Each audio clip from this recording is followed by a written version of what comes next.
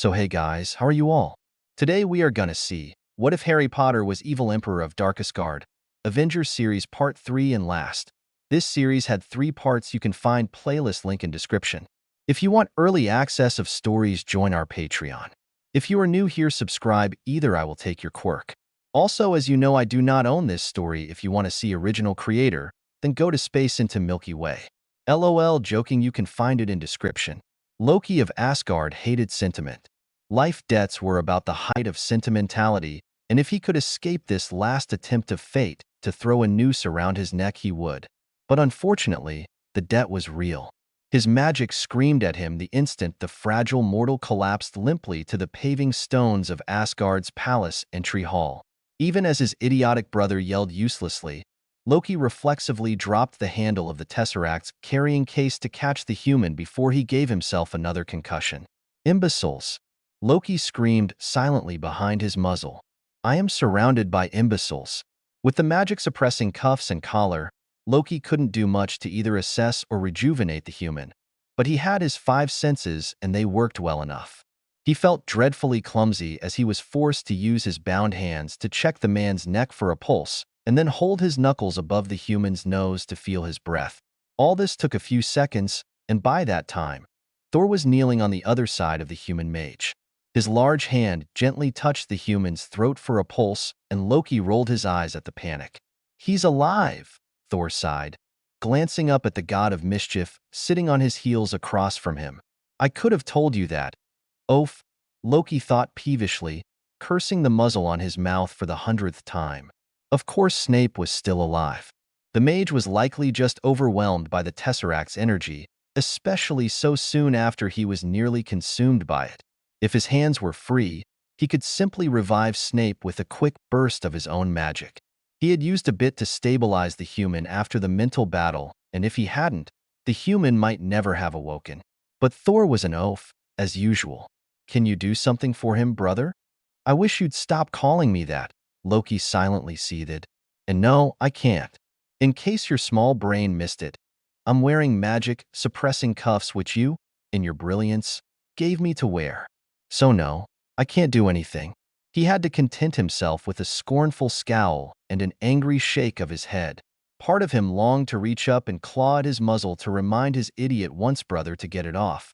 But he didn't need to humiliate himself further. The sharp metal edges were digging into his lips, and the metal bar over his tongue was making him gag. He hated the taste of metal. It reminded him of the taste of his own blood. They both glanced up at the sound of clanking metal, and Loki was unsurprised to see members of the Einherjar, Asgardians' elite guard force, approaching. Naturally, Odin would give him the full treatment. No measure was too great for the return of his prodigal son, even sending the Einherjar themselves out to escort him right to the dungeons, or directly to the executioner's axe. My prince! One of the guards greeted Thor with a fist above his heart. They ignored Loki, of course, which he found amusing rather than insulting. What? No greeting for the supposed lost prince sitting right in front of you? Loki thought sarcastically. Of course not. He was disgraced. Quickly, get this man to Lady Air in the Houses of Healing. Thor ordered the guards. The other Aesir gave Mage Snape a look one might have given to an unfortunate little animal that had been struck by a chariot. Apologies, my liege, the guard rumbled. We have strict orders to escort Loki before the king immediately. Ah, so it's just Loki now, not Prince Loki, the disgraced prince mused bitterly.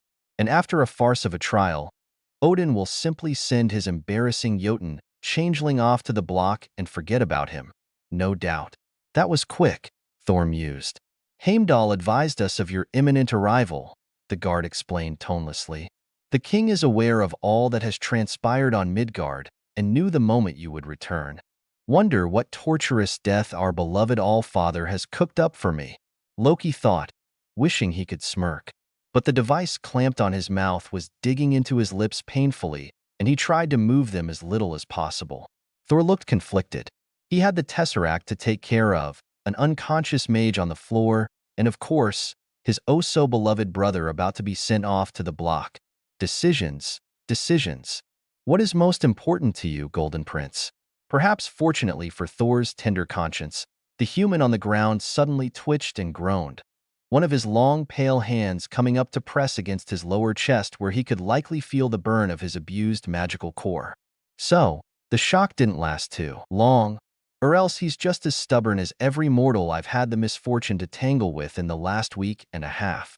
Severus? Thor said carefully, bending over the man and shading his face from the light. What are you doing?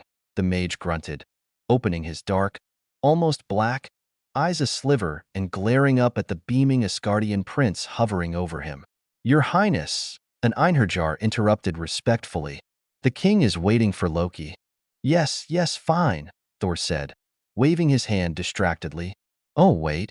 The golden prince suddenly stood and reached out his large hands toward Loki, and he, distracted, unsuspecting idiot that he was, flinched back violently, eyeing the hands with dread, struggling against the beast of terror that roared in his chest, driving his heartbeat to thunder like Thor's storms and his breath to come in rapid pants as if he had run 15 miles.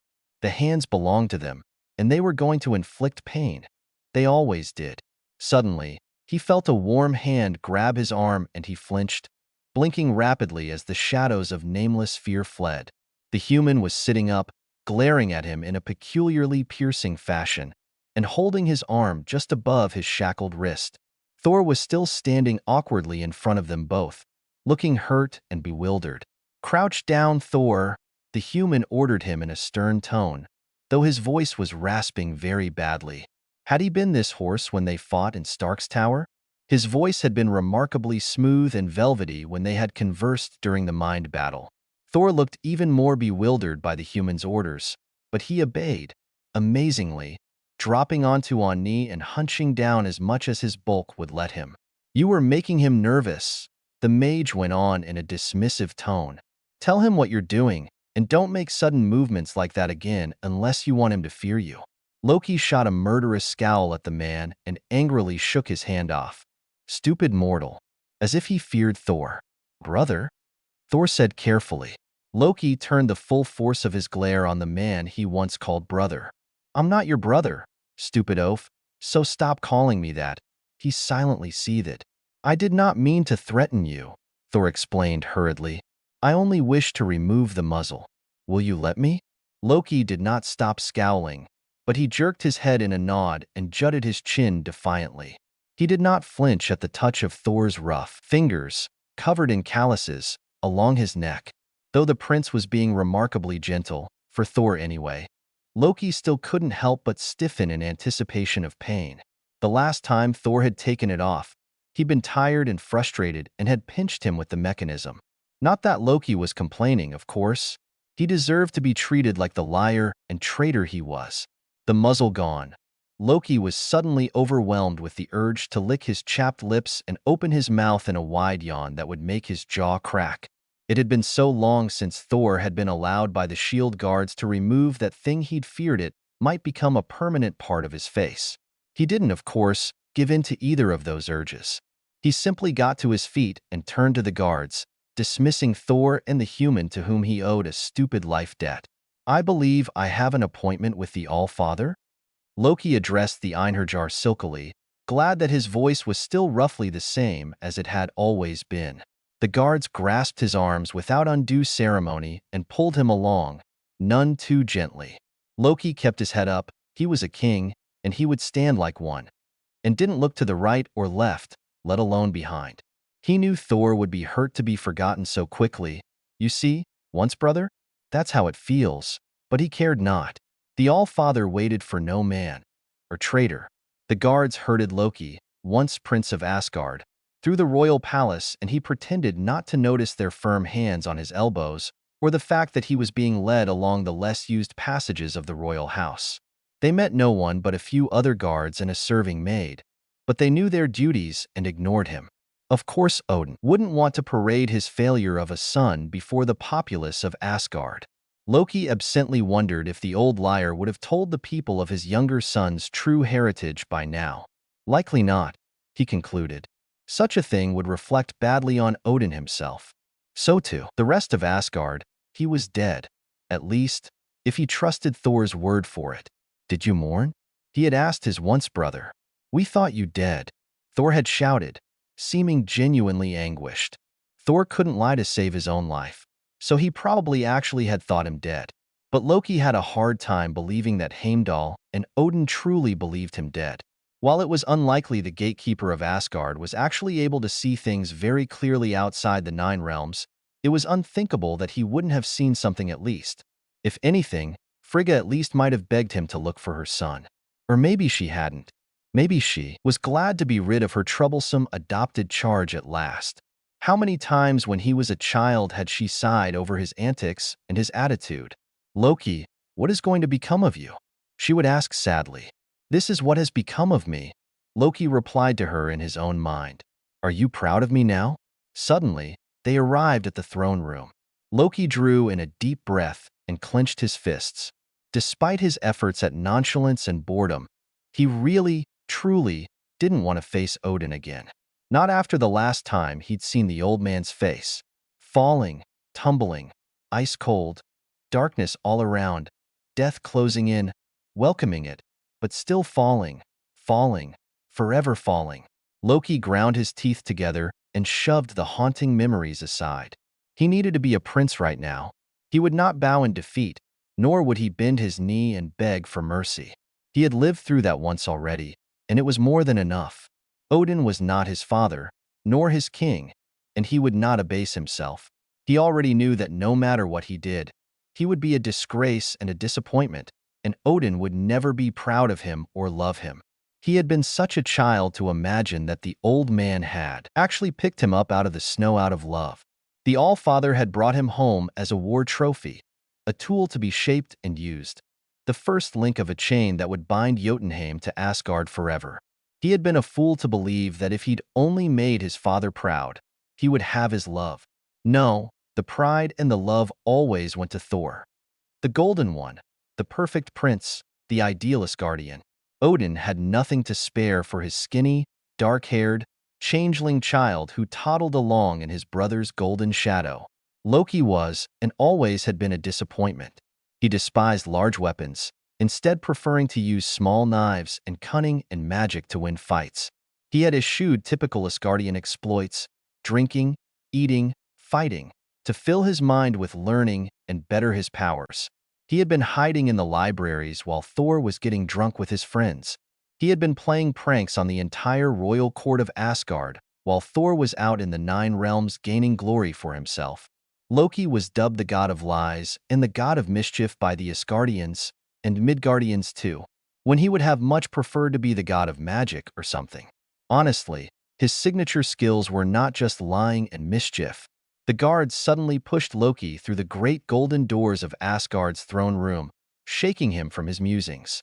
He glanced up nonchalantly, expecting to see Odin seated in his throne, all righteous wrath and stern judge. But Frigga stood by the throne. The sight of her made his heart stutter in his chest, and only through an act of will was he able to keep his face expressionless when he saw her there, clearly waiting for him. The regal queen was still his mother, even if he was not of her flesh and blood. It was she who had taught him to control his magic, she who had soothed his childhood injuries and listened to his petty troubles. She was gazing at him with such hunger and naked joy and relief that he almost tripped over his own feet. There were tears in her eyes, and she looked every inch the worried mother who has seen her son come home. He forcibly tore his eyes away from her and focused on Odin, needing to assess his chances here. The All-Father was sitting in his throne and looked quite stern and righteous, but he also looked weary and old. Loki remembered that the old man hadn't finished his sleep when he came to the rescue of his golden son. A pang of remorse stabbed Loki in the heart before he swiftly pushed it away. No matter the pain of Odin's deceit, no matter how he resented the old man for his lies, he had never considered another as his father, and seeing such exhausted disappointment on that aged face cut him to his very soul. He shoved the emotion away, telling himself ruthlessly that Odin had never loved him, had never meant for him to be king even though he had told both him and Thor that they were both born to rule, had never meant for him to know the truth about who and what he was. This old liar didn't deserve his respect or his love. To highlight that, he turned very deliberately away from the man he once called father, and smiled at Frigga. She smiled back, tears shining in her eyes. "Loki," she murmured. "Hello, mother," he nodded at her flippantly, for if he allowed sentiment into his words, he would probably start crying like an idiot. "Have I made you proud? I'd embrace you, but I'm a bit tied up." He jangled his chains with a mocking glare at the All-Father. "Loki," Frigga sighed, the joy and relief falling off her face to be replaced by simple weariness. "Please, don't make this any worse for yourself." Loki wanted to laugh in her face. He held up his chained wrists and threw her a very sarcastic eyebrow lift. "Define worse," he drawled. "Enough." Odin suddenly thundered, striking Gungnir upon the dais so the echo reverberated in the hall. "I will speak to the prisoner alone." Frigga threw Loki a stern look that clearly said, "Remember what I said, and don't cause any more trouble." How many times had he had that look directed at him over the centuries, and it still meant nothing to him? He smirked at her as she stepped down from the dais and left the throne room in a whisper of rustling skirts. The door boomed behind her and Loki turned his attention back to the king on the throne. Not so long ago he had sat in that very seat. Not because he wanted to, and not even because he had tricked his way onto it, but because he was the rightful king. The line of succession had fallen to him, despite Odin's best efforts to keep him off it. Thor was banished as all idiots should be. The king was asleep, and for one reason or another, Frigga had refused to rule as she had before when her husband required the long healing sleep. Yet it wasn't enough. Thor's stupid friends accused him of treachery without cause, went behind his back and committed high treason, without consequence, which was just typical. And then Thor had to go and do something stupid like destroy the entire Bifrost just to save a few frost giants no one would miss anyway. It was Thor's fault he fell from the bridge, and Odin's fault he fell into the abyss at the end. Why should he give an inch here? Why should he cower and grovel and beg? It was never in his nature to surrender, and he wouldn't. A treacherous little voice started whispering in the back of his mind, a reminder of just what it had taken to break him. Loki shivered at the memory of the Mind Stone's voice, warm and cloying like honey, sticking to the crevices of his mind like cobwebs, whispering seductively in his ear, persuading him to give up, to give in, pulling the strings of his body like a puppet, tempting him with images of power, a throne, recognition. He had been so stupid. Of course he would always kneel in the end, to banish its memory, and partly just for the fun of it, he chuckled in the All-Father's face. "I really don't see what all the fuss is about," he commented carelessly. "Do you truly not feel the weight of your crimes?" Odin demanded, righteousness personified. "Wherever you go there is war, death, and ruin." "Ah yes, evil little Loki destroys everything he touches," Loki thought with a smirk and a flash of anger. The dismissive way Odin was, treating him hurt in a way he would never admit to. To mask his pain, he dealt out the smirks and the sarcasm as he always had. They were his invincible armor. "Oh, come now," Loki laughed. Thought it felt and sounded a little forced now. Surely it wasn't so bad as all that. A few ants got stepped on, but their lives are so short. Surely it does not matter as much as you seem to believe. Midgard was a peaceful realm. Odin rumbled, the scowl on his one-eyed face growing fiercer. "You deliberately invited chaos and war when you set your sights upon that world." Loki sneered. "Chaos and war they had plenty of on their own. I offered them peace at last, only by grinding them under your heel as a tyrant. I only went down to Midgard to rule them as a benevolent god." "Like you," Loki shrugged, keeping a mild smile on his face even as he seethed inside with rage. The All-Father surely couldn't be so thick, so stupid. Surely any moment now he would bring up his weakness and unworthiness and cast him out of Asgard forever, or demand that he, embarrassment to the royal family that he'd always been, be executed without delay. "We are not gods," the king snapped, in reply to his jab about benevolent gods, yet not much of a reply in itself. "We are born, we live, we die, just as the humans. Give or take 5,000 years, Loki added mildly, feeling too tired to go on smirking and laughing when every bone and muscle in his body was screaming for rest. Even a stone cell would be welcome. Shield custody had been delightful, of course, But they had all clearly hated him and played little tricks to make sure he didn't rest, eat, or drink while he was in their wonderful care. Naturally, Thor was so thick he didn't notice, and Loki was using every ounce of magic he could squeeze out past his suppressing chains to mask himself and the scars and wounds upon his body. It wouldn't do to have the Golden Prince start pitying him, after all. Odin was shaking his head, looking sorrowful and wise and weary, but the act disgusted Loki. For it must be an act, after the way he was treating his supposed son, calling him the prisoner and blaming him entirely for the Midgard debacle. All this because Loki desires a throne, the All-Father said softly. Loki wanted to scream. Maybe he had screamed at Thor once, but the oaf hadn't listened, or more likely, hadn't believed him. I never wanted a throne. I only ever wished to be your equal. It is my birthright, Loki forced himself to reply, keeping his voice cold and emotionless, though he knew his eyes were snapping with fury at how unfair it all was. He had never cared for rule. It was tedious, demanding, and tiring. Why would he want it? The only thing that bothered him was how unfairly the throne of Asgard had been withheld from him, that's all. And what was the fun in ruling ants? Why, if he had been in his right mind, he might rather have conquered Nornheim or some worthy realm. Not Midgard with its petty, short-lived inhabitants and ignorant, wannabe heroes. Your birthright, Odin scoffed, almost laughing, but his one eye was blazing with fury too. Your birthright was to die as a babe, cast out on a frozen rock like something worthless and vile. Yet you told me I was born to rule. Loki snarled. You knew that the throne always belonged to my eldest son, my heir. You simply chose to covet what you could not grasp and to twist my words to give yourself a vague delusion of righteousness. You know nothing of what I thought. Loki threw back, throwing all the venom and hate into his words that he could muster.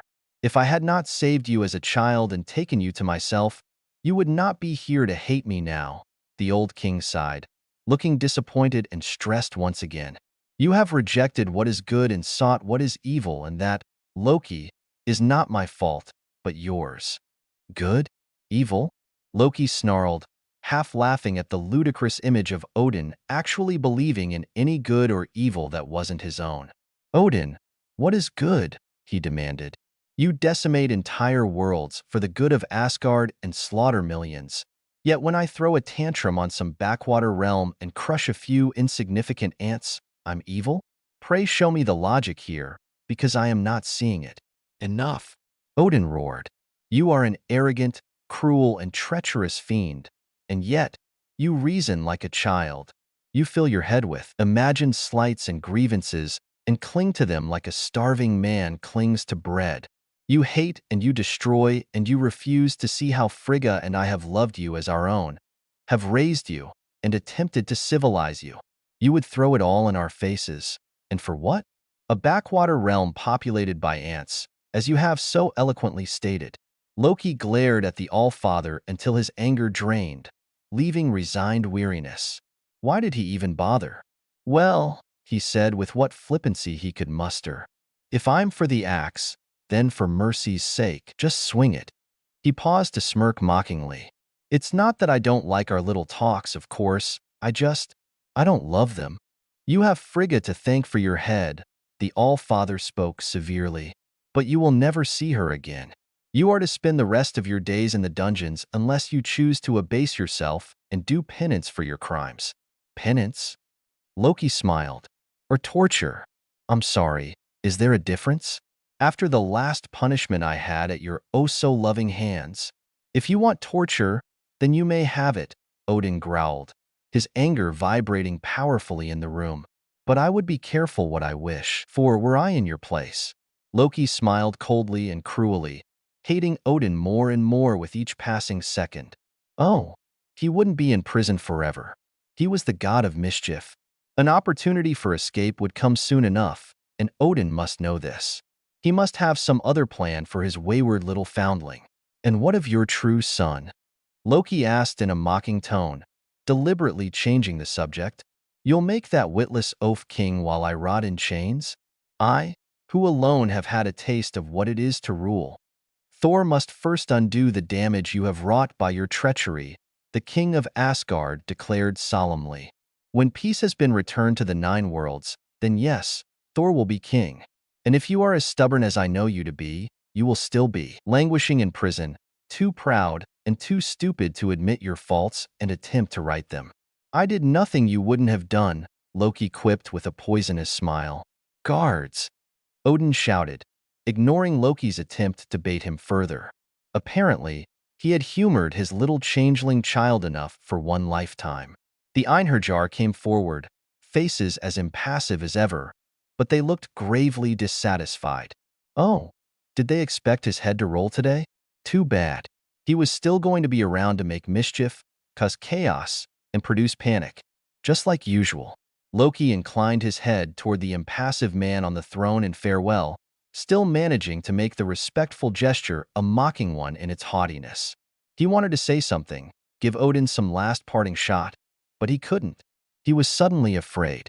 He had never exactly feared Odin before, even after the last punishment for his trickery, so why was he frightened now?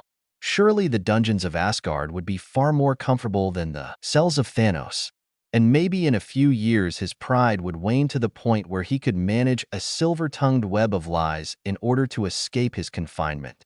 By that time, if he was lucky, the witless oaf himself might be ruling. He could afford to wait. So why was he fighting the surge of his heartbeat and willing his palms not to tremble as firm hands grasped his arms and hauled him away from the All-Father's presence? There was nothing to fear. He would live and be free of pain, and the only humiliation he would suffer would be a gilded cage. Imprisonment was nothing. Odin was not even considering punishing him physically for his crimes, so he had no reason to fear anything. He had every reason to smile and shrug and go along with his guards as if they were nothing but an escort for his royal person. But he was afraid, and Loki suddenly knew why. He didn't want to be alone again. Severus was still feeling nauseous and dizzy, and his chest ached, along with the rest of his healing body, but he insisted he was well enough to walk. Thor was concerned, which was touching and all, but he still snarled at the thunder god that he was not made of glass, and he needed to stop trying to help him along like a frail old woman. After Loki was taken away, without a second glance behind at his stricken brother, he might add, Severus had managed to stand, almost unassisted, with his suddenly very heavy bag of personal belongings slung on his shoulder. You must allow our healers to look you over, my friend, Thor was babbling as he gingerly helped the wizard to his feet. It wasn't quite normal for you to faint like that. I didn't faint, Severus snapped. I was momentarily overwhelmed by the magical signature of your favorite new toy. He glared at the blue cube, glowing innocently on the floor. Thor quickly scooped it up, looking puzzled. My new toy? Nay, this is for Asgard's treasure vault, and it shall be of great assistance in rebuilding the Bifrost. But you do not wish to be seen by our healers? I hate healers, doctors, hospitals, and everything in between, Severus announced stiffly, aware of more men in flamboyant silver armor straight out of London's Muggle Renaissance, fair approaching in orderly marching rows of clanking metal. Most warriors dislike being poked, prodded, and bedridden. With a passion, Thor replied with remarkable understanding. But I'm afraid 'tis a casualty of our profession. When you play with fire, it is bound to burn you. And when you are burned, a healer will pounce on you. Exactly, Severus said with an arched eyebrow that said, see what I mean? Far more eloquently than words would have. Severus, I wish for you to have the acquaintance of the Einherjar, Thor suddenly announced, his voice big and booming once again. The Golden Prince grinned as he indicated the armored guards. They are Asgard's elite warriors, who are tasked with the defense of the palace and the royal family, he explained. Turning to the stiff warriors, Thor grinned infectiously. Greetings to you all. Surely the All-Father did not send such a battalion merely to welcome me home. Not at all, my liege, the front guard, a grizzled older man with a white beard and battle scars on his face, growled. We have been sent to accost the human mortal you have dared bring within the sacred halls of the Golden City. Thor was taken aback, and for a moment, Severus wondered if Thor was smart enough to get it. But it turned out he understood. he just couldn't exactly believe it. Severus started to feel a nasty, nauseating squirming in his gut and wondered if he should have just taken his chances on the run instead of coming here. Father sent 24 Einherjar for this one mortal mage? Thor demanded incredulously. And only 2 for Loki? Surely, there must have been a mix-up. The bearded warrior barked out a laugh. 2 here are for the mortal, my liege. The rest of us are your escort for the artifact you bring to the realm. Oh, I see, Thor nodded, glancing at the glowing cube still lying abandoned on the ground. He bent and swiftly snatched it up. But where will you take my friend? I wish to introduce him to Father. He can introduce himself, the guard in charge grumbled. The king's audience with Loki won't last long. He and his council have been talking it out the past 7 days and nights without ceasing. All that is needed is to speak the sentence and all is over. He wished to hold audience with this unexpected creature you have brought back immediately. Excuse me, Severus said coldly. I am just as much of a man as you, my friend, and I would prefer to be insulted to my face, unless you are too much of a coward to mock an insignificant mortal so boldly. Thor actually sucked in a sharp breath, but nobody chastened Snape for his arrogance. In fact, as he'd calculated, acting like a posturing Gryffindor here in this land of swaggering warriors could only work to his benefit. It would teach them not to underestimate him. The grizzled guard turned to face him squarely, an amused grin baring his teeth. The creature speaks, he boomed, his eyes alight with challenge. This creature has a name, Severus said with icy calmness. I am Severus Snape, Mage of Midgard, and I request an audience with the king of this realm. Audience, not a trial, for he was not guilty. He already had a plan in mind, but for now, it wouldn't hurt to sure of himself and make certain he wasn't about to be bullied by the Gryffindorish inhabitants of this land. He'd had enough of that for one lifetime. Thor coughed into his fist, but Snape personally thought the prince was laughing. His blue eyes were twinkling at him in a way that said, I like the way you fight, in a way no words would adequately express. Very well, Severus Snape of Midgard, the chief soldier said with a slightly mocking bow. This way, if you please. The All-Father is eager to meet you. Thank you, Severus said, almost mockingly. And you are? Tyr, Chief General of the forces of Asgard, the bearded warrior replied, clapping a fist to his chest in salute, not to Snape, of course, but to his prince, who was departing now, giving the human a wave as he hurried off to put the Tesseract away. Severus followed General Tyr and the other guard, wondering if it would be considered impolite to ask the grizzled soldier if he'd ever lost a limb, a hand maybe, in a fight with a wolf that had a connection to Loki. But he decided he had been enough of a Gryffindor for one day. It was now time to be a Slytherin. He had a feeling Odin might not be as impressed with his arrogant posturing. The halls of Asgard's royal palace were truly beautiful, and he allowed his eyes to drink up as much of the sights as he was able. The columns, the mosaics, the frescoes, the pavement. Everything was sculpted to perfection and pleasing to the senses. The clanking of his escort's armor and the click of 3 pairs of feet echoed solemnly around them, making Severus almost feel that he was in a temple rather than a palace. Well, who was he kidding? Of course they were in a temple. It was populated by Norse gods, hello? Suddenly, he hoped Loki was well, with all that was happening. The careless way Tyr had spoken of the expected swiftness of Odin's audience with his adopted son did not bode well for the trickster god. Would Odin even care to ask Loki about what had happened with him and the Ebony Maw? The Mind Stone? The master whom the Maw had spoken of? Or would the king simply punish Loki out of hand without even caring that his younger prince could have been coerced or outright controlled by a much more dangerous foe? Well, Severus would have to remedy such a thing as much as he was able. The guards approached a pair of looming golden doors that opened almost when they reached it. Marching out, flanked by 4 Einherjar in their winged helmets, was Loki.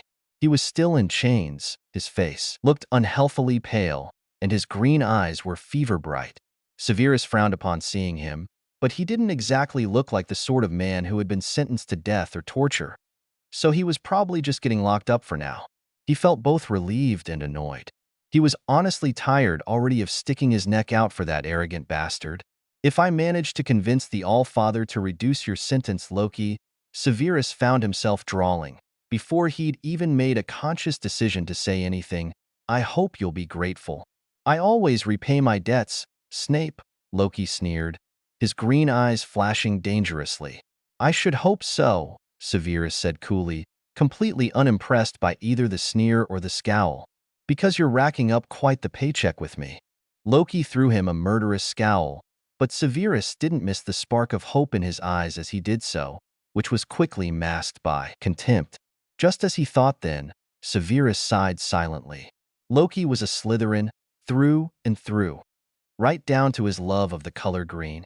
He would never show gratitude or genuine emotion to a potential enemy, but it helped that Severus had already been in Loki's head. He could almost feel the traces of his own magic, making up the shields around the trickster's mind. But overlapping that, he could definitely feel Loki's magic humming and dragging at his own magic, but it felt angry and muffled, as if it had been smothered under a blanket. It wasn't very aggravating or alluring, which was a relief, but Severus wondered why it felt so muted. Then Loki and his escort were gone, and his own 2 guards, who had slowed for his little exchange of barbs with the disgraced prince, hurried him on through the golden doors for his own audience. The throne room of Asgard was truly magnificent. It was enormous, lined with columns, and there was gold everywhere. At the far end of the hall, on a magnificent dais so ornate it bordered on ridiculous, sat the All-Father himself, Odin, king of Asgard. He was a tall, powerfully built man with a white beard and a golden eye patch on one eye. The king wore golden armor and no crown on his snowy head, but he bore in one hand an elaborate golden spear. The guards left Severus in front of the throne and saluted, bringing their fists to their hearts before they turned smartly and left the throne room, closing the doors with a bang behind them. Severus and Odin regarded one another with cool neutrality until the human sank to one knee and bowed as graciously as he was able. He was feeling weak and achy from his earlier faint, and his arm needed a sling or something, but he had some experience in moving smoothly despite debilitating pain, so he moved with the grace of a trained duelist. His knee hit the marble, was it marble? Floor, and he placed his palm over his heart as he bowed forward, and then he waited respectfully, just as he had in his Death Eater days, for the king to tell him to rise. But here, he did not feel loathing at the act of kneeling. This was the rightful king of this realm, a being older by far than the foundations of Hogwarts, older than Merlin himself, if the myths were to be believed. He felt no shame in bowing before this lord. Rise, mortal of Midgard.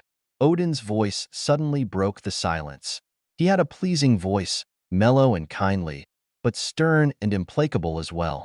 This was a king who was used to being heeded and obeyed, and he wouldn't hesitate to toss Snape back to the Midgard wolves if he liked. So Severus rose slowly, not raising his head until he was upright again, and then he stood as straight and proud as he was able. He would give the king of Asgard his due homage, but he was not a subject of this realm, and he would hold himself confidently. King of Asgard, Odin All-Father, Severus said carefully, enunciating clearly despite his rasping throat and placing all of the respect and immovable persuasiveness he could into the words. I am Severus, Snape, Mage of Midgard, and I humbly request sanctuary within your realm. Odin did not react, merely studying him with one blue eye in a shrewd way that indicated calculation. You request sanctuary? The king finally said, his tone likewise careful.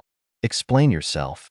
You were brought into this realm by the prince without prior permission, and you have the audacity to demand I give you sanctuary?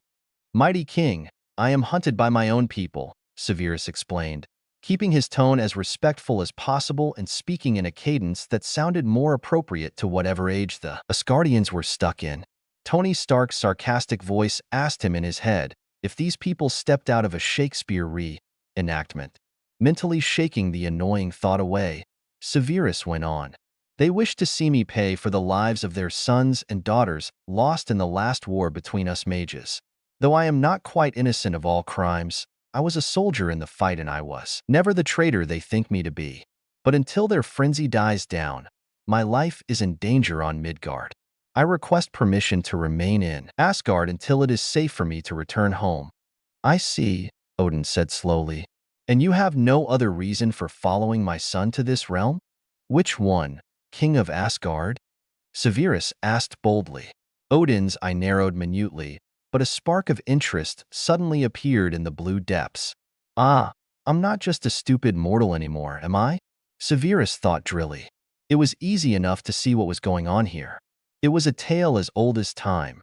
The favored elder son, the younger son cast in the shadow of the older, jealousy and rage consuming the younger until it erupted in violence. And now, was reconciliation even possible? I will ask you to tell me which of my sons you followed here. Severus Snape, Mage of Midgard, the king said blandly, shifting his hand slightly on his golden spear. It is very simple, my lord, Severus replied. The my lord, slipping out too easily for all the bad memories it evoked. Your son Loki owes me a life debt, and I would see it fulfilled. Odin looked shocked for just a second before he schooled his expression into something more neutral, but Severus could tell he looked somewhat worried. Ah, so he did care about his younger son. That was good. Snape could work with that. Not that he was actively attempting to manipulate the king of Asgard himself. Of course not. It was just prudent to know where exactly the All-Father stood with regards to his disgraced child. You would see it fulfilled? The king repeated slowly. And how do you expect Loki to fulfill a life debt when he is sentenced to life in prison?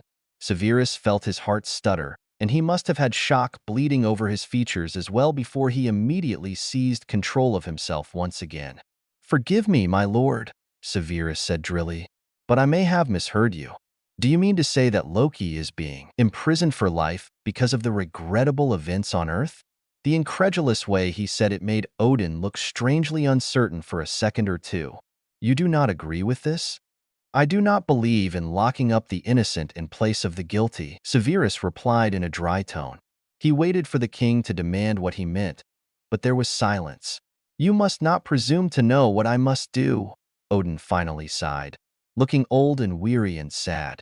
I have offered my son reprieve, but only if he wishes to take it. He is stubborn and proud, and I very much doubt he finds the thought of a life debt he owes to a mortal a convincing enough argument to humble himself. You would not release him in order to allow him to satisfy the toll our magic demands? I cannot, the All-Father said with infinite regret. It is only because of the voice of Frigga, my wife and queen of Asgard, that Loki's head remains attached to his unfortunate shoulders. Do not presume to know why I must do what I do. But Loki had his choice. He chose the dungeons. Severus couldn't speak for a few seconds. When he found his voice, it was incredulous to the point of disrespect. But he is innocent. His mind was not his own. His limbs not under his control. Even his magic was not at his command. He was controlled by the mind, stone, and a telepathic being of immense power. You cannot mean to imprison your own son forever when he did nothing wrong. Did he not? Odin demanded icily. I do not know if you are aware, but Loki is a liar. That is who he is. If he has won your loyalty with his silver tongue, I am not surprised. If you are somehow under a spell of his making, you have my pity. But if you are working for him, you will taste the wrath of Asgard for such treachery.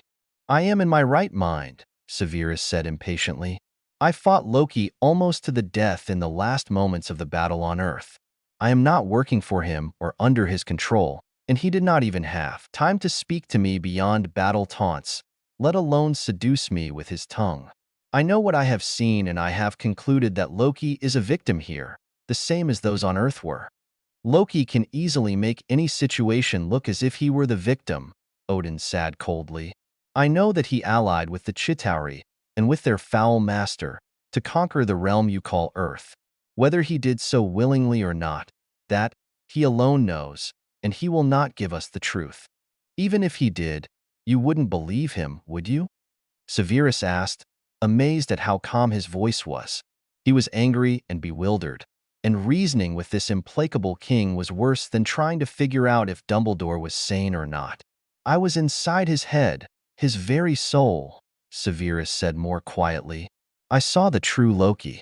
He considers himself weak for breaking under unspeakable torture, And you are correct, he will not tell you the truth. He will not tell you that he screamed for mercy, that he begged for Heimdall, or you or his brother to rescue him. He will not say how he languished in a cell like an oven, his body one open, infected wound, pleading for a drop of water from his tormentors and willing to do anything for it. He will not tell you how he was broken, defeated, crushed, and squeezed out like an old cloth. He is too proud for that. Even after all he has suffered, he has his pride, and he will cling to it, for it is all he has left. Thundering silence greeted his words, and Severus feared he had said too much. The king was watching him even more shrewdly than before, and the wizard wondered what was going through the all-father's mind even now, after all he had heard concerning his son. He assumed that Odin would require time to think everything over, and he was not wrong. "Your words are crafty, Mage of Midgard," Odin finally said. "You bear the mark of Silverdung. I wonder if you are not indeed descended from my youngest in some way, for you have his skill with words and in shielding your emotions from my gaze." Severus blinked in shock. The thought of possibly being Loki's descendant was a very strange and somewhat disturbing one, especially considering he actually felt older than the sulky, arrogant prince in disgrace. "But then, perhaps I have simply underestimated mortals to begin with," Odin went on thoughtfully. "It is not so unusual that one such as yourself was drawn into the net of Loki's fate, but I cannot trust even your word, sincere as it seems, without reason to believe you trustworthy." "You mean to test me," Severus thought, though outwardly he showed nothing but a blank mask. "You mean to wait until I let down my guard, and then you shall observe me. I cannot guarantee it will work, King of Asgard. I have more than enough experience letting people see in me what I wish them to see, and no more. You are welcome to sanctuary here, Mage of Midgard," the All-Father said sternly. "But be aware that you may not leave the palace grounds, and you may not wander unattended. I shall have a servant assigned to you, who shall show you where you may go and make you acquainted with how we live. I am indebted to you, All-Father of the Nine Realms," Severus said sincerely. He placed his palm over his heart again and bowed from the waist, feeling no need to kneel again. As the king called his guards and told them that Snape was now a welcomed guest to the realm, ambassador of Midgard, he was apparently called, Severus wondered what he had gotten himself into this time. "So after a few false starts, I have managed to begin my Dark World story. I know that this is what you all were waiting for, so hooray for me that I finally was able to buckle down to business.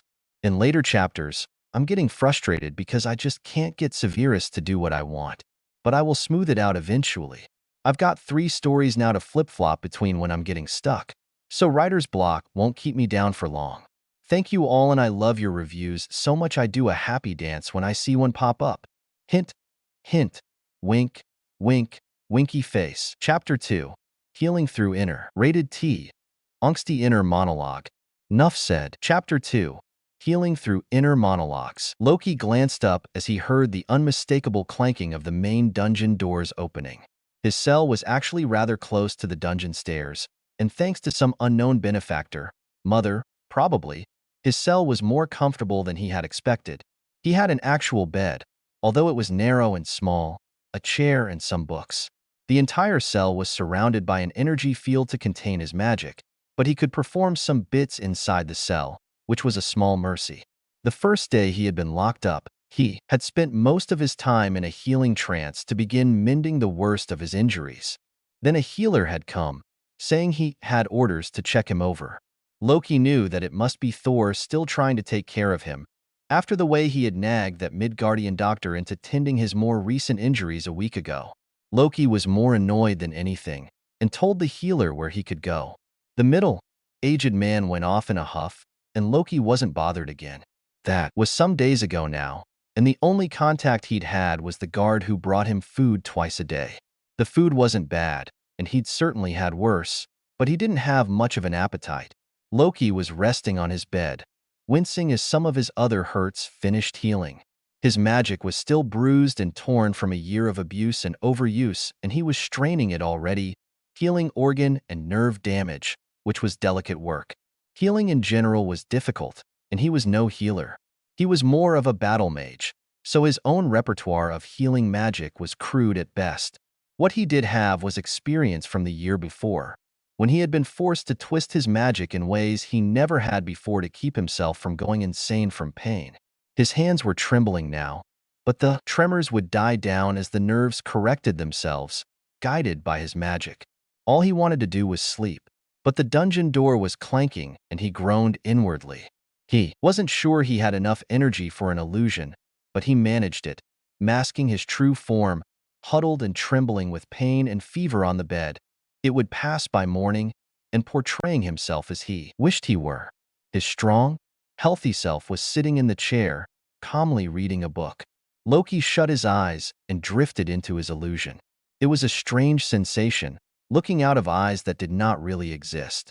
He could feel his true body lying on his right side, huddled under blankets that seemed too thin for his trembling body, feeling his hateful true form throbbing just under his skin, struggling to come forward to protect him from the unnatural heat in his flesh.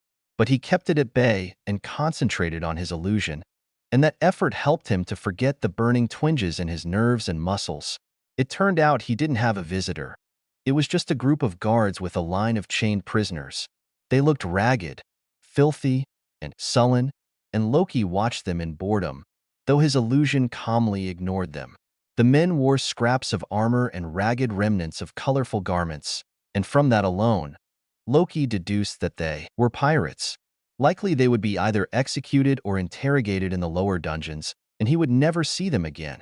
So he didn't much care. He was the only permanent resident in this part of the dungeons, and he had a feeling Odin had ordered him placed in a high-traffic zone, so he didn't have a chance to seduce his fellow inmates. Idiotic, paranoid old man. As if he'd need witless idiots like those to effect his eventual escape. There were 1,001 ways he had thought up already, and he was only on day 5. Closing his eyes, Loki tried to sleep, knowing that his illusion would dissipate when he dozed off, but content to leave it there for now. It wasn't moving now, not even to turn an illusory page. His doppelganger looked lost in thought, and that would work for the casual observer. He must have dozed off, because when he jerked awake from a nightmare sometime later, the light in his cell had dimmed automatically and his illusion was gone. He was suffering from pins and needles all over his body and a deep ache in his bones. But he'd lived through worse. This would pass, as all things would. It was perhaps the fundamental truth he had learned at the hands of the children of Thanos. All things are temporary. Like love. Once he thought his family had loved him. Is this love? He had asked Agent Romanoff. Or had he? Was it him? Or just his voice doing the asking, the mocking, the threatening? Thinking back to his experiences on Midgard, he found himself thrust into a dizzying vortex of would have, could have, should have questions. He did not truly know how he would be as an evil tyrannical overlord, because frankly, such a thing would get boring after a while. He preferred sneaking and spying and pulling strings and laughing when the idiots who followed his beck and call had no idea they were eating out of his hand. He remembered the tears of hurt and anger standing in the eyes of the red-haired woman who had tricked him into revealing his plan. Not that it had done her or any of the mortals any good. He remembered everything he said to her, as he mocked and taunted her with her own helplessness and her childish desire to make up for evil with good, as if one could outweigh the other like different-sized weights. But would he truly have broken his hawk like that? He knew the Maw would have, and enjoyed it. But Loki found needless torture distasteful. He always had. He didn't think he truly would have allowed the Maw to force him to control the hawk to such an extent. Plus, he had been raised by Frigga to respect women.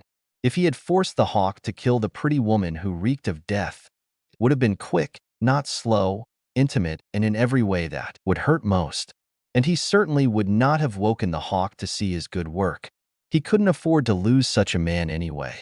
When that human mage freed the hawk, it had been a grievous blow, the first of his dominoes to fall, which got him thinking about this strange conception again. Love. What was it, anyway? He thought he had loved once. But now, he was pretty sure it was all burned out of him, or that he had never truly learned how to love. But he was too tired to go on beating a dead horse. He couldn't love anymore, and maybe his family had never really loved him either. They were all convenient to each other, but living in close quarters didn't automatically mean that they would all love each other. Thor had liked having him as a backwatcher and a convenient sorcerer he didn't have to pay or bribe or posture over. Frigga had always given him what he thought of as true, unselfish love, but now her love struck him as sentimental and stupid. It was foolish to think she loved him now, when the Loki she had loved was a different person than the Loki he was at this moment. He was grateful she knew nothing of his true weakness, for he would not be able to bear her scorn and disgust. And then there was Odin. His relationship with the king he called father had always been complicated. For centuries, he had striven to please the man, to make him proud, but the pride in Odin's gaze had only ever been for one of his sons. Yet, Loki was nothing if not tenacious. He studied law and treaties and strategy while his brother teased Sif and got into trouble with Fandral. He practiced advanced magic until he got it just right while Thor was quarreling with Volstagg and picking fights with Hogun. He observed those in Odin's court to better understand politics and asked questions of everyone while the Golden Prince whiled away his study hours with bored yawns and a belligerent attitude. He had even bred the greatest horse in all the 9 realms as a gift for his father, using all of his skill and magic to craft the perfect steed for Odin, all-father of the 9 worlds. Yet, though Odin used the steed, he did nothing to stop those stupid rumors Fandral had started, saying that Loki had used his shape-shifting magic to birth the magnificent horse. However ridiculous it sounded, somehow the story stuck and grew to ridiculous proportions. Last he'd heard the story, he'd turned into a mare to seduce a stallion in order to undermine a bet a craftsman had apparently made with Odin. People were so stupid. Yet, after all he had done, everything he had sacrificed, all the knowledge he now possessed, it wasn't enough. It was never enough. Never in his life had Odin embraced him warmly and told him how proud he was of the man he had become. Never had his exploits been honored in a noble song or even with a feast. Not even the time he saved Thor and an entire battalion from certain death by dragon, by nearly sacrificing himself as a distraction. No, it was Thor and the Warriors 3 and even Lady Sif who got the credit. Loki was thanked, of course, but briefly and privately, and hardly anyone recounted his role in the battle, except the part where he froze the fire lizard's eyelids shut with a coating of ice. His exploits, or rumors of them, were honored by bawdy limericks and tavern songs and dark tales that would give even the stoic Hogun nightmares. Loki was ever the overlooked, the dismissed, the liar and trickster of stories whose dark hair and scheming ways signified his evil. He had long suspected that he had never been meant for the throne after all, despite what the All-Father had said to the contrary. But hearing it so bluntly from the king's mouth today had cut his chest wide open, allowing all the resentment and hatred he had been harboring for years to bubble forth in a stew of rage and helplessness that just kept chasing itself around and around in his head, getting so much worse over the past year when his entire existence was naught but pain and lies. Why was it so easy for Thor? Everyone loved him, with seemingly no effort on his part. Why was it so hard for Loki? Why did everyone despise him with the same ease that they loved Thor? All he had ever wanted was to be loved. Was that so much to ask? He knew life was unfair, but it should be a little more fair than it was, he thought. Loki buried his face in the thin blanket that smelled like his mother's armoire and stifled a pitiful sob. He hadn't truly cried in centuries. The tears wrung from him by the Titan's torturers had not been true weeping, for he had only been reacting biologically to the agony he was enduring. He had not honestly cried out of loss and grief and sorrow since his little brother Balder died. The stories about that one, too, were dark and malicious, casting, who else? Him as the hate-filled villain who plotted the murder of his beautiful younger sibling. No, Loki admonished himself. Don't go there. Don't think of him. But it was too late. Loki sobbed wretchedly, now that he was alone and forgotten and quite safe. There was no one to hear but the other prisoners, maybe, and he always heard their loud cursing and shouting and wailing when they chose to make noise.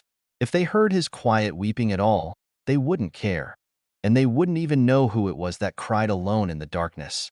Severus lay in a soft, cloud-like bed in what was certainly the biggest bedroom he'd ever been in.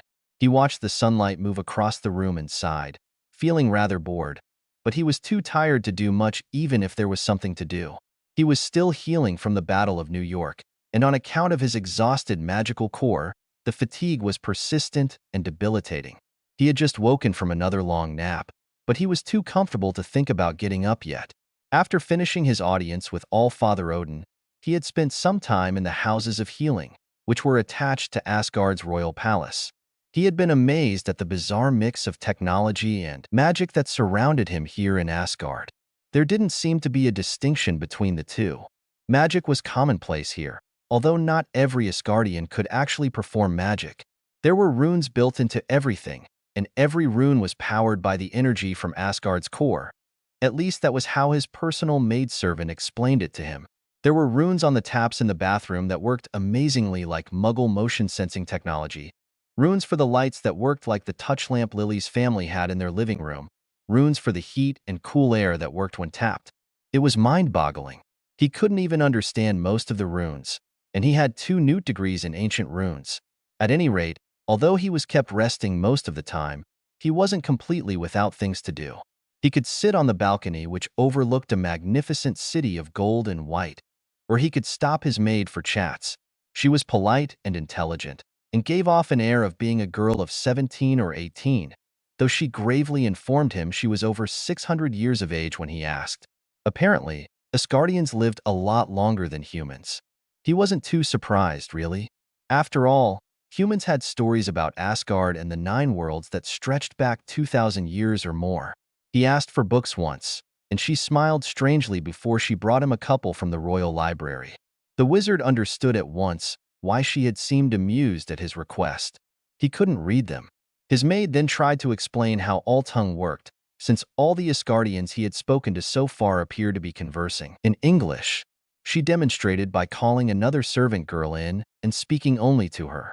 To his surprise, he heard a completely different language come from the maid's lips. She then explained that if she wished for him to understand her, he would hear his own language. That was how Alltongue worked, and their books were really the same. Foreign languages would be translated by Alltongue in an Asgardian's head, so they had no need of writing out translations of their tomes. Severus had a few spells in mind that could probably translate the books temporarily, but he was on a strict magic ban for 1 month. They had even given him a bracelet to wear that would actively block his magic from being expelled. But as such a thing wasn't considered healthy in the long run, they would take it from him in a week or so when his core wasn't so weak. The healer who had examined his magical core had clucked her tongue in dismay before she demanded to know what Severus had been doing to abuse his magic that way. Apparently, it was rather damaged, and he was lucky to have survived. Severus counted himself lucky indeed, and drily quipped to the doctor that he'd survived worse. The old Asgardian woman hadn't seemed surprised or outraged by his admission. If anything, she seemed resigned. Judging from that reaction, Severus assumed that a lot of Asgardians injured themselves without thinking, if Thor was any indication of what a typical citizen of this realm was like. He was visited by a magical healer here in his rooms once a day to help mend the damage to his magical core, and a different healer came for his broken bones and other injuries. But he was healing so fast that he wouldn't need that anymore in a few days. Sighing, Severus finally kicked off the silky sheet and got out of bed. He swayed dizzily for a second and cursed, having forgotten that he ought to have gotten up slower. When the room stopped spinning and the black fog cleared from his eyes, he limped to the bathroom. He still had to go easy on his right leg. It seemed to be a favored target when he was fighting.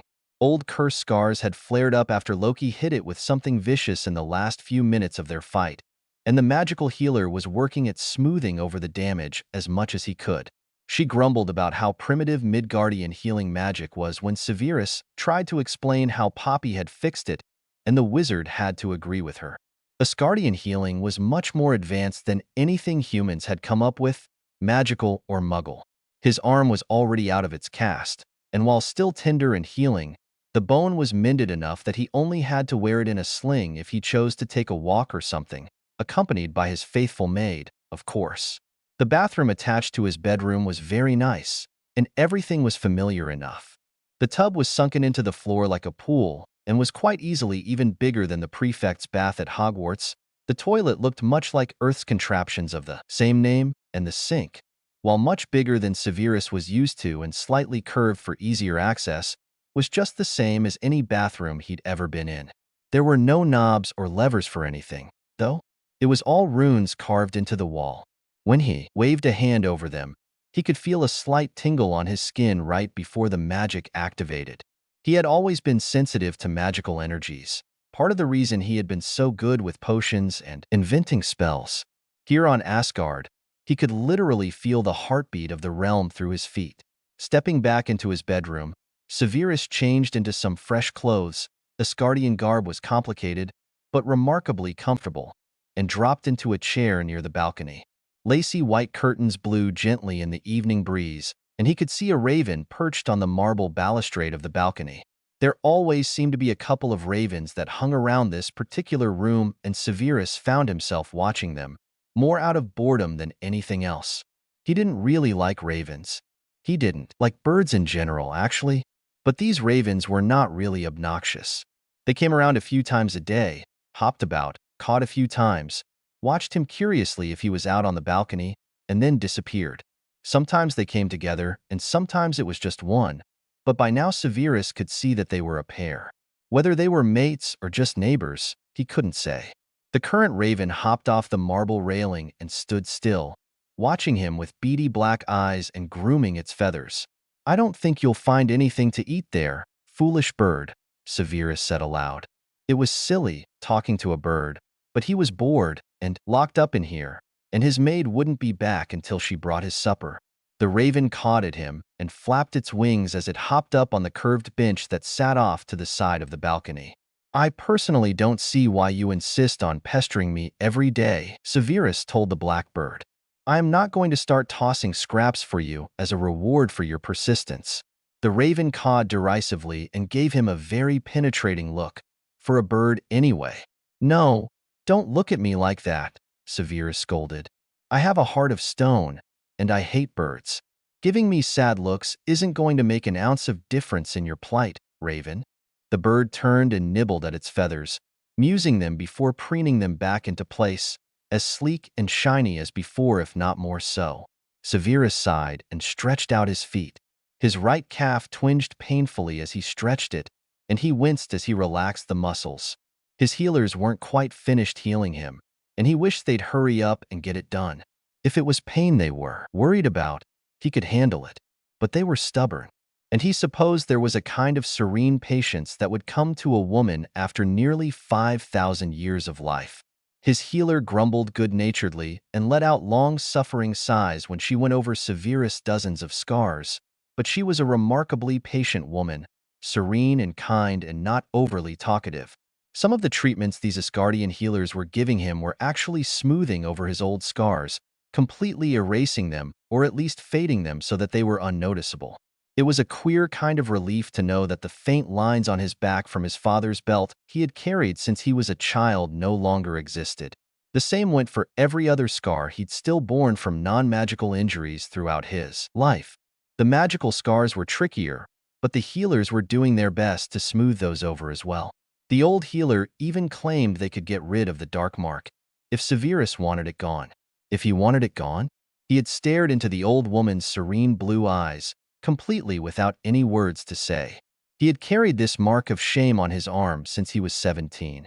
He regretted it 2 years later, of course, if not sooner, but he wished he had never made the mistake that allowed the skull and snake to be inked on his flesh in the first place. He couldn't picture himself without it, even though he wanted it gone. But when he'd managed to get his voice back, he blurted out something stupid like, "You can do that?" Severus pulled up the sleeve of his silky black shirt and stared at the black design on his arm. He reached out and traced his fingers lightly over it in morbid fascination. Would he even recognize his arm if these Asgardians managed to take it away? The healers had assured him that they could probably make it disappear, since the dark mark acted like a magical wound anyway, one that had scarred over.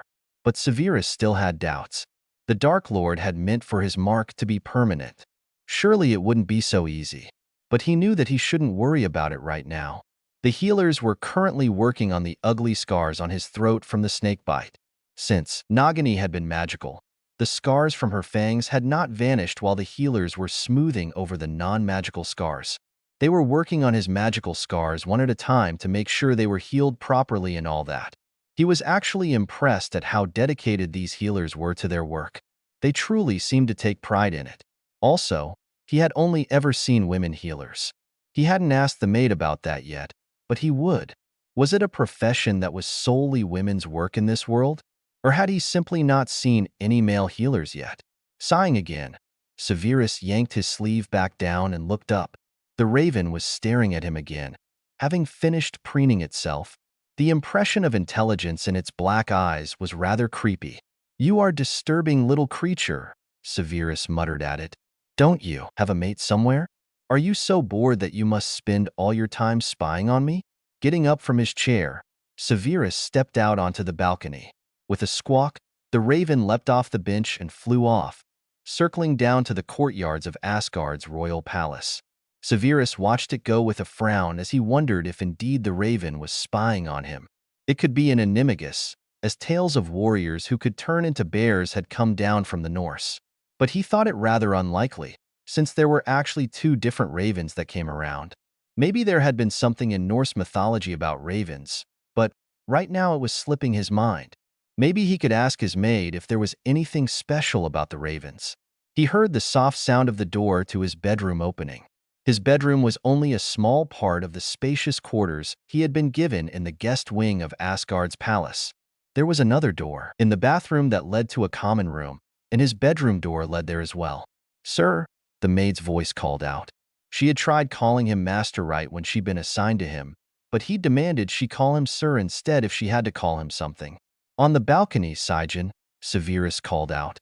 "Oh good," the girl beamed. "Would you like to change into something more appropriate? You have a visitor." Severus glanced down at his black shirt and pants. He was barefoot, but he honestly didn't much care. "Who is it?" he asked, missing wizarding garb suddenly. All he would have to do is throw a robe over whatever he happened to be wearing and he was presentable. "It is Prince Thor, sir," Saen answered respectfully. "Would you like a doublet at least?" "If you think it best," Severus replied with a frown. "I was wearing clothes like this last time we met, though." "Of course, sir," the girl replied mildly, as she always did. But that annoying air women had of making their own opinions the only one that mattered. Fighting the urge to pinch the bridge of his nose, he sighed and resigned himself to her bullying while she tried to make him look presentable. In another lifetime, he might have snapped and snarled at her. But she was genuinely nice and seemed to be growing to like him for some strange reason, and Severus knew it. Was good to cultivate his allies in this new world. Many people underestimated servants, and Severus had never made that mistake. During his tenure as headmaster, the Hogwarts elves had proved invaluable in protecting the students.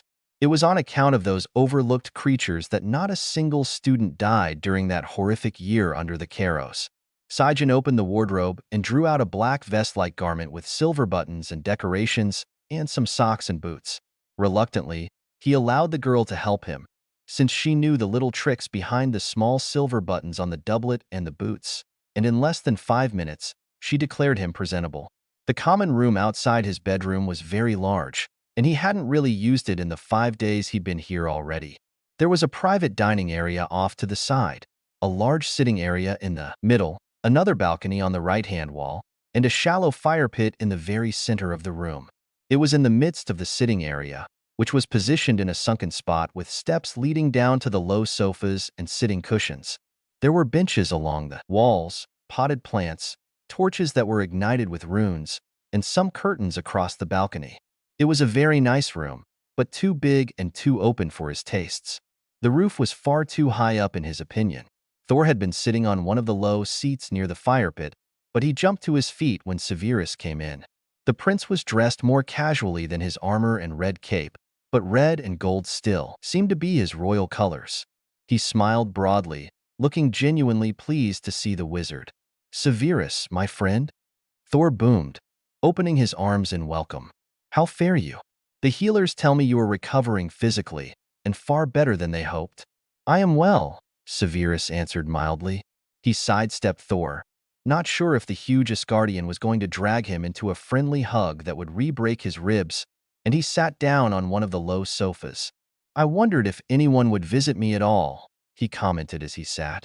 "I pray your pardon, my friend," Thor said mournfully, likewise sitting back on the sofa he had claimed. "I have been terribly busy, and directly after I arrived, my father demanded my presence upon a campaign. A troop of ravagers attacked a trading post on Alfheim, and I was forced to leave without seeing anyone I had wished to. But the Lady Air and the Houses of Healing assured me that you should make a full recovery. But you are certain you are healing? There is nothing you lack?" "I am healing very well," Severus answered honestly. "Asgardian medicine is 100 times better than what we have on Earth, even magical-wise." "I am glad to hear it." Thor grinned. "The healers of the royal houses of healing are none but the greatest in all Asgard, or perhaps in all the 9 worlds. I knew you were in good hands when I bade them see to you." Severus coughed uncomfortably. While he had suspected that he was being given special treatment of some kind, hearing that he was actually getting the best medical care in the universe was a little staggering. "How is your brother?" Severus asked, changing the subject. "Has he been seen by the healers yet?" "He refuses, apparently," Thor replied soberly, seeming to wilt at the mention of Loki. "But I have spoken to my mother, and she will see that he receives the care he needs." "I certainly hope he accepts such care," Severus muttered. "What I saw in his mind, I'm amazed he's still in command of his senses, much less alive." Thor was silent for several seconds, clenching his hands together. "What did you see?" the prince asked quietly, his blue eyes filled with worry and pain. "I thought he was hiding the worst of his injuries from the Midgardian healer we asked to see him, and here he has refused the healer outright." "He's a stubborn idiot," Severus sighed and rubbed the bridge of his hooked nose. "But I do not believe it is my place to speak of what I saw in his head. Perhaps I could speak with him while I'm here? I am not certain I am allowed in the dungeons, but if you were to accompany me—" "I'm afraid that is out of the question," Thor sighed heavily and rubbed his head awkwardly. "Odin, my father, is convinced that we ought to leave Loki to himself for a few months and let him reflect on his deeds. But you know as well as I that he is innocent." Severus snarled. What was wrong with these Asgardians? And he thought the wizarding world was behind the times. "Indeed," Thor muttered, looking up and away from Severus' face, a sure sign of discomfort. "But he is all-father here, and his word is law. I am not yet king. To defy him would be foolishness. Besides, Loki is probably glad of the solitude. He certainly was not glad to see me when I took him from your flying craft. Back when we first met." Severus shook his head in disbelief. He said nothing more, as it was apparent that Thor could not be moved. He was over 1,000 years old. After all, if one couldn't teach an old dog new tricks, how much harder would it be to teach a young Asgardian new ways of thinking? "I ordered the guards to make certain Loki is still treated as a prince, not a criminal. So I hope he is comfortable," Thor suddenly said, sounding strangely timid. "Comfortable in his solitude, to be left with his thoughts and tormented by nightmares and loneliness." "You mean," Severus growled. "Tell me, you do not have unspeakable creatures down in your dungeons to guard your prisoners, do you?" To the wizard's surprise, Thor fixed him with a knowing gaze. His blue eyes blazed as if lit on the inside with electricity. "We do not have dementors in Asgard," he said quietly. The wizard deflated a bit and threw a suspicious look at Thor. "How did you know I was speaking of dementors?" "Natasha spoke of them," the thunder god replied solemnly. "It was the description of such vile monsters that convinced me to offer you sanctuary among us. A violent people we may be compared to most of Midgard's inhabitants, but we do not torture our prisoners simply for the sake of suffering." "Our wizards would say that they do not torture their prisoners either," Severus sneered. "They would tell you that the prisoners in Azkaban deserve to be afflicted with their worst memories and the sensation of miserable cold that accompanies the dementors. They would say that the incarcerated souls there do not deserve pity or mercy for their crimes." "And if one is imprisoned unjustly?" Thor demanded. "What then? Would it not be easier to make recompense if all prisoners were treated justly?" "Exactly," Severus murmured, gazing at the Asgardian through new eyes. He was not as brainless as he seemed at first glance. But we, in the wizarding world, have not yet come to that conclusion, I'm afraid. Or at least, we have not in the country I hail from. Thor nodded, understanding and forgiving in the same gesture. The upper dungeons where Loki now resides are quite comfortable, even by dungeon standards, he said, attempting to assure Severus. It is dry and of moderate temperature in there, and the prisoners are fed twice a day. Loki will not be abused, I can assure you of that. Regardless of his crimes, he is my brother, and I would not suffer him to be hurt in any way. Severus sighed. I see. Thank you for explaining, he said stiffly. And I apologize for assuming the worst about your people before I knew anything. I have made similar errors concerning your own people, Thor smiled cheerfully. Why, when I first entered a Midgardian tavern they call a diner, I smashed a mug to the floor when I wished to have more coffee, not knowing that such a gesture would be seen as destructive and crude. You smash cups here when you want a refill? Severus asked drily. No, never mind. Forget I asked that. I have a lot to learn, don't I? Thor burst out laughing and, seemingly without thinking, clapped him on the shoulder. Even though he was probably holding back, the blow was strong enough to nearly throw Severus off the sofa, and shockwaves of pain rushed through his healing body. He doubled over with a gasp of pain. No wonder Loki calls you an oaf, Severus coughed, his eyes watering at the agony throbbing in his muscles and bones. The healers had said he would feel worse before he felt better, like a bruise, and he was certainly feeling the effects in the last couple of days. I'm sorry, my friend, Thor cried, reaching out, but stopping himself for fear of causing more damage with his attempt at comfort, which was pretty thoughtful of him, actually. I truly do not realize my own strength at times, he said mournfully. Shall I call the healer? No, Severus groaned, reaching up to rub his sore shoulder. Bruises won't kill me. I am sorry, Thor insisted, looking so very sorry and mournful that Severus took pity on him. Wait until I am completely healed to do that again, the wizard suggested. I am much more durable when my whole body isn't throbbing from magical exhaustion.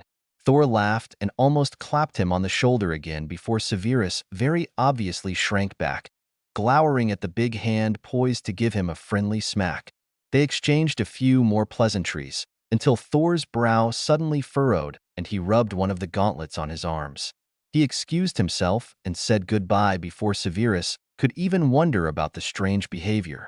In all, it had been a draining experience, and he fell asleep on the sofa before Saen woke him and helped him back to bed, despite his protests. Severus knew he shouldn't be wandering the palace at night, especially with the king already so suspicious of him as it was.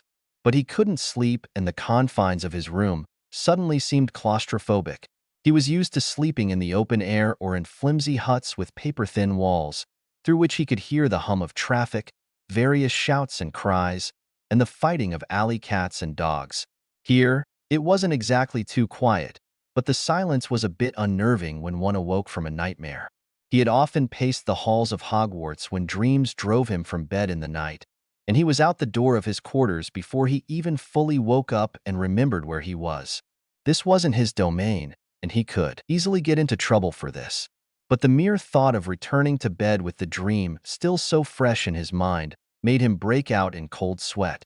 So he walked, swathed in a dark cloak, his boots making hardly any sound on the flagstones. He was a master at walking silently. He wandered the halls, discovering places he had never seen and passing those he had already. There were stairways in the palace, and magical lifts too. One had to touch the transport rune while picturing the place he needed to get to, so he could never access a place he had never been to before. It was a smart piece of security, he thought, and he hoped he would be able to see other places soon. He was curious to see if Asgard had potions laboratories or gardens, and he wanted to see the wonder that was Asgard's royal library, even if he couldn't read anything yet. But Saen had not been able to take him many places yet, since his healing sessions made him so achy and tired. However, tonight, he felt as if a manic energy had grabbed hold of him and wasn't letting go. Up passages and down, passing some patrolling or standing guards who never gave him a second glance once it was clear he was preoccupied. He wandered until his legs trembled with weariness and he almost wanted to return to bed, but he couldn't. It wasn't that he was lost. He never got lost, actually, but he was a lot lower down than he was when he started. His footsteps slowed and became nearly silent as he approached what looked like a guard room. There were some chairs, weapons on the walls, and even a cot in the corner. In the center of the large area was a large table with some dice and some ale mugs atop it. One guard in uniform was dozing at the table, and a large, metal-studded door was standing slightly ajar behind him. Severus froze and tilted his head curiously. The guard was guarding an open door. While that wasn't quite unusual, the half-open position of the door suggested it should be closed. Common sense whispered at Severus to leave while he still could. His stupid, slithering curiosity demanded he sneak through and see what was beyond. "It's wide open anyway," his inner snake murmured reasonably. "You won't touch the door. And we do need to find out everything we need to about this place. Don't be stupid," his practical Ravenclaw admonished him. "If you make a habit of sneaking around like a Potter, you'll be in trouble like him too, and you'll never learn anything locked up in your room like a child. Why can't you just grow up?" Hufflepuff scolded him next. "You're not a 12-year-old amateur detective anymore. You'll get into more trouble than you know how to handle. Isn't that always the case?" "I always know how to handle things," Inner Slytherin sulked. "Eventually. But maybe something is going on that shouldn't be," his almost smothered Gryffindor sighed. "Saints preserve him," growled Self, righteously. Really, he'd been feeding his Gryffindor too much Avengers business lately. He couldn't seem to stop listening to that suspicious little voice that told him to investigate because this looked fishy, and if he uncovered something suspicious then maybe Odin would trust him a little more. Slytherin agreed, shockingly, and only Ravenclaw and Hufflepuff scowled and tapped their feet and folded their arms at him. Spoilsports. Severus stepped through the doorway. Chapter 2 is up. I hope you are all enjoying this new adventure. I had a way different scene than this one written, but I decided it was too boring. Here we have a dash of mystery and a heavy bit of AU fun. What is going on in the dungeons? What is Snape going to find, and what'll he do about it? Stay tuned for the next part, maybe sometime today, since I'll be out all Easter weekend. Thank you for your reviews. I really love them. P.S. And yes, the Ravens are important. Chapter 3, Secrets in the Dark. Rated T.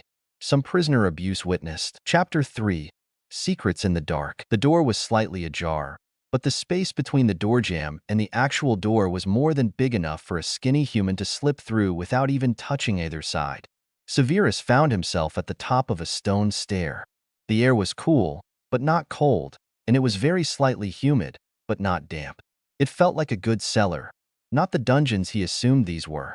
Pulling his cloak more securely around his frame, he silently descended the steps, which were wide and solid, but worn smooth from the passage of millions of feet. A few torches, possibly real ones and not the magical rune-powered kind, guttered faintly on the walls, on the verge of going out. The light they threw was ghostly and creepy, but Severus had lived half his life in dungeons far creepier. He reached the bottom of the stairs and sensed the area widening out, leading to other passages and another shorter flight of steps through an arched doorway. The door there was standing wide open. A bit more cautiously, Severus slipped through and descended those steps, which were a bit more crooked and treacherous in the near dark. It was obvious he had reached what Thor had called the upper dungeons. Soft yellowish glows like the edges of glass window. Panes surrounded open cells where prisoners slept on cots and various sparse belongings were scattered inside. They were like glass cages, except he knew from the crackle in the air that the clear cells were not glass, but some kind of magical barrier. On his right and left, lit by dim torches, he could see two stairwells going up. A strategic error if he'd ever seen one. You should always make certain that at the event of a prisoner's escape or a dungeon revolt, the exits can be efficiently closed off. With 3 separate stairways to freedom, the guards would have 3 times the doorways to block. At least make those other passages secrets or something, like they were in Hogwarts. To the untrained first year, there was seemingly only one stairwell that led down to the Slytherin domain, but to a student of experience, there were a few secret passages that gave anyone multiple ways to get in and out of the dungeons. He was surprised the Asgardians would do something so stupid. Weren't they a million years or more ahead of mankind, existence-wise? shaking his head and dismissing the architectural error. You can't fix stupid, after all. Severus tiptoed further into the dungeons. On his immediate left, in one of the nearest cells, he saw some sort of scuffle going on.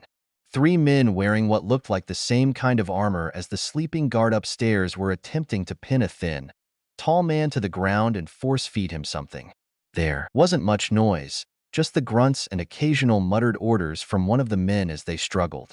Maybe they were trying to be quiet, or maybe this was a regular night occurrence, but none of the other prisoners seemed bothered. Nobody was awake this late. The glass walls surrounding the cell where they were struggling looked intact, except for an empty spot on one side in the corner, which was the size of a narrow door. It looked like the yellow-edged glass had been slid to one side like a window pane to allow access to the cell. The struggling man suddenly went limp, and the three men tensed before their prisoner started thrashing and flailing with even more fury than before. Severus winced, but he knew better than to get involved unless he had proof something wrong was happening.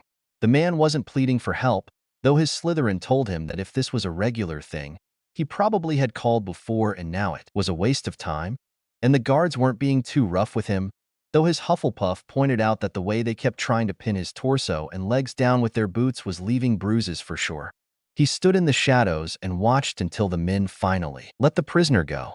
He curled up on the floor, visibly shuddering, and the three guards grinned at each other in the cell's dim light.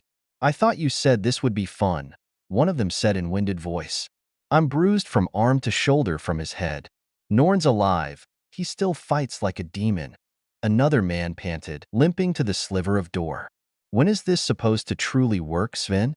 "I told you, it takes time," the last guard, sounding rather young, answered impatiently. "But don't worry. When the medicine begins its work, he won't want to fight back again. I can tell you." "That's what you said 3 days ago," the first man grumbled, stepping out of the cell. "I have my orders," the one called Sven said tersely. "And your orders are to follow mine. Now come, we must return before Indrag awakes." That was quite a lot of ale he drank earlier, and you know how he is. He'll be awake in 5 minutes stumbling around for the water closet. Just like clockwork, the second, limping guard guffawed. Laughing crudely, the three guards locked up the cell behind them with a strange series of keys that looked like seals, but probably had runes carved into the ends. The metal rune keys were pressed against the wall beside the open doorway, and the sliver sealed itself back up without a sound. Just a shimmer of golden magic. Severus waited until the guards left and watched as the prisoner crawled to a bed in the corner of his cell and climbed on. He looked like he was in pain, but the guards had said he needed medicine, so Severus silently turned and left, puzzling over what he had seen, but unwilling to do or say anything until he had more evidence. It was very peculiar anyway, whatever was happening. He left via the stairs on the left, his right when he was coming down, and climbed a narrow, twisting staircase up to some large rooms that hummed with some sort of energy that made his hair stand on end. The wizard could feel something large nearby, but he didn't go in search of it. He was dead tired now and dragging his aching leg. The healers would blister his ears in indignation tomorrow when they saw what he'd done to himself, but he would probably be too distracted to pay any attention. He had a mystery to solve now. "Severus, I wish to introduce you to my most noble and loyal friends before we must depart on another campaign against the pirates terrorizing Vanaheim's fair soil." Thor was chattering as he escorted Severus to breakfast. "You will like them, and they will certainly like you, for you are a worthy warrior and a mighty ally to have in the battle." "Appreciate prowess, do they?" Severus asked drily, and not at all seriously. He was limping, but hopefully not too noticeably. His head ached and the light was too bright, and he was irritable after puzzling the rest of the night over his late adventure and finding nothing that satisfied him. His every instinct screamed foul play, but he could not act on anything without proof other than vague, bad feelings. He had no idea what to do or who to tell. Asgard was not Earth, and Odin was not Dumbledore. Make one wrong move, and he would be back in Midgard faster than he could say Thor's hammer. Ah, they appreciate prowess very much indeed. Thor grinned, beaming from head to toe. He was one of those people Severus detested most in the world, the dreaded morning people. He wondered if he should have told Thor to go away when the prince came pounding down his door and imploring him to come meet the court of Asgard at its most informal. Should you have tales of past victories to share, they would be your most devoted audience. Thor added enthusiastically. Why, there was one time when we… Severus sighed and inconspicuously stretched his sore shoulder as Thor prattled on. The healers had not come to see him yet today, although now that he was walking about more and falling asleep less, they might demand he walk down to the house of healing himself from now on. He hoped so. Being cooped up in his room and being served in bed was both humiliating and troublesome, and he hated feeling like an invalid. Absently, he rubbed the bracelet on his wrist, hoping they would take it off soon. It was starting to feel like an itch, one he couldn't scratch off. And then Fandral said, "What do we look like? Hired help?" And Volstagg dumped the entire cart load on him. I tell you, my friend, he never dared to accost innocent strangers again. Thor burst out, laughing at what was maybe a funny ending to his story, but Severus smiled, grimaced painfully, and wondered if anybody here would cut off his head for refusing to smile. He was capable of playing nice, but he didn't prefer it. He preferred to focus on his work and socialize as little as possible with people he found detestable, which was most people, actually. Here we are, Thor announced with a little less boom than normal. Severus could hear the sounds of chatter, laughter, and the clinking of silverware and other dishes beyond the wooden door they stood in front of. Now, all shall be well. This is most informal, and there is no need to worry on appearances here. Enjoy the food, the company, and your time. And should you need anything, ask me or my friends. We shall gladly help you with anything you require. Severus jerked his head in a firm nod, already feeling too irritated to thank Thor for his thoughtfulness, even though it was appreciated, and followed the prince into the hall. It was obvious that this was an informal occasion. The hall itself opened to a courtyard that was half a garden, and some tables were out on the terrace in the morning sun. There were tables arranged everywhere in a kind of haphazard way that sort of made sense. There were low benches at the outside tables, and long couches and cushions for the inside tables, and they were all remarkably close to the ground. Scores of people in Asgardian clothes lounged or mingled in the hall, chatting and eating.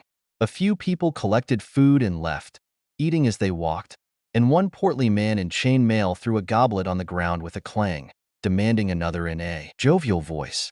Servants flitted to and fro, seeing to the courtiers' needs, but mostly folk seemed to be taking care of themselves. Thor made for a table just out on the terrace where a trio of Asgardian men in leather and armor, and a dark-haired woman in silver armor, were eating and chatting. A fair-haired man, whose clothes and neat hair bespoke his fussy sense of style, spotted them first, though his mouth was full. He put a dainty napkin to his lips as he waved to them, gaining the attention of his other companions. Soon enough, Severus was being shoved, gently of course, though to an Asgardian and a human, gentle meant two different things, onto a cushion, and 4, 5 if you counted Thor. Friendly faces were grinning at him. "My friends," Thor boomed, spreading his arms in that all-welcoming gesture of his. "This is Severus Snape's son, a fellow warrior from Midgard. Do welcome him, all of you, my boon companions. I have brought him to meet you in the hopes that you call him a brother in arms, as I do." The 3 men and the woman greeted him enthusiastically, and all tried to clasp his arm or clap his shoulder as they tried to introduce themselves all at once. Severus glared at them all, and then sharply raised his hand, palm out. They all froze in confusion, some glancing at Thor, who looked as bewildered as they did. "One," Severus said, his rasping voice sounding strange in a realm of rich baritones and smooth altos. How he missed his old voice. "I cannot understand any of you when you babble like magpies. 2, I have a headache, and you are all not helping. 3, I'm pleased to meet you, but if you try to shake me, pound me, or otherwise pulverize my bones, I'm leaving." "I like him," the woman announced bluntly, her dark eyes flashing with amusement. She filled a goblet and shoved it across the table to him, to Severus' astonishment. "I am the Lady Sif, sometimes named Goddess of War among these louts."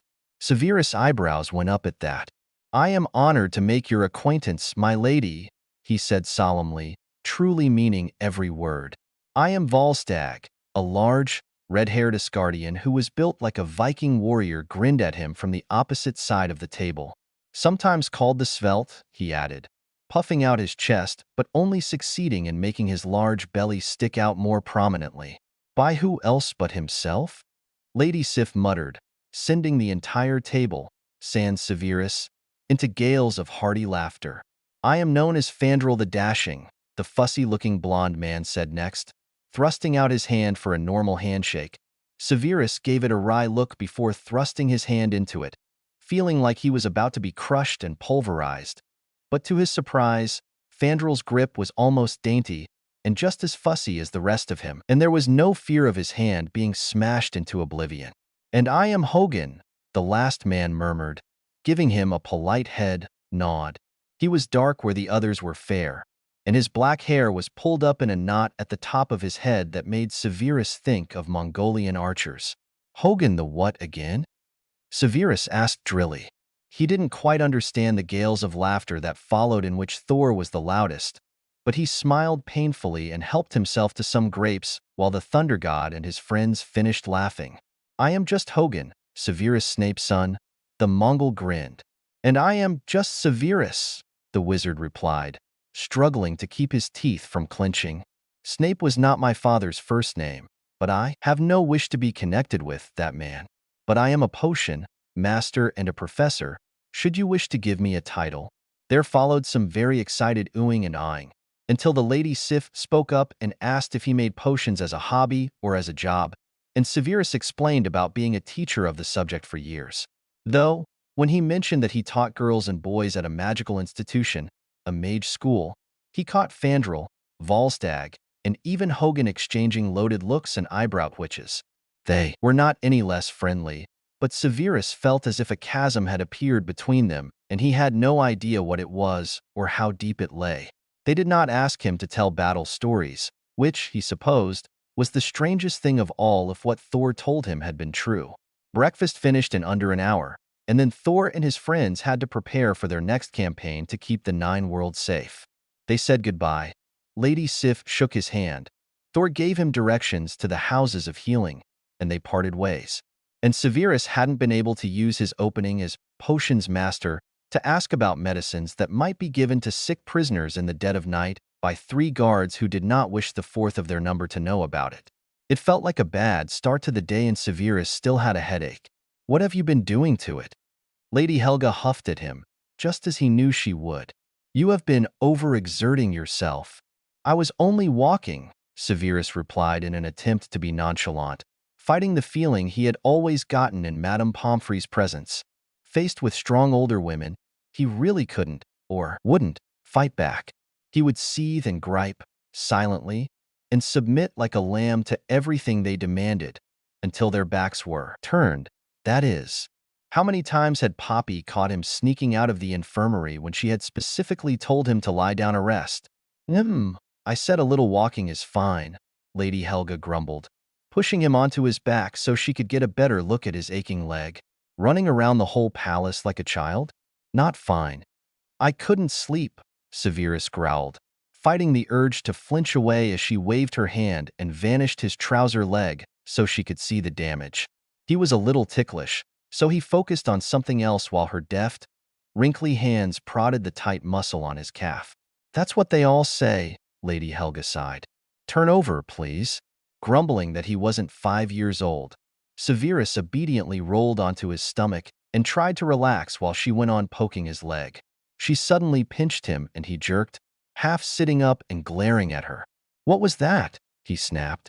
Just making sure you still have feeling there. Lady Helga chuckled at his indignant expression. She reached out and shoved him in the back, sending back down on his stomach with an oof. Holy Merlin's socks.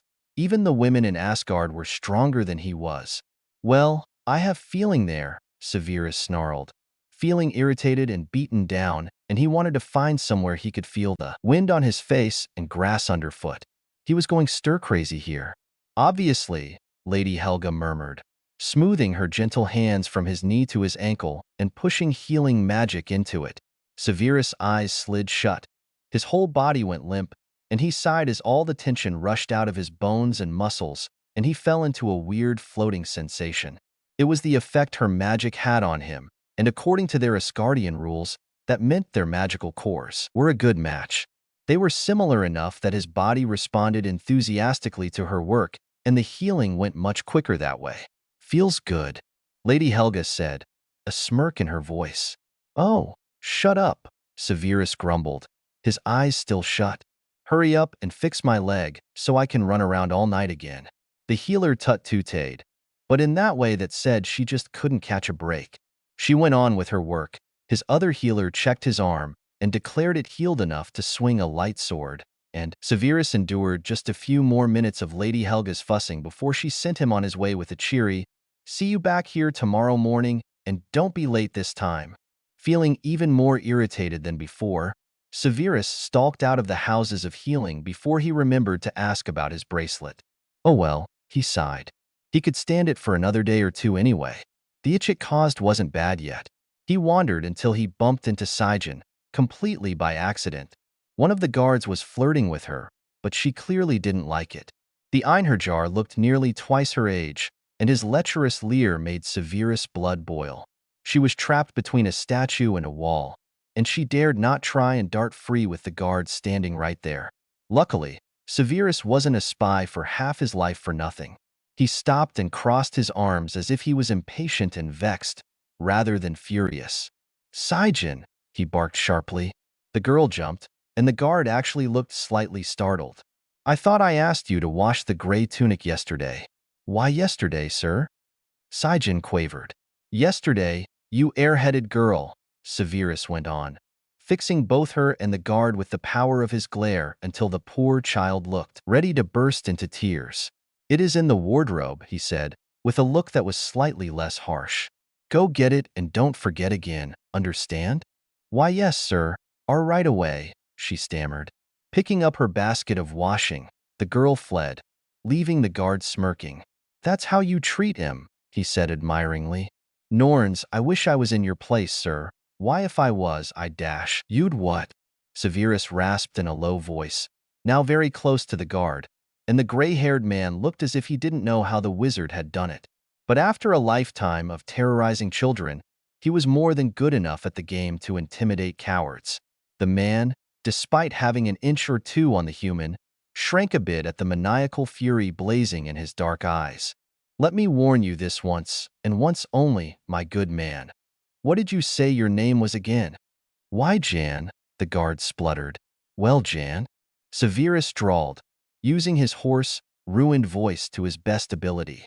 This would be so much easier if he still had his old, silky voice. "I'd hope you are honorable to keep your hands, and your eyes, to yourself, unless you want to lose them. If I find you've touched my servant, or even frightened her, I will take care of you myself. Are we clear, Jan?" The guard gulped, and seemed to shrink just a bit more. "'Twas nothing at all," he stammered. "'Twas just a bit of fun." Severus hummed, smiling just a bit. He knew how terrifying this particular smile was. It was what Minerva called his "I'm imagining what you'd look like in a stew" smile. "She didn't look like she was having fun, did she?" he asked slowly, rhetorically. "I repeat, if I find you've harmed or frightened her in any way, shape, or form, the goddess of death won't find enough of you to take to Helheim."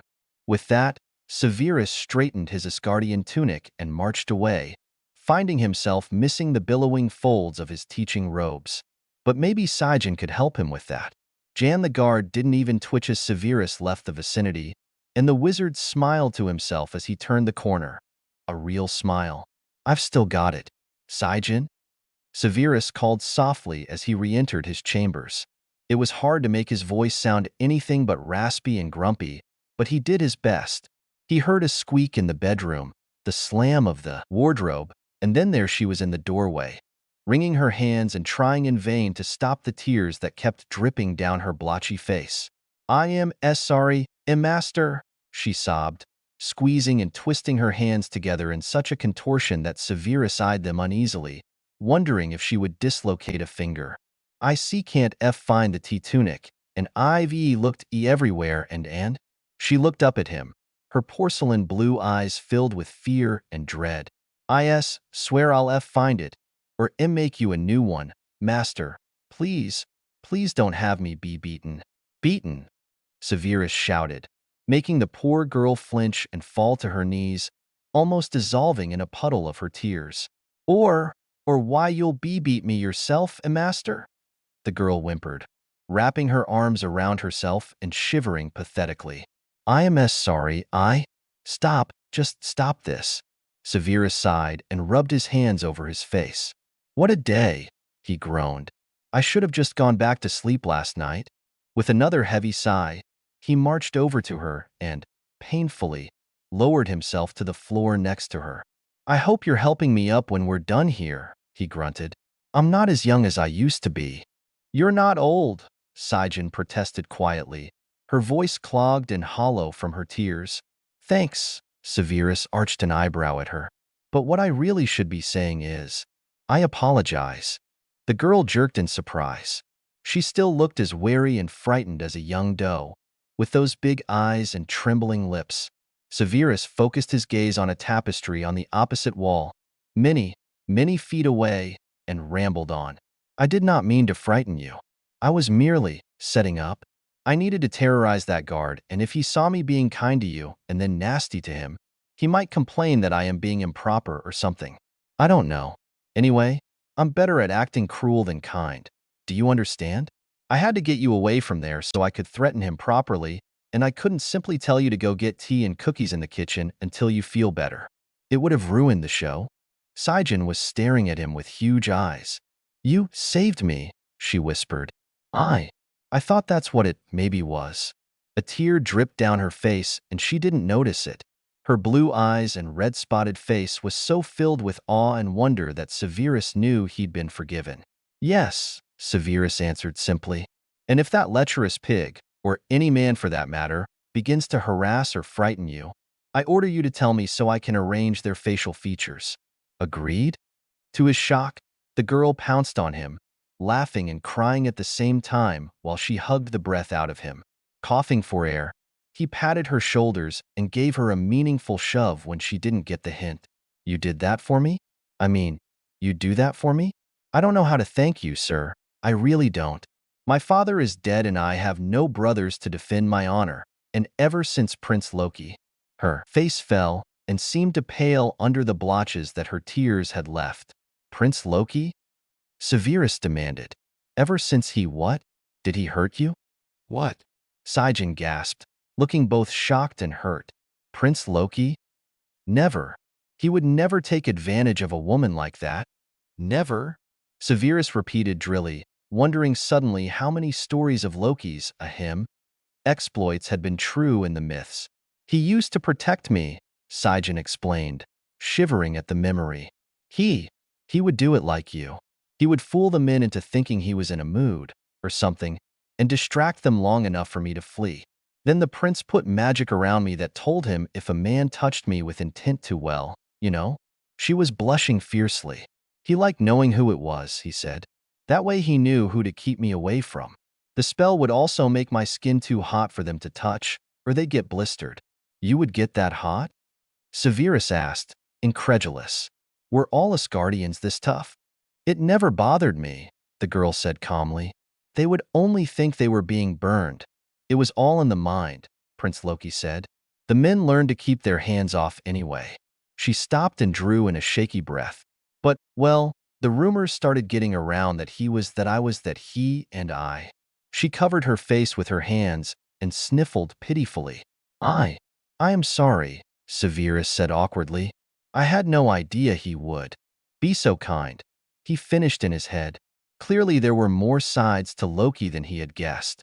He told me to keep it a secret, Saen suddenly whispered in a pathetic voice from behind her hands. But I think Fandral found out. Or guessed. He is much cleverer than most of Thor's friends. Severus snorted. I think you would be hard-pressed to find people less clever than those blokes, he said scornfully. They keep all their brains in their brawn. Or their stomach. Saen laughed through her tears, putting her hands down and wiping them nervously on her dress, a part of cloth that looked like an apron. Indeed, Severus smirked. glad to see her bouncing back to her cheery self so quickly. Is that why the guard was only talking to you, not touching you? Partly, she whispered, a sick look of fear coming over her face. When the prince vanished or died, I don't know which, but his magic failed. I felt it. It's only a matter of time before one of them tries to touch me and finds that it doesn't burn anymore. I'm scared. Are all the maids in the palace in this sort of danger? They don't think of it as danger, most of them, Saen sighed, picking at the embroidery on her dress. They chatter and gossip about which soldier they'd like to bed, and when they are taken in, they boast about it as if they won a victory. My friend, Rona, she loved Fandral. When he took her to bed, she was so ecstatic she tried to get me set up. But I squirmed out by saying that my mother was ill and I needed to go to her. Severus was silent for several long moments. Can you not find another job? Or a husband, perhaps? I am a penniless virgin with no skills to speak of, the girl said bitterly. The only man I could possibly get to wed me would be poorer than I am and only interested in our bed. Or your beauty, Severus said mildly, not really thinking of what he was saying. But perhaps we could find some other way to protect you in the absence of the prince's spell. Saen didn't reply, and when Severus glanced at her, he was disconcerted to find that she was blushing and looking at him with bright eyes. What? He snapped irritably. You think me beautiful? I have eyes, Severus scoffed, blowing off her strange reaction. Truly, had no one told the girl that she had pleasing features? Or had those comments been cloaked in the sickening demands of the men she had evaded for years, or perhaps centuries? You are not ugly, and I am not one to lie or flatter about looks, of all things. Saen blushed redder and twisted her hands nervously in her lap. That's enough, Severus sighed. Help an old man off the floor, and then you may go for the day if you wish. Or if you think you would be safer here, by all means, we can sit and stare at the wall together. Saen laughed softly. She easily got to her feet and pulled Severus up with her. He might have been able to get up on his own, but he was sore and it would have been painful. He was grateful for her assistance, but he shook off her helping hands as soon as he reasonably could. Touch still made him twitchy. I am exhausted, Severus told her plainly. I did not sleep much last night, so I will rest for a while. Do what you like, but remember what I said. If any man attempts to harm you or frightens you in any way, tell me. I am no Prince Loki, but I'm the next best thing. What is that? I am what is called among my people a Slytherin, Severus explained. We Slytherins are similar to your trickster prince in many ways, including our cunning, ingenuity, and love of the color green. He almost laughed at her astonished expression, so girlish on the face of a being over 600 years older than he was. Moreover, I was the head of Slytherin for almost 15 years, so I believe I will be able to think of something suitable. A short nap had given Severus a burst of energy, but sitting in this dim, dusty library was tiring him faster than wandering the palace last night had. Saen had stayed in his quarters, dusting and polishing and fussing about, but she too looked better when he emerged, energized and ready for his next mission, from his bedroom. She eagerly guided him to the royal libraries and then excused herself to do something. The librarian, a stick-thin man who could give Filch a run for the most ugly caretaker award, was helpful enough, if terse and rude. Severus and he got along just fine. But the translation sheets were finicky at best, and he was getting a headache watching letters rearrange themselves into 3 different languages before settling on one, which 10-to-1 wasn't a language he could read. The clear sheets were enchanted with the art of all-tongue, but since most could use all-tongue anyway, they were not used very much at all. The librarian told him they were more common on Alfheim, where the greatest library in the 9 realms stood open to all beings seeking knowledge, and they were the ones who had crafted these clear, enchanted pages. But these were old and flimsy. The librarian promised to order more, but with the Bifrost out of commission, it might be 10 years or so before they got a new set. Sarcastically, Severus thanked him and replaced the book he had been struggling to read for the past 3 hours and realized it was past lunch. The librarian told him that lunch was served on the terrace on fine days, so he returned to the place he'd eaten breakfast. There were fewer people around, especially as it was nearly past midday, But the chatter was much louder, and there were mostly men here. He heard that the women often ate together, but none could tell him where the servant girls usually took their midday meal. He shrugged mentally and supposed she could find him when she needed him. He took some thin cakes of bread like Middle Eastern pawns and some shaved meat from some roasted animal to make a sort of sandwich. With some roasted vegetables and a spicy sauce adoring them, he found the meal quite satisfying. He wandered back through the palace, wondering if he could find the houses of healing so he could get this blasted bracelet off. But he must have gotten lost, because he ended up in a totally different place. His lunch long gone and his healing leg starting to twinge at him reproachfully, Severus approached the sounds of metal ringing and men shouting. It was a training yard. The courtyard was of stone, filled with members of the Einherjar. They were training with several weapons, sparring one another, or hacking at dummies. The scene was like anything straight from the Middle Ages. He slowly sat down on one of the steps and watched two young soldiers, no more than boys really, circling each other under the watchful eye of their instructor. He found himself wanting to shout at the dunderheads himself.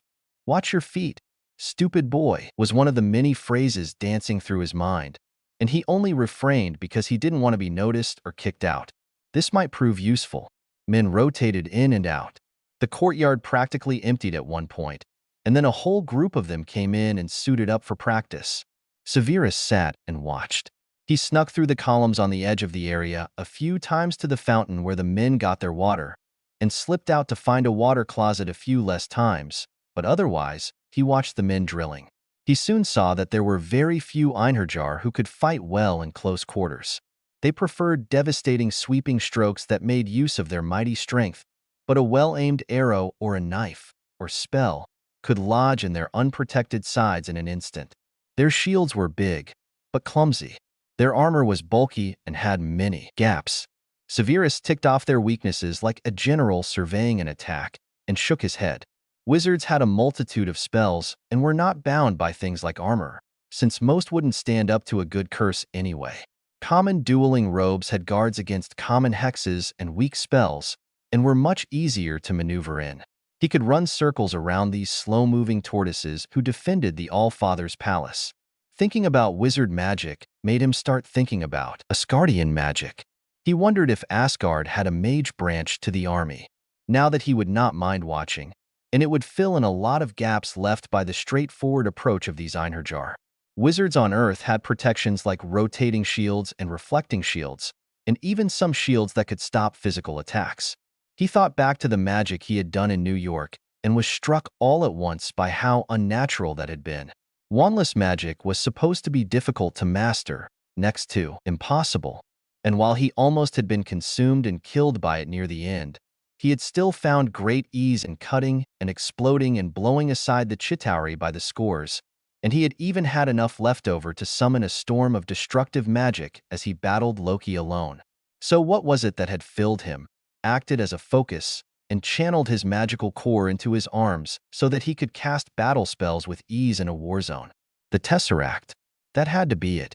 The blue cube had filled him with crippling pain when Thor activated it, possibly helped by Loki, to bring him here, and he had passed out from the blinding, shattering agony that had roared through his very being, striking against the raw wound where his magical core sat, torn and abused beyond anything he had ever experienced. Perhaps that power had been touching the raw wounds that the Tesseract itself had left, and the spark of familiar magic had riled up his exhausted core to the point that it tried to join in with his own magic. But he had been far too weak. He wondered if he ought to discuss this theory with Lady Helga. "You've been watching us all afternoon," a rumbling voice startled him. Severus jerked out of his thoughts and looked up at a thin, elderly veteran. He wasn't wearing armor, but he carried himself like a soldier, and Severus had seen him around from time to time, organizing, discussing, and sometimes conducting demonstrations. "I do not mean to spy," Severus said neutrally. "I was looking for the houses of healing and stumbled upon this place. The site was so interesting that I lost track of time." "Is that so?" the man murmured suspiciously. He jerked his head. "Houses of healing are this way. Follow me." He turned abruptly and left, and Severus sighed as he levered himself off the step he was sitting on and followed. "So," The veteran growled once they were in the dim, cooler passages of the palace. You were interested in the drills? Yes, I was rather fascinated, Severus answered honestly. Fascinated, were you? The veteran sneered. Are you planning an invasion, little one? The way the old man smiled made it clear he was mocking, but Severus held his temper and did not respond in kind. I am not, but what if your enemies are? Severus answered, keeping pace with the old man who did not walk slowly at all.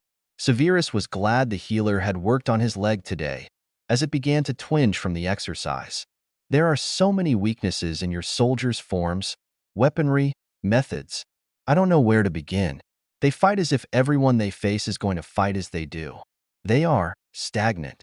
Every soldier trains the same way. Every spar goes the same as well. There is no creativity, no room for improvisation, no encouragement to use the environment around them. A well-placed arrow or spear or even a knife, and all their strength is for naught. The old man eyed him shrewdly, and with a fair bit of caution as well. Your words are wise, he said slowly. Where did you learn such things? Were you a commander in a war? No, Severus replied, relaxing slightly, but I fought in one, and I studied the art of war, more for the sake of strategy than anything else. I did not command, but I moved fluidly between the armies, so I was able to see what worked and what didn't. Ah, the old man muttered, shooting him a sneering look. So you were a spy. If not for the information I carried, our enemies would have consumed the entire world and slaughtered billions, Severus retorted, doing his best to tamp down the flame of indignation at the familiar disgust at the hated word spy. Yes, he had done distasteful things in the name of the greater good, but no one regretted them more than he, and if it were not for his work, the war would have been lost. Does not change the fact that you were, and are, a liar, the man growled. He seemed hostile again, but Severus could not detect any impulse on the old man's part to attack him, so he did not slow his pace or step further away from the old veteran. Is that why you hate your trickster prince? Severus asked coolly. When the man did not reply, Severus went on, his voice as sharp as a scalpel. Loki fights with his silver tongue, his magic, and his cunning. You fight with your strong arm and a sharp blade, and you think yourself the better man. Yet peace is forged by men of reason and treaties written by thinkers. Strategies are planned and carried out with skill, alliances forged with the silver tongue, and magic can go a long way to helping one win a battle by filling in the gaps left by purely physical means. So tell me, how is Prince Loki your inferior? The king is right about you, the old man said severely as they arrived at the familiar door to the houses of healing. You belong to the god of lies. Perhaps you should join him in prison for the rest of your short life. Yes, perhaps I should, Severus sneered back. But between the two of us, we would then have more brain cells than your entire army, and we'd simply think our way out. Speak not to me of Odin, All-Father. I know he keeps his own counsel, and if he truly thought me a threat, I would be back on Midgard, or dead now. Careful, mortal, the old man hissed, leaning into the wizard's space. We here on Asgard do not take such a naive view of your sorcerer's ways. You are being watched. The king has set spies upon me? Severus snarled, too angry to care what he was saying any longer. Then who are you to be disgusted by my admission that I used to be a spy? I am no longer in that role. My war ended 15 years ago. Where is your war, sir? Your arrogance is just like the tricksters, the old veteran breathed in his ear, a mocking smile in his voice. Be careful that you do not trip over your own ego, mortal, or you may find that you are standing on the edge of an abyss. With that, the old man was gone, leaving Severus at the door to the houses of healing. He was suddenly bewildered, and more than a little worried. Why couldn't his life be simple? And he warned me that I might fall into an abyss if I do not rein in my arrogance, Severus finished with a sigh. He left me then, and I do not know why I was so foolish as to fall for his taunts. He is Thorin, brother of Tyr, Saen sighed. He is a master of strategy and one of the All-Father's chief council members. It is unfortunate that you have insulted him, but he was bound to be insulted anyway. He hated Prince Loki as well. I have had no less than 3 people comparing me to that prince lately, Severus muttered peevishly. Why is that? Odin even suggested I might be one of his descendants. Oh, I doubt that, sir, Saen giggled, her eyes twinkling with good humor. Begging yours and the prince's pardon, but he does not seem the type to have taken a human lover, even centuries ago. He was ever a scholar and a learner, not a, what do you humans call it? Skirt chaser, Severus supplied with a relieved smirk. Whatever Earth's myths may say about Loki and his unfortunate children, at least his reputation did not seem to be the same here. Yes, that, the girl laughed. But as I said, the prince could be quite charming when he needed to be, but his flirting had no end that was not knowledge, and I do not mean the carnal kind. I think you are simply a clever mortal with a gift for sorcery. That, I'm afraid, is what General Torrin hates. Severus frowned and drummed his fingers on his knee. Magic, he guessed. It is for women, Saen said softly, apologetically.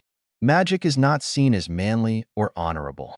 There are schools for women who wish to become sorceresses, but none for boys. But Loki, Severus said slowly, he is quite the master of magic. We on Earth once worshipped him as the god of magic. That is thanks to his mother Frigga, Saen said solemnly. She was trained by the Norns themselves and is a princess of Vanaheim. She is one of the greatest sorceresses of the 9 realms, and she taught Prince Loki at her knee. He was the mightiest sorcerer to walk the paths of Yggdrasil.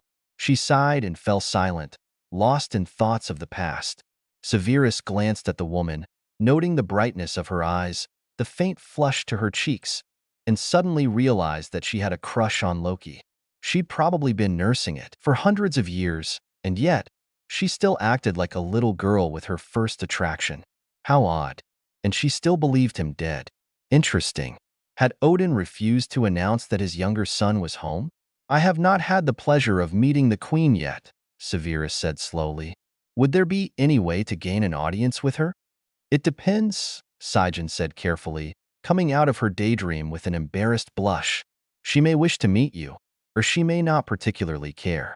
She has many duties, and she is still grieving her son. I believe Loki was her favorite, even if she would never say. He was her problem child. He was the one who was always coming to her for one thing or another, and he loved her very much. You seem to have known Loki very well, Severus commented, unable to keep the smirk off his face. Oh, not you too, she groaned, covering her face with her hands. I spoke to him often, that's all. He was lonely and often talked, or ranted, while I was in the room. It was much like how we speak to each other now. He got me assigned as his maid to protect me further, which was noble of him, the wizard replied soothingly. I meant nothing by the comment. It was simply teasing. She raised her face and blinked at him, as if she didn't quite know what to make of him. Then she smiled. It was shy and hesitant, but her whole face lit up from within. I loved him, she whispered as if imparting a great secret. I truly, deeply, loved him, but I knew he would never love me. So, I never told him. Now he's gone and I never told him. But I would walk the remains of the Bifrost on cold nights and whisper to the abyss that swallowed him up, hoping he would hear. She paused and sighed. I'm really a silly little girl, all heartsick and love-struck over a foolish dream. Do not give up all hope just yet, Severus cautioned her, wondering what her reaction would be to finding out Loki was just a few feet beneath her, sitting alone in the dungeons. But we can come back to this another time. I have a few more questions before you go. Ask whatever you wish, sir, Saen said eagerly. It isn't often I feel so smart, instructing a learned teacher like yourself. Severus chuckled drily. You flatter me, he said in a flat tone. I speak truth, Saen smiled demurely. Leaving aside your needless commentary on my brilliance, Severus waved a hand and didn't mind when the girl giggled. I wish to know if the prejudice against mages is also practiced against healers in this realm. I have only met women healers thus far. Oh no, there are male healers, Saen assured him. Only, Queen Frigga preferred the women healers to the men. So Lady Air is chief of the houses of healing, and Lady Helga is chief of the magical healers. We have a few men who work there too, but they are few. Severus nodded and filed the information away. So, back to the prejudice against magic. ETA say a boy is born with magic. Are there any options for him? Healing, perhaps? He hides it, the girl answered simply. He might turn to crafts, and thus imbue his work with his latent magic and become a master of his art. Or he might turn to healing and unconsciously tap his own magic to heal others. He might do anything, really, and his magic will adapt with him. But if he tried too hard to suppress it, they usually fall ill or go insane. Severus blinked. And the king does not care? He sees magic as a woman's profession, Saen said solemnly. Yet, even women gifted with it cannot always be trained. It is costly, and it is a lifelong commitment. Saen, the wizard said slowly, watching her impassive face, which had paled slightly as she spoke about magic. Are you gifted? Yes, the girl answered softly. She raised her hand, and a few golden sparkles flashed above her fingers before vanishing. I cannot do very many useful things with it, except smooth mended stitches and scrub out stubborn stains. But Prince Loki showed me a few simple spells. I can create light in dark places, and I can cast an endurance spell on any one of my limbs. That one was one I actually stole from his books while he slept. She blushed heavily. I hoped that I would not die with that sin still on my soul, she added in a mumble.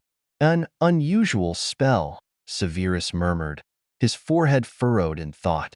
Why did that particular bit of magic sound as if it should be familiar? Did you ever make use of that spell? Oh yes, the girl nodded earnestly and her voice grew soft and haunted. Loki was being punished in the lower dungeons, and I snuck down to help him. I lost track of the days and nights, but when it was over, I had nearly exhausted myself, and the All-Father never found out, I think. It involved a snake, I think, Severus said slowly. Saen's eyes widened. That tale made it down as far as Midgard, she whispered. In a different form, but yes, that is the gist of the story. So, was Balder real then?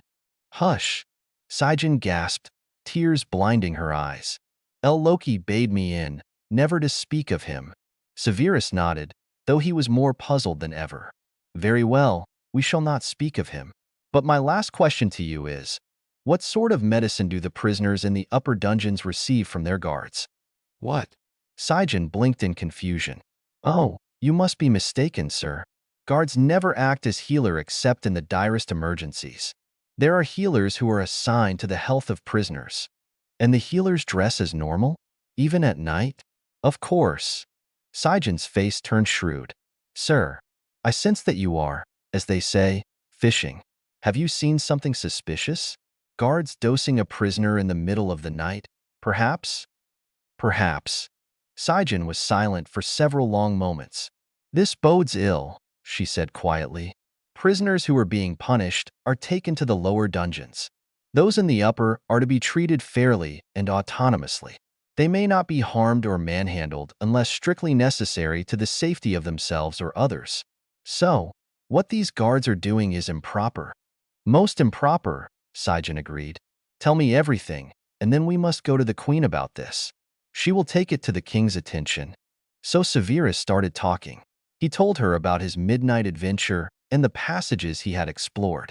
He told her about the sleeping guard and the strategic stupidity of putting 3 exits from the dungeons, and she admitted that she had never noticed how dangerous such a thing could be. He told her about the struggle and the guard's words and how the prisoner dragged himself back to his bed without a sound, looking utterly defeated and exhausted. When he finished, she looked pale and worried.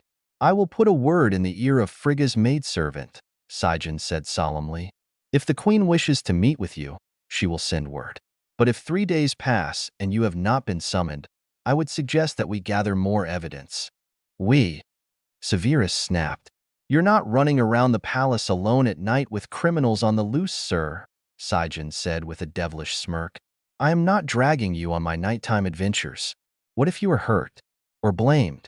You could lose your position. I would simply be sent home. The young maid shook her head impatiently. You may not know this, but I am not very popular here. Ever since Loki disappeared, I have been treated as the lowest of the low here. Why else would I be assigned to be the personal maidservant of a strange mortal from Midgard who is rumored to be a mage of unspeakable power? Severus stared for several seconds, suddenly feeling rather angry on behalf of the girl. She was considered expendable while he was considered a potential threat. "Well," he finally said, "in that case, I suppose you are now my evil minion."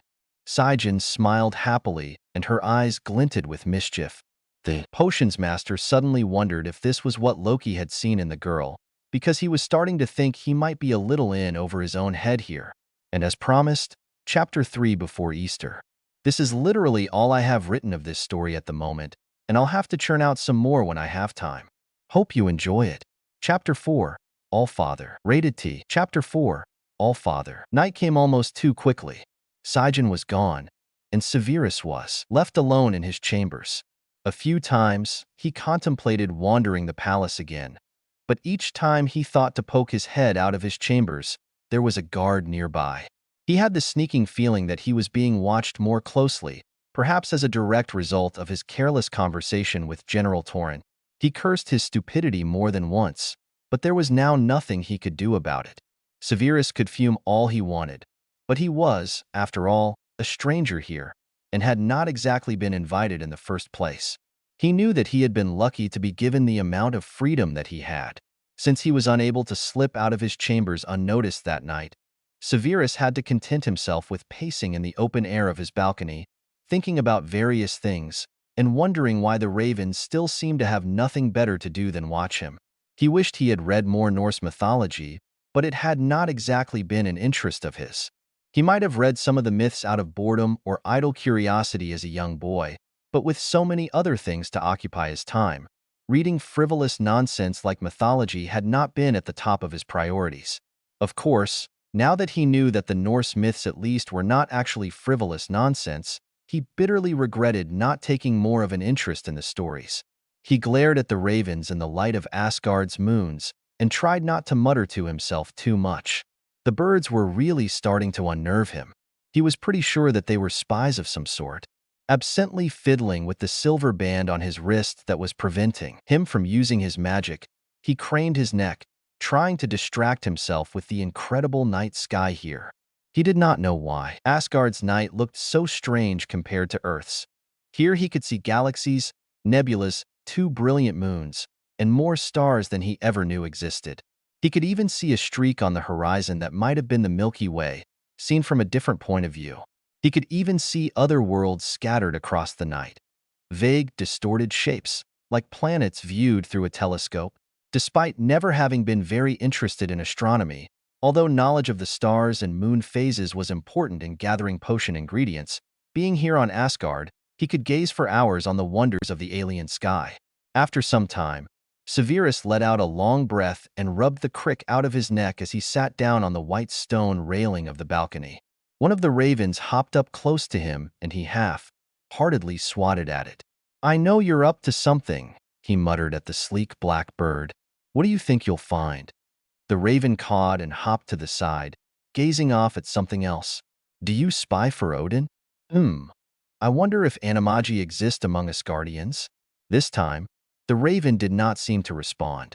Severus sighed and tapped his fingers on his knee as he considered the mystery in the dungeons again. He had assumed something was not right when he had first seen it, and having it confirmed by Saen was confirmation of his instincts, but what was he supposed to do about it? He didn't belong here and knew nothing of Asgard. The little he could guess was gleaned from hazy memories of a mythology that was likely as distorted as the legends of Robin Hood. "I need my magic back," the wizard muttered without thinking. He stared at his hand, pale in the moonlight, and flexed it into a bony fist. He wondered what Bruce was doing at this hour and suddenly wished he could send him a message of some sort. But what would he say anyway? "Dear Bruce, Asgard's weather is great and the people are interesting. Wish you were here." Shaking his head at himself, Severus stood up and wandered back inside the house. He shut the balcony doors, glaring at the raven, when it left off staring out at whatever it had been studying to caw at him. He shut the door, even though it was a fine night and his chambers tended to become stuffy. He just didn't want that suspicious bird sneaking in while he slept, or watching him sleep either. After Severus drew the lacy curtains shut, plunging the room into a soft, shadowy darkness, he went to the bathroom to wash up for bed. He had never been fond of changing for bed, since he preferred to wear something that made it easy to get up at a moment's notice in an emergency. Here, although he was provided with very comfortable sleeping clothes, he preferred to simply remove his extra garments and sleep in whatever it was he happened to be wearing, so long as it was still clean. For years, he had been forced to survive with only 2, maybe 3 changes of clothes, and pajamas were not exactly a priority. He lay in bed in a silky tunic and loose pants that were much more comfortable than any sleeping garments he had ever owned back on Earth, and watched the moonlight make patterns on the walls through the curtains like water rippling in the twilight. Perhaps tomorrow, he and Saen would make some headway into their little mystery. Severus supposed he had been a bit optimistic the night before. He awoke with the sun, opened the balcony doors to let in sunlight and air, and did not see the ravens, which was encouraging. But accompanying Saen was a guard. He was not dressed in elaborate armor like the Einherjar he had seen so far, but he also looked rather young and bored. Maybe he was not a full-fledged palace guard yet, and was stuck with the detestable duty of babysitting the Midgardian mage. He and Saen did sort of communicate, even with the presence of the guard. Severus gave the guard one glance and threw Saen a disgusted glare, which she returned with an apologetic grimace. Under cover of asking her to button a doublet he put on, he softly asked her about the queen and whether she had been able to request an audience with her yet. "I have given the message to the queen's dressing maid," Saen whispered, her lips barely moving and her voice barely audible. "We shall see." She gave his doublet a satisfied pat and turned to give him his boots. "Lady Helga would like to see you before breakfast this morning," Saen informed him respectfully in a normal tone. "Before breakfast?" Severus repeated with a raise of his eyebrows. That meant they were going to check his magical core. That particular exam happened to make him nauseous. Maybe it was the way they did it, or the magic/technology they used, but it was better on an empty stomach. "If you are not feeling well after, at least you will already be in the houses of healing," Saen informed him with a little curtsy. The guard sighed audibly and shifted his feet. Yes, he was obviously young and hot-headed. It was probably a dull job, babysitting a weak, injured mortal, but any guard needed to stay professional despite that. "You could leave, you know," Severus snapped at him. "I do know the way to the houses of healing from here." "I have my orders," the young guard said in a monotone. "Then I suggest you fulfill them and stop sighing like a bored child," Severus informed him drily. The young Asgardian bristled at the condescending tone, but he did not sigh or shuffle any longer. Severus took an extra long time finishing with his boots and a cloak that was similar enough to his old wizard robes that it felt comfortable, simply to annoy the guard. Saen must have seen what he was doing, because when he looked up at last, finished, she was suppressing a smirk and her eyes were sparkling with amusement. He fought the urge to smirk back at her and instead arched an eyebrow at her that clearly asked her if she was coming. The guard escorted Severus along the corridors, but didn't bother to lead him. The wizard already knew how to get to the houses of healing, but knowing a more direct route from his room would have been nice. Thankfully, Saen saw his hesitation and stepped out in front, leading the way. After not very long of a walk, they reached the beautiful carved doors of the palace's medical wing and Saen excused herself to attend her other duties. Severus' guard, however, did not. The houses of healing had many rooms. The main one was open to the air with huge windows and was wide and almost circular. The place was full of soothing colors and beautiful mosaics decorated the walls and pavement. Healers in robes walked briskly to and fro as they went about their work and Severus spotted his first male healer, a man with gray hair and a clean-shaven face. He stood for a few seconds admiring the beauty of the waiting room before a middle-aged woman spotted him and his guard. "Can I help you, sir?" she asked gently, her eyes sweeping over his body in a quick assessment of his health.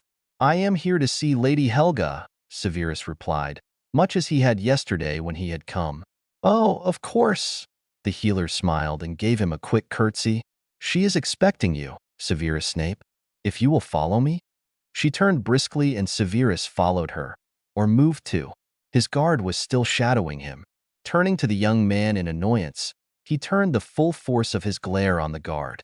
"Do you mind?" he asked icily. "I am not aware that medical exams are spectator sports." The guard glared back at him for several seconds before he marched over to the corridor where the healer had gone and planted himself at the side, a hand on the broadsword at his belt. The woman healer arched her eyebrows disapprovingly at the action, while Severus shook his head in annoyance and simply marched past the man now standing guard. The corridor was wide and lit by light panels running along the walls and lined with doorways. Some were open and some were shut, just as in any medical establishment, and this particular area of the houses of healing was mostly for diagnostics and health assessments. The opposite end of the Asgardian infirmary was for trauma, emergency aid, and the like, with everything else being taken care of in their own rooms anywhere in between.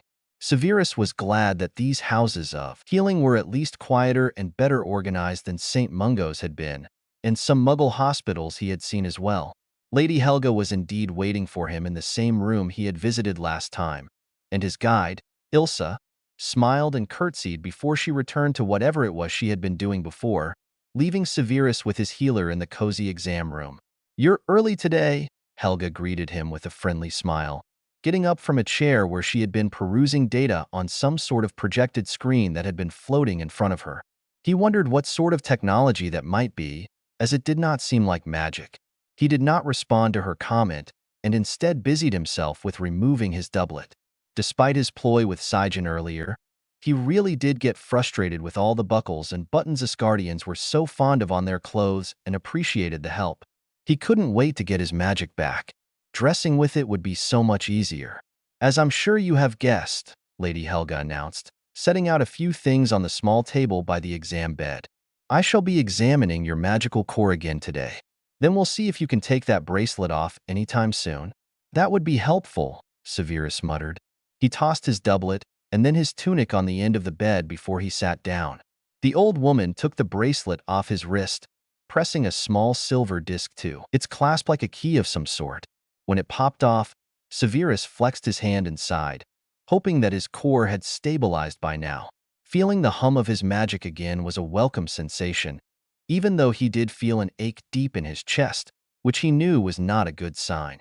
"How does that feel?" Lady Helga asked gently, gesturing for him to sit up straight and put his chin up. He already was sitting as straight as possible, and merely gave her the evil eye before straightening his gaze and lifting his chin. "Severus," she patiently prompted him when he delayed in answering. Her soft, wrinkled hands were pressing into his ribs. Foreign magic was thrumming against his senses, and it was rather distracting, not to mention fascinating. "It aches in my chest," Severus answered shortly, concentrating on the magic he could feel, vibrating like a plucked harp string in proximity to whatever she was doing with her hands. "But I am glad to have access to my magic again. I don't want that bracelet on again, getting cut off from such an integral part of myself." He trailed off. It makes you feel naked without it," she murmured understandingly. Her magic suddenly found his magical core and Severus drew in a careful breath. His body relaxed under the influence of her magical essence, but deep in his chest, it still felt like an open wound, sore and sensitive. As she prodded the core of his magic, the nerves all over his body tingled with pain and a headache started up at the back of his head, quickly spreading to engulf his skull in fiery needles. Starting in his chest and expanding rapidly outwards, he felt like he was being pulled apart. He retched involuntarily and jerked away from her. Lying on his back, Severus gasped for air and wondered why it still felt so unpleasant. Shouldn't he be healing already? His stomach roiled rebelliously, and he took deep breaths to stave off the nausea. Through the ringing in his ears, he was aware that Helga was talking to him. He raised a hand to show her he could hear her, but to hold on for a few seconds while he recentered himself. After a few seconds, the dizziness and nausea passed, leaving only a tingling ache in his chest and keen exhaustion threatening to send him off to sleep. After his former exams, he had felt the same way, only perhaps more tired, and glad he was in his comfortable bed. "Severus?" Helga asked once it was clear he was feeling a little better. He propped himself up on his elbows and glowered at her. "Isn't there any way you can mend the damage instead of simply poking at it?" he snapped, not unlike the way he used to speak to Poppy. "It's like blood loss," Helga retorted, clucking her tongue in disapproval of his tone. It will only heal with time. Well then, why do you feel the need to torture me by prodding what essentially feels like an open wound? You should keep your eyes open when I do my prodding, Lady Helga snorted. Then you'll be able to see why it feels like an open wound. She paused and shook her head. Frankly, I don't even know how you even have any energy at all. You should be flat on your back after dash. Yes, yes, Severus interrupted impatiently, struggling to sit upright again. This is not anything you have not said to me before. But am I able to remove that bracelet yet? I'm afraid not, Helga replied tersely. I imagine it will be another 4 or 5 days before we can consider that, judging by the rate of healing. Severus sighed, but he didn't push the issue. It was pointless. He would heal when he healed, and not a moment sooner. Helga briskly helped him sit up again and started probing his damaged throat, clucking and muttering as usual. After she got a feel of what she was working with, she had him lie down while she worked. He let himself float away on the strangely soothing waves of her healing magic as they washed over his scarred throat and filled his body with something like new life. Absently, he wished Poppy had been able to do this. He might not have been so eager to escape her clutches if she had been able to make healing feel like this. He had breakfast in the houses of healing, since he felt too tired and dizzy to make the short trek to the breakfast terrace. But after a morning nap, he felt well enough to leave again, and Lady Helga came to put the bracelet back on his wrist before he left. It felt unnatural to be once again cut off from his magic, but at least he knew for certain it would not be long before he could remove it permanently. As she clasped the bracelet around his wrist, he admired the workmanship, and once she stepped back, he held up his hand. How does it work? He asked abruptly. We have nothing like this on Earth. Midgard, I mean. I actually don't know how it works, Lady Helga chuckled. I know it is imbued with a magical dampening field that suppresses all magic in its immediate radius when its circle is closed. But as to the exact science of it, I do not know. I am a healer, not an enchanter. Severus nodded thoughtfully and reached out to touch the finely crafted bands of silver metal, twisted together to make a loose braid, design that was simple but eye-catching. He sighed and dropped his hand back into his lap before he reached for his boots. I advise you to keep resting, Lady Helga informed him as he shoved his feet into the black shoes. Sleep is the best thing for magical replenishment. I'll keep that in mind, Severus muttered. He knew that, but he was not going to be sleeping his days away unless he was truly tired enough to do so. His throat, always so raspy in a way that he had almost gotten used to in the last 15 years, felt much better after his last magical treatment, and he wondered if she was healing the scars on the inside as well as the outside. His voice sounded slightly better as well, and the thought of perhaps speaking with more or less his old voice put him in a good mood. Sleep is not the only way to let your mind and body be at rest, his healer added suddenly. You should ask your maid to show you the gardens. Severus glanced up at her and nodded slowly. I may do that, he replied. He stood up and grabbed his doublet and cloak, and to his surprise, Helga stepped in to help him when he struggled with the order of the buttons and clasps. You people are fond of complicated clothing, he grumbled, though without any ill will. The clothes were comfortable and pleasing to the eye, so he really couldn't complain. He almost liked the challenge, even though he was not fond of having to solve a puzzle every time he dressed or undressed. Not having grown up here, you think them complicated? Lady Helga chuckled, taking his cloak and shaking it out before gently sweeping it over his shoulders and smoothing it out in a motherly gesture once it was on him. You should see what our Prince Loki was fond of wearing on special occasions. Now those garments were complicated, even by Asgardian standards. If it was anything like what he was wearing on Earth, I believe it, Severus snorted, almost smiling at the memory of his ridiculous horned helmet and elaborate outfit. Lady Helga hummed. There are rumors, of course, that he has come home, but the king has not issued any sort of official statement. So he was on Midgard? I am not certain I should be talking about it, Severus muttered, suddenly wondering if he shouldn't have said anything. He had assumed that the healers would know he was back. After all, Thor had mentioned that he had asked a healer to see to Loki. I understand, Lady Helga said quietly. I suppose. I simply miss our prince. He has been missing over a year now. Severus peered at her wrinkled face searchingly. I hear much about Prince Loki from many people, he said carefully. It seems he was rather popular. Ah, yes, the old woman smiled fondly. Loki was such a good boy. A bit mischievous and had a bit of a temper, but he was a good boy. Compared to his brother, he was a patient boy, to tell the truth. Most Asgardians are hot-headed. Were you his healer? Severus asked, just out of curiosity. He wondered if it would be possible to suggest she go down to the dungeons and take a look at Loki. He had not looked very well the last time they had seen each other in the hall outside the throne room. Even though Severus was the one who had fainted, Loki had still been recovering from torture that no mortal could survive. I only treated him for a couple of minor things, you understand, Lady Helga replied. You know, skinned knees, a bloody nose. Lady Air was his official healer. The queen would allow no one else to treat her sons. I don't believe I have met her, Severus commented, for lack of something else to say. She is the chief healer here, Helga explained cheerfully. I'm not surprised you have not met her. She is a busy woman. I enjoy learning here, Severus suddenly said, abruptly changing the subject. There are so many things I do not know or understand about your people. Saen has been a great help. I'm glad, Helga smiled. She is a good girl, so capable and clever. I may be biased, but I can't think of no one better suited to be your guide here. Do you know Saen well? I should say so. I am her maternal great-aunt, and I took care of her mother after the deaths of her parents. Saen's grandfather perished in the Ice War, and her grandmother was a field healer. She received a terrible injury and came home only to die a few days later, leaving me with custody of a fiery young lady who had absolutely no desire to become a healer. She married a stable keeper and became a cook in the palace kitchens. Saen was their only child, and then Sigmund was kicked by a horse and crippled. He died a few years ago, a broken, bitter man. She broke off suddenly and dabbed her eyes with her wrist. I'm sorry, the old woman sniffed. I don't know why I'm telling you all this.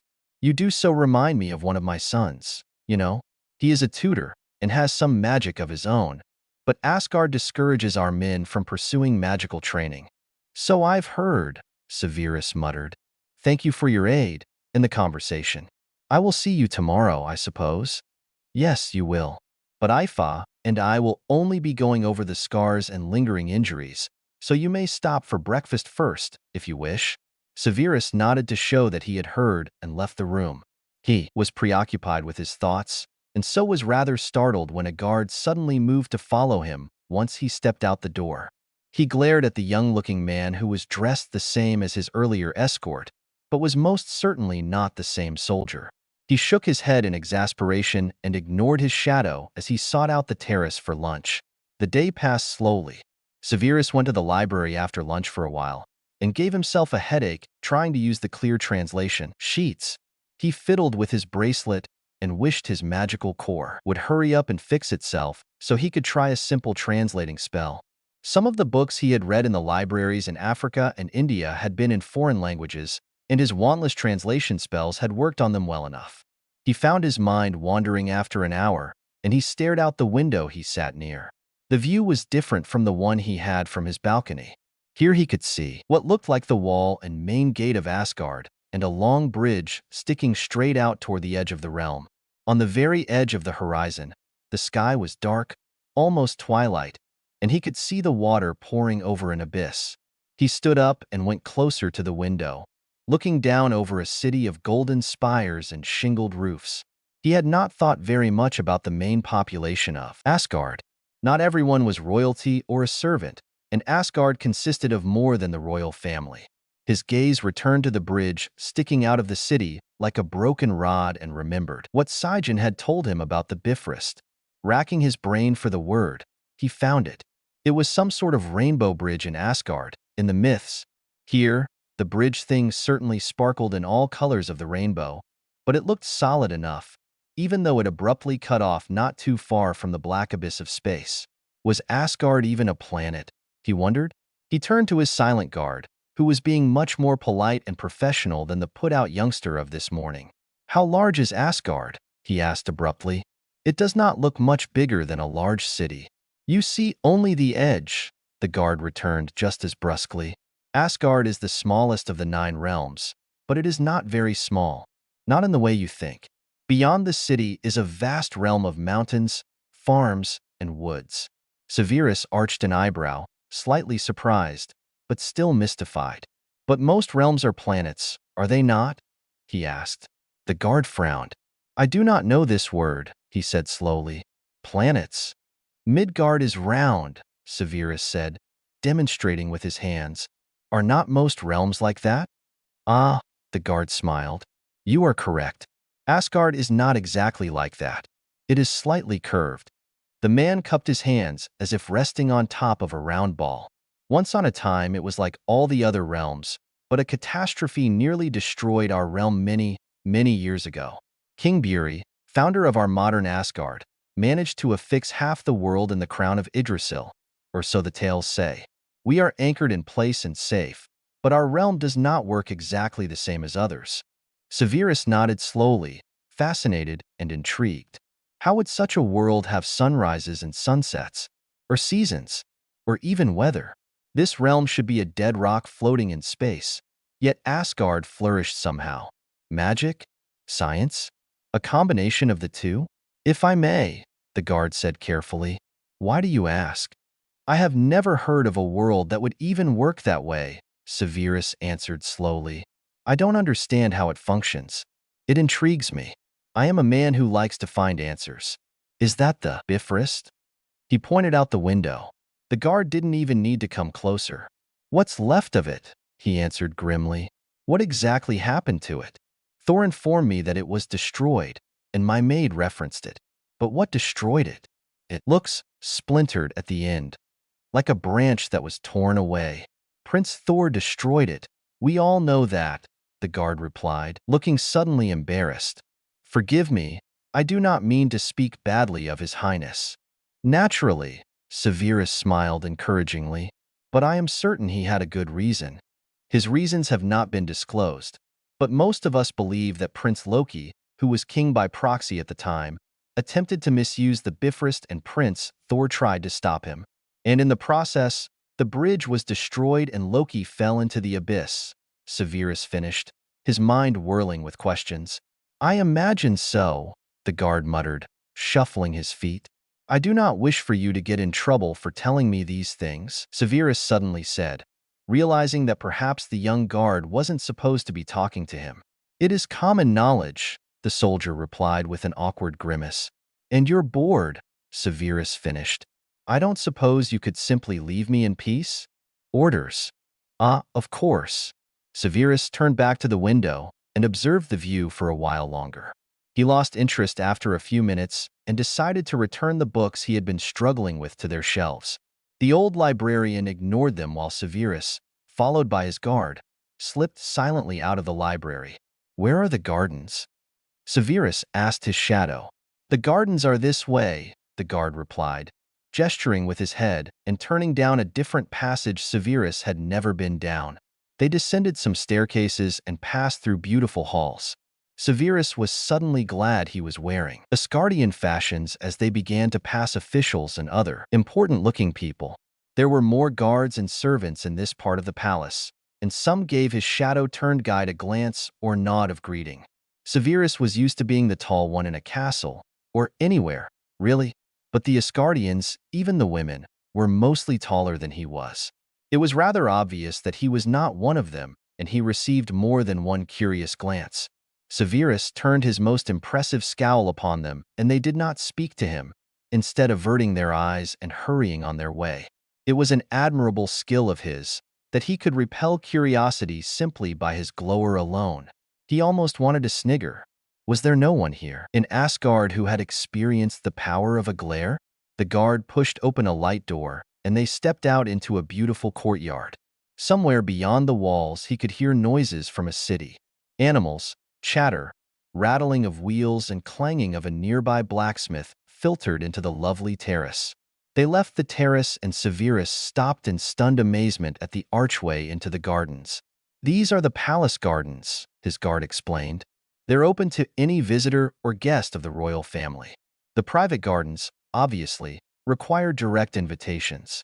This is not a garden, Severus muttered. It is a park. Still amazed, he stepped out onto the immaculate paved pathway, admiring the flowers, trees, and grass.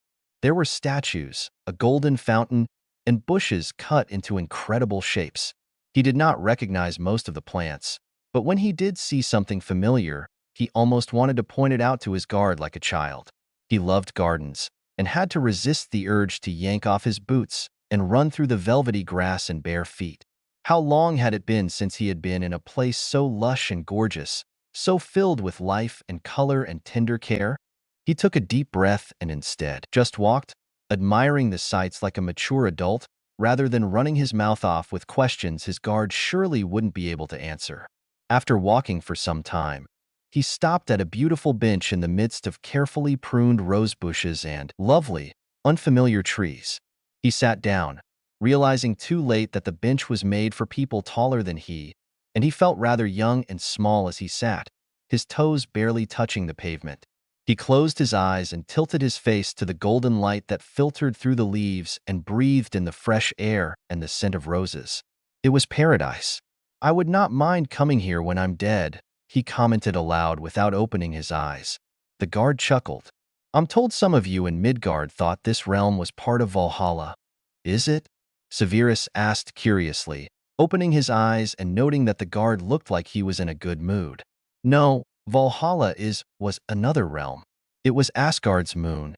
Severus pondered that. "So, Valkyrie are real?" "Were," the guard corrected him. "Long ago, the Valkyrie were Asgard's elite female warriors. They were feared throughout the 9 realms. And now? The last of them were exterminated in a civil war long ago," the Asgardian replied quietly. That was a sobering thought. Severus wondered if something catastrophic had happened to Asgard's moon realm as well. He knew from the night sky that this world still had 2 moons, so once they had 3, or perhaps more. So, is Helheim real as well? Severus asked for lack of something better to say. "Helheim?" the guard frowned. "I do not believe so. I have also heard it called Niflheim." "Ah yes," the guard grinned ruefully. "Niflheim exists. A terrible realm it is, filled with monsters and ice dragons." Severus blinked at that. Did he say ice dragons? Is there intelligent life there? "Not that I know of," the guard shrugged. "But then, not many Asgardians I've known have ever been there. The main realms Asgard is allied with are Alfheim and Vanaheim, and I've been to both. Nornheim and Rhea are somewhat allied with us as well. The rest are either enemies or of no consequence." "I am not very familiar with the 9 realms mentioned in our mythology," Severus admitted. I'm not too familiar with them all myself." The man shrugged. "I'm just a normal guard, not even an Einherjar. If we officially went to war, I could be conscripted for the army, but we're not exactly at that point yet. I've never been off Asgard in a military sense." Severus turned his attention back to the trees and flower bushes, pondering the guard's words. Military, politics, technology, all in a place Earthlings had thought mere myth or legend. It all seemed so unbelievable, yet here he was, sitting here in a garden of plants from worlds Earth had never dreamed of. He was probably the first human in Asgard, at least since ancient times. "This is simply incredible," he murmured, almost without meaning to speak. "An entire civilization. It has all existed here since before our first parents came out of their caves and learned to create fire. It is strange to us as well that the mortals of Midgard have come so far in so short a time," the guard replied easily. "Your kind are resilient and clever, for a people that have such short lives." Coming from anyone else, the compliment would have sounded condescending. And alright, so it probably was still a bit condescending. But Asgardians lived for thousands of years, while a human was lucky to reach 100, unless they had a magical core to keep them going for 50 or 60 years after that. So yes, mortals must seem quaint and strange, with their short lives and odd habits and endless curiosity. Severus almost snorted. The attitude of Asgard toward Midgard was similar to the wizarding world's attitude toward Severus had plenty of arguments for why wizards should be more open to Muggle ideas, and none for Asgardians to be more appreciative of humanity. What did humans have that Asgard didn't? The guard turned suddenly and Severus picked up on the movement. He rose from his bench and saw a young servant boy, bowing nervously a few feet away. "Yes?" the wizard asked warily. "Severus of Midgard?" "Yes," Severus repeated, his tone getting a bit testier. "The king has summoned you to a meeting," the young man said respectfully. His cheeks were flushed with excitement, and he was probably bursting with questions, but he was more professional about his job than the young grumpy guard from this morning. "Has he?" Severus muttered.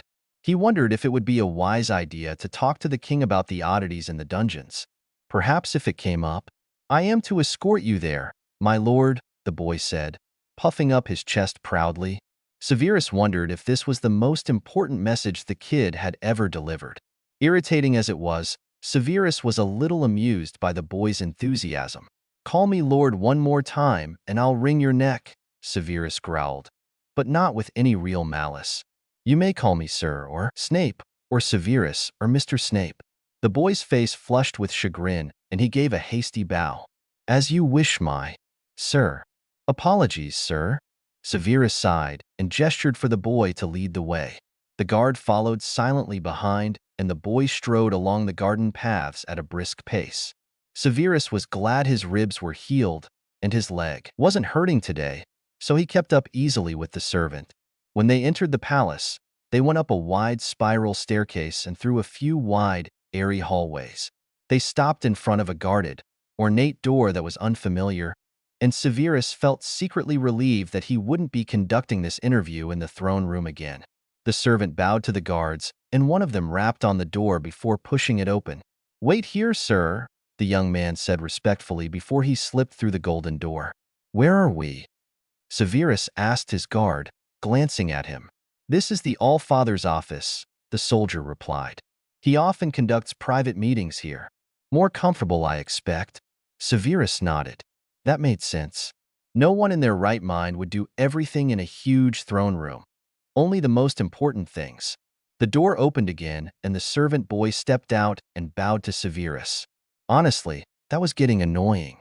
How did royalty stand it? Come to think of it, how had the Dark Lord stood it? "You may enter, sir," the young servant said respectfully. Severus waved at the kid before he could bow again, or something silly like that, and stepped through the golden door. The guards pulled it shut behind him. He glanced around, keeping his reactions bottled up. The room was surprisingly cheerful.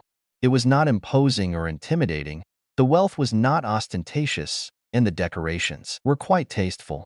There was a desk, more like a table, on this side of the room, but the king was not seated there, nor was he in the comfortable-looking lounging area at the opposite end of the huge room. Odin himself was standing at the large curved window at the far end. There were potted plants around him on the floor and on the window seat, and some other much higher windows had silvery designs etched in the glass, which caught the light in beautiful ways. The walls were gray-streaked stone like marble, and the floor was wood, but so smooth and hard that it shone like glass. Tapestries, a few statues and carvings, and some more vases, some with plants, decorated the room. It was a very fine office, and Severus had to admit that the informal air of the place helped to put him a bit more at ease. "You summoned me, your majesty?" Severus said once it was clear that the king was not going to speak first. Odin Allfather turned and gazed at him with his one blue eye. "You came quickly," he commented. Severus inclined his head.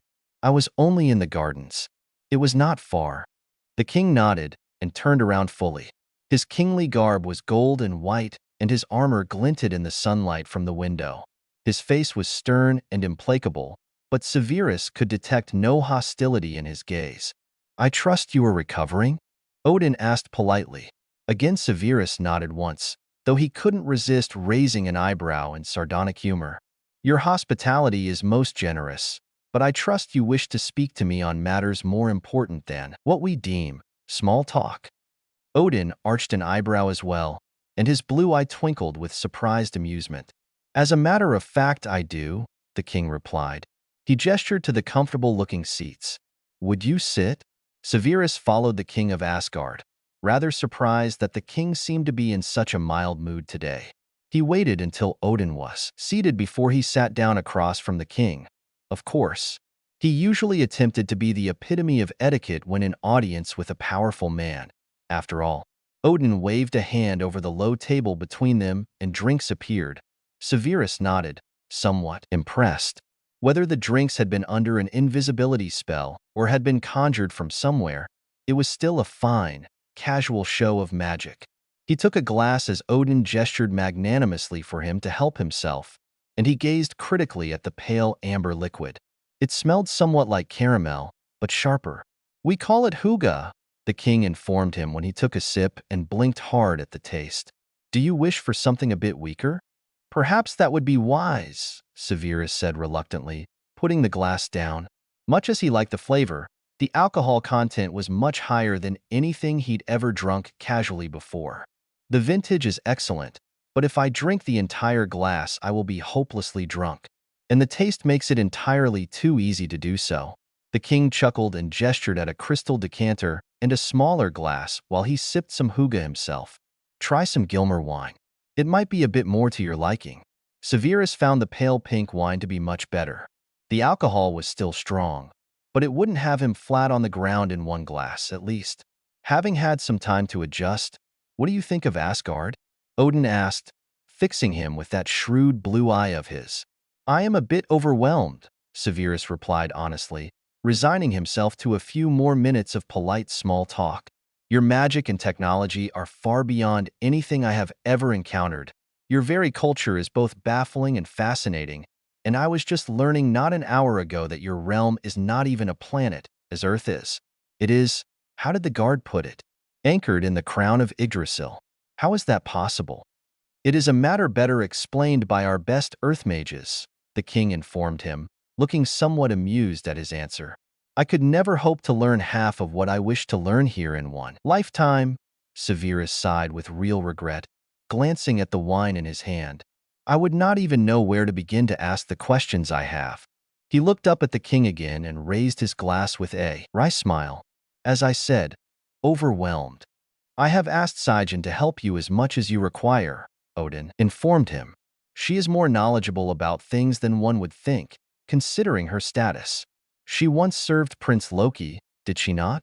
Severus asked, pressing toward what he felt was the issue at hand.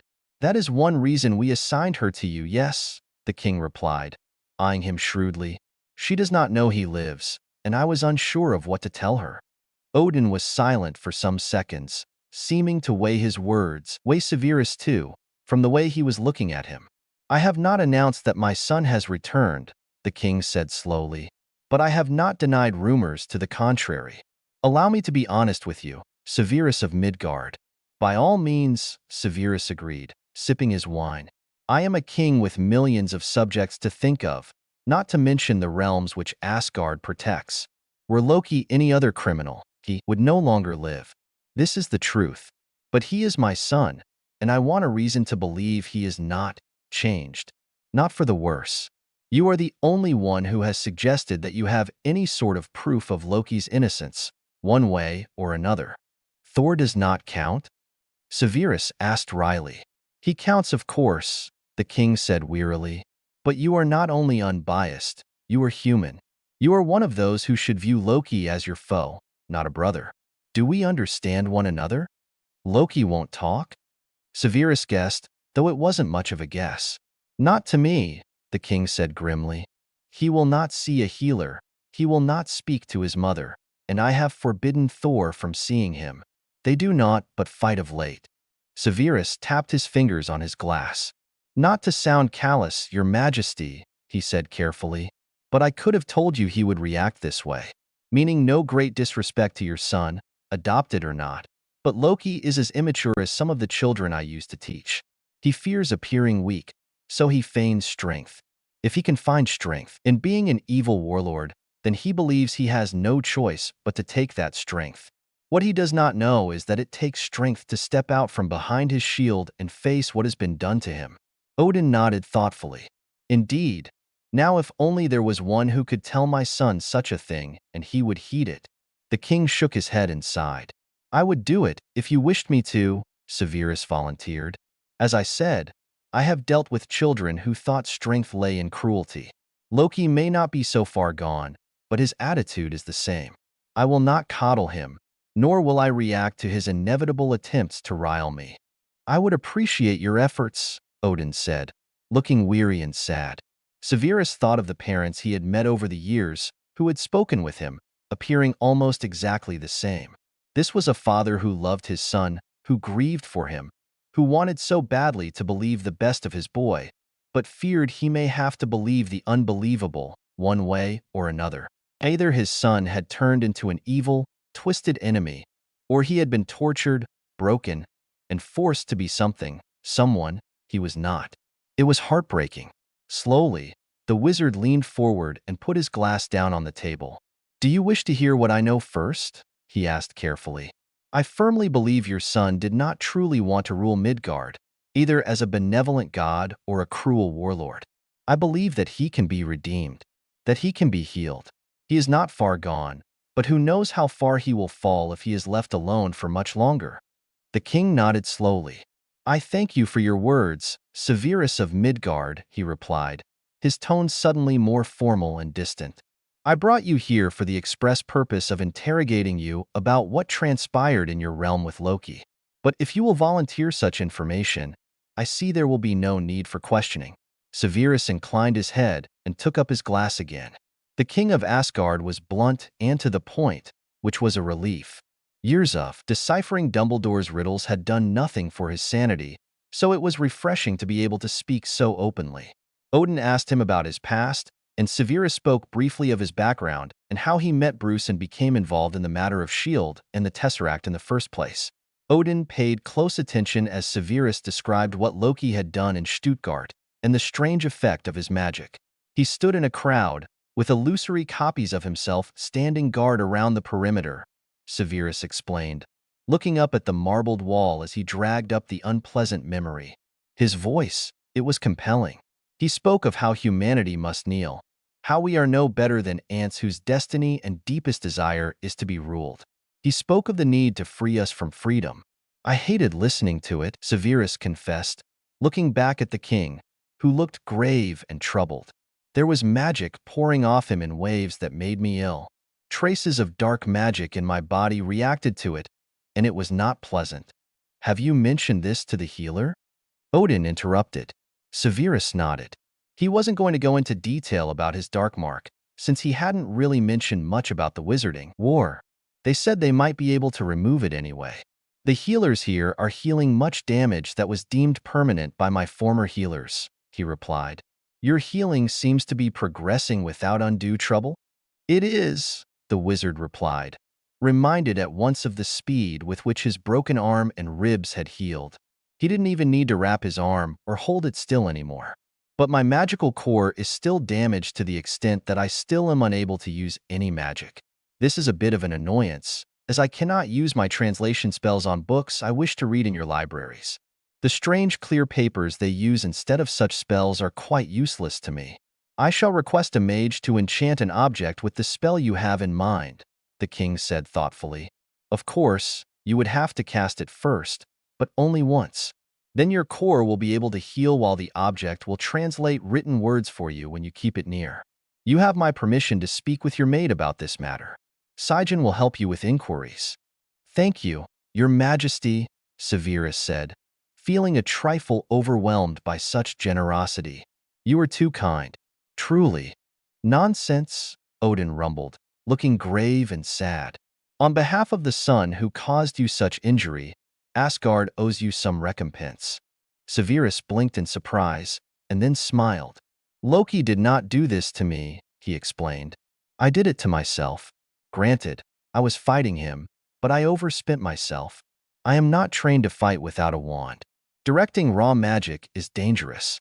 I could have killed myself.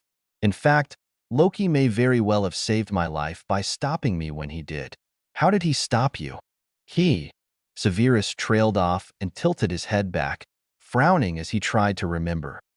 "It got very cold. The cold burned. My skin was freezing. It was." He shuddered slightly, not wanting to recall how similar the feeling in his nerves had been to a well-cast cruciatus curse. "I knew I was going to die," he finally said. "I fought him with the foolish hope of distracting him for a few crucial moments until the rest of the Avengers could come to my aid. You knew how powerful Loki is? Normally, I suppose he should be quite powerful, but I wouldn't know, Severus mused, tossing back the last of his wine. He was feeling strangely detached and knew he might have had a little too much. He put his hand over the top of his glass and shook his head when Odin silently asked him if he wished for more. I assumed Loki was far too powerful for even a group of well-trained, wand-bearing mages to defeat, so I did not face him with the hope of survival. Yet, I live. We fought. I was pitifully helpless against him, and yet he did not kill me, and his taunts were laughable at best. He toyed with me, and then the Hulk arrived. He attacked Loki, and after that, I knew that Loki had not been acting under his free will. How so? His eyes glowed blue when I first met him, the wizard explained. When we fought, his eyes were still the color of the tesseract of his staff. But after the Hulk gave him a few blows to the head, his eyes turned green and his attitude was much different. He was less arrogantly evil and more distant. He was cautious, and he sneered a good deal, but he was not so haughty and there were no taunts or threats. I guessed right away that the staff had possessed him, but there was more to the story. Odin was silent for a few moments, digesting this information. After you realized he had been controlled to such a degree, what was my son's reaction? The king finally asked.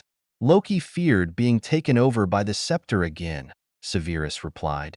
He asked me to render him unconscious. But you did not. I invaded his mind instead, Severus said with a scowl. My sincerest apologies for that, but time was of the essence. His eye color was shifting between green and blue so quickly that I knew I had mere seconds before Loki lost the battle. The king waved the apology and explanation away. Tell me what you can of his mindscape. Severus opened his mouth to reply, but then hesitated. I hate to break such a confidence, Your Majesty. Odin glared at him. I am his king and his father. He is currently a prisoner for life, with no rights whatsoever. If you can tell me what he suffered, from what you saw in his mind, you may very well clear him, at least to some degree. So speak. Tell me what you can. The wizard briefly closed his eyes and then abruptly stood up. Pacing helped. Loki's mind was a mess, he said bluntly. It was shattered, destroyed, on fire. He was screaming. In his mind, Loki was screaming. He was in pain. Severus stopped and folded his hands behind his back. There were 3 other presences in his mind that were not his. The scepter, or the mind stone within the scepter, was a placid, calm voice, like a still lake without a bottom. The one Loki's mind called the Ebony Maw was a raging wind, beating and battering and dragging into submission. The final voice did not speak above strange mutters in a language I knew not, but it was flame and pain and nothingness. It was the most horrific. Yet, when I began the battle, shoring up Loki's mind and dragging more of his consciousness under my acclemency shields, that voice retreated almost before I even realized it was there. The others had to be pushed out, but the one that was all fire and pain, that one, left before the battle began. Acclemency? Odin interrupted with a thoughtful frown. The word is unfamiliar to me. Acclemency is an art of protecting the mind, Severus explained. It is magic, but from what I have seen, even those without magic can succeed at it, on some level. A true acclemens forms shields around their minds comprised of many layers. Sometimes, these layers are false, invented, lies. Sometimes the shields are truth and beauty and strength, something which the owner is focusing on so intently that no other thoughts can escape. And sometimes, the shields are nothingness. After all, a blank mind is one in which there is nothing. It is difficult to explain, but it is useful and requires discipline, and I was surprised Loki had not learned such techniques before. He had mental defenses, but they were mostly aggressive, not defensive. Mine are defensive, but the best offense is a good defense, as we humans say. My mental walls are flexible and impenetrable, and so invisible that if one never suspected me of having such shields and entered my mind, they would only see that which I wished for them to see, nothing more. You saved Loki from no less than 3 mental influences that had possessed him? That is correct, Severus said with a nod. I fell into darkness at the end, having overextended my magic too far. I awoke a week later, still exhausted and in pain. But I lived. And Loki lived as well. The ebony maw threatened Loki in his mind several times, and I do not know who he worked for or who he was, but Loki truly feared him. I caught glimpses of. Severus stopped, suddenly aware that he was talking to Loki's father. This stern king truly cared about his son, adopted or not, and to tell the king to his face that his youngest boy was tortured, degraded, and broken over a period of months was almost unbearable. He had been forced to make reports to the Order of the Phoenix about members who withstood torture for mere days, not an entire year. Severus dragged in a ragged breath. He knew that he must be honest. For Loki's sake. I cannot unsee such things, he said quietly, gazing into the king's face. Your son was tortured and broken in ways that ought to have left him dead or insane. Only when he was possessed and confused did he ever kneel before this master, take the scepter, and invade Midgard. He never wanted a throne, least of all one on a dust ball covered in ants. He would rather have died than submit to such a fiend. Your conclusion? The king of Asgard asked gravely, hiding any emotion behind the stern and stone-like face of his expression. If you were to ask me, Loki is at least mostly innocent. On Earth, we do not punish those who were mere puppets for others. There is a curse, the Imperious Curse, which some wizards are able to cast upon others in order to control them in much the same way as the scepter controlled those Loki touched with it. Those under the Imperious Curse are not judged guilty of the crimes they commit while under such influence. But I know Loki must acknowledge it is so first. There must be proof if he is to be pardoned. Odin was silent for some time. Severus held his peace, and eventually sat back down. The king had a tear glistening in his eye, and the wizard looked away to give him privacy. Finally, the All-Father stirred, to drain the rest of the hygge from his glass. Thank you for your honesty, Severus of Midgard, the king said gravely. If this cruel enemy who tortured and controlled him has his sights upon Midgard, who knows what other plans he may have?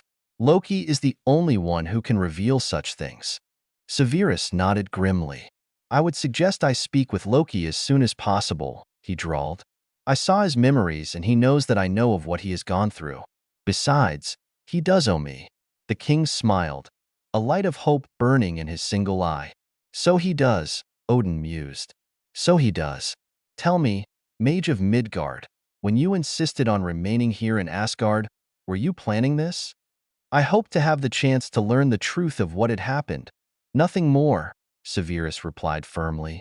One curious thing about spies. We are the most likely to seek out truth. After all, the truth, or the lack of it, is a spy's mightiest weapon. Odin nodded again. You are a mighty warrior, Severus of Midgard. Tell me, have you ever thought to take up a sword? Severus was too flabbergasted to reply at first, but he caught the gleam in the king's eye and managed to laugh a bit. I am too old and damaged to be much good with a blade, your majesty. Besides, watching your Einherjar sparring the other day was enough to put me off such a desire even if I'd had it. Thorin insisted that you are an assassin and went on about you for nearly an hour, Odin replied with an amused smile. I do not imagine you know what prompted such a reaction. Saen told me he was likely hateful simply because I wield a wand rather than a sword, Severus grumbled. Is this why Loki seems more popular among healers and servants than among guards and warriors? Magic is not appreciated in this realm, Odin sighed. But I am skilled in it myself, as is my wife, who was raised by witches and is the most gifted enchantress in the 9 realms. Have you met the queen yet? Severus shook his head, suddenly remembering the topic he had wished to bring up with the Queen of Asgard. Saen gave her a message for me this morning, the wizard commented. I wish to speak with her about something I witnessed by accident. Saen seemed to think it worrisome. Oh? The king narrowed his eyes slightly, assessing him sharply.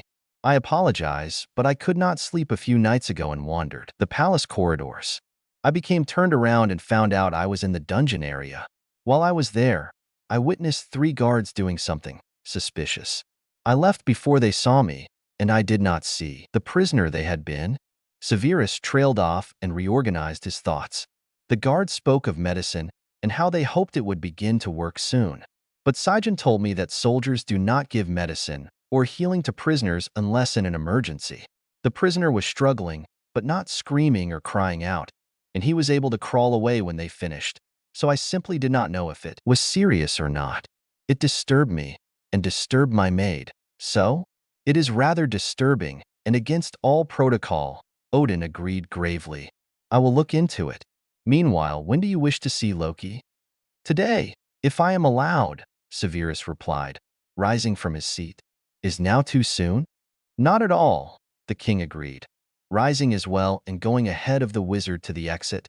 He wrenched open the gold-gilded door and turned to the guard who had been accompanying Severus all day.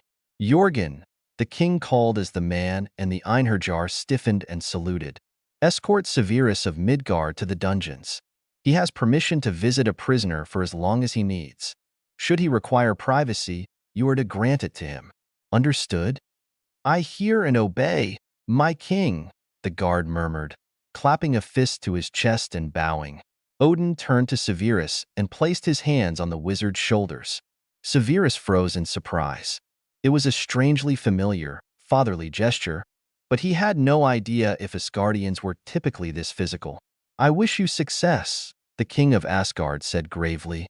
You will come after and speak with me of what you learn, and you will meet the queen. Severus nodded. When he stepped back and the king's hands were back at Odin's sides, the wizard clenched his right fist and pressed it to his chest, and he bowed slightly. This beat kneeling and groveling and kissing a dark lord's stinking robes by a long shot. I will return here, Severus confirmed. He turned, his cloak swirling satisfyingly around his legs, and marched after Jorgen the guard on his way to the dungeons. After many tribulations and false starts, I have finished chapter 4 at last. Wipes brow. I hope it won't be this long of a gap between chapters next time. Thank you all for your patience. Loki's Visitor. Rated T. Don't own Marvel or Severus Snape. Chapter 5. Loki's Visitor. Loki was pacing again. There wasn't much else to do in here besides pace back and forth, mixing it up by counting in different languages, reciting verses, and changing the length of his strides. But when he kept his strides at a normal length, the cell was exactly 7 paces wide and 7 paces deep. Loki had paced up and down and back and forth so many times over the past several days that he was sure he was wearing down paths in the stone. In the back wall was a doorway that had an illusion of the wall covering it instead of a door, and behind the illusion was a cramped washroom. Loki had used the water sparingly in the last few days, as the thought of water cascading over his body was enough to make him start to tremble. Was there any element that his tormentors had not defiled and perverted? He hated his fear of the stupidest things. Why, he had fallen into a brutal flashback simply because of an item of food on his plate just the other day. Every few hours, he caught himself descending into memories that threatened to turn him into a terrified fool. By sheer force of will, he was able to protect himself somewhat, but he could feel the tendrils of that hateful mind seeking his. He kept the new shields as strong as he could and tried not to think about anything incriminating. He recited verses of epics, hummed ballads, paced and counted, tried to make magic with an exhausted and suppressed magical core, and flipped through the books his mother sent. Frigga had come to see him a few times, but only by sending her illusion to him. He was slightly hurt that she had not come down herself to see him, and he took a strange kind of vicious pleasure in assuring her that he didn't need help, that he was fine, and when she left, he would laugh bitterly to himself over how little she must truly care about her wayward changeling child. Loki paced back and forth in front of the side window, counting the thin lines in the floor where the cell's floor stones had been set. There were 14 tiles along the crackling magical barrier of his cell, and one of them had a jagged crack, so thin it might have been a flaw in the stone rather than an actual crack. He hated that stone. It made him think of lightning, and lightning made him think of Thor. And he absolutely did not want to think of him right now. Not ever again, if he could help it. He was halfway to the back wall when he sensed something. He turned and couldn't hold back a jolt of alarm. Someone was standing right outside the clear barrier of his cell, and he hadn't even heard the dungeon doors clanking open. He would need to be more alert if even a mortal could sneak up on him so easily. Glaring, Loki stepped back and clasped his hands behind his back as he surveyed his unexpected visitor. Clad in Asgardian clothing, he seemed much different than the Midgardian fool he had dueled almost to the death in Stark's tower not so long ago. He appeared taller, more menacing, and definitely more dangerous. Darkness hung around him like a cloud. Severus Snape, the mage. "This is a surprise," Loki drawled with a mocking smirk on his face. "Are you exploring the palace, little mage? I see your maturity has not improved much," the mortal mage drawled back, seemingly unfazed by his mocking insults. "I am here to speak to you about Ebony Maw." Loki flinched and stepped back again, glowering furiously. "I do not wish to speak of him, and you have no right to bring up such a private matter," he hissed. Yes, the mage had freed his mind, but did this Severus Snape have any right to keep prying into what he'd seen? "I know you do not wish to speak of him, but I do not care," Severus Snape retorted. "Do you like being shut up down here? Do you enjoy the idea of staying down here for the rest of your very long life?" "I have no idea why you would care," Loki snapped. "Besides, I will not remain here long. Thor will be king soon, and he is such a naive fool that it would be child's play to convince him to free me." "When is soon to an Asgardian?" the mortal demanded with a flash in his eyes. "A decade? A century? A millennium?" "Don't be foolish," Loki sneered, even though he knew the mage had a point. Odin might hold onto the throne for longer simply because he knew Thor would be more merciful to Loki. "By that time, you'll be so bitter and stir-crazy you will have become who you have been pretending to be," Severus added, almost sounding amused. Come, Loki. Stop being such a child and tell the truth." "Or what?" Loki snarled, backing up yet another step. "You'll tell Odin? Sick the torturers on me until I confess?" "You owe me a life debt," Severus Snape said in a casual tone. He leaned against the stone pillar at the corner of the cell with his arms crossed and a sardonic smile on his face. "I've read in your library that Asgardians repay life debts like this with an actual bond. As in, you could practically become my slave until you repay me, if I demand it." Loki instantly froze, his spine as stiff as a frozen pillar. He wouldn't. He couldn't. Odin would never, or he might, if he thought it a proper punishment for his dishonored prince. "You saved my mind, not my life," Loki hissed, trembling with rage and something else he refused to name. He wanted to step back again, but he forced himself to step forward instead. Severus Snape could not hurt him here. They were separated by a barrier of energy that suppressed and repelled magic. Besides, the mage's words were only an empty threat, not an actual statement. "You told me you owed me a life debt," Severus smirked. "I may have lost consciousness soon after, but I do still recall you saying so." Loki cursed and turned his back on the mage. He paced back and forth in agitation, his hands coming up to his head, then dropping to clench at his sides, and then ringing in front of him, while he forced away the images that just wouldn't stop coming in response to the mortal's threat to enslave him. Torture, and pain, and humiliation, and fear, and brokenness. That wasn't who he was. He didn't belong to them any longer. Locked up in Odin's dungeons, he may not be free, but he was safe. Safe from them. Safe from him. "There will be no rock, no crevasse, no barren moon where you can hide from me." "Stop!" Loki shouted, suddenly coming back to himself. His hands were tangled in his hair, and his body was shaking. Had he said it out loud? Slowly, he turned around, both furious and humiliated, and saw the mage of Midgard still standing against the pillar, watching him with inscrutable black eyes. "Stop looking at me!" the disgraced prince shouted, somewhat hysterically. "What do you want? I already saved your life. I repaid you. Why have you come here? To mock me? Torture me? Blackmail me? What?" Severus watched him calmly while he shouted and trembled, and Loki fell silent, feeling foolish and exhausted. He sank down in his chair and sighed. He wanted to say more, but he couldn't. He waited for the mage to speak. "Loki," Severus Snape said at last, his voice low and soothing, "I want to help you. That is all. I worry for you. Will you tell me what is troubling you?"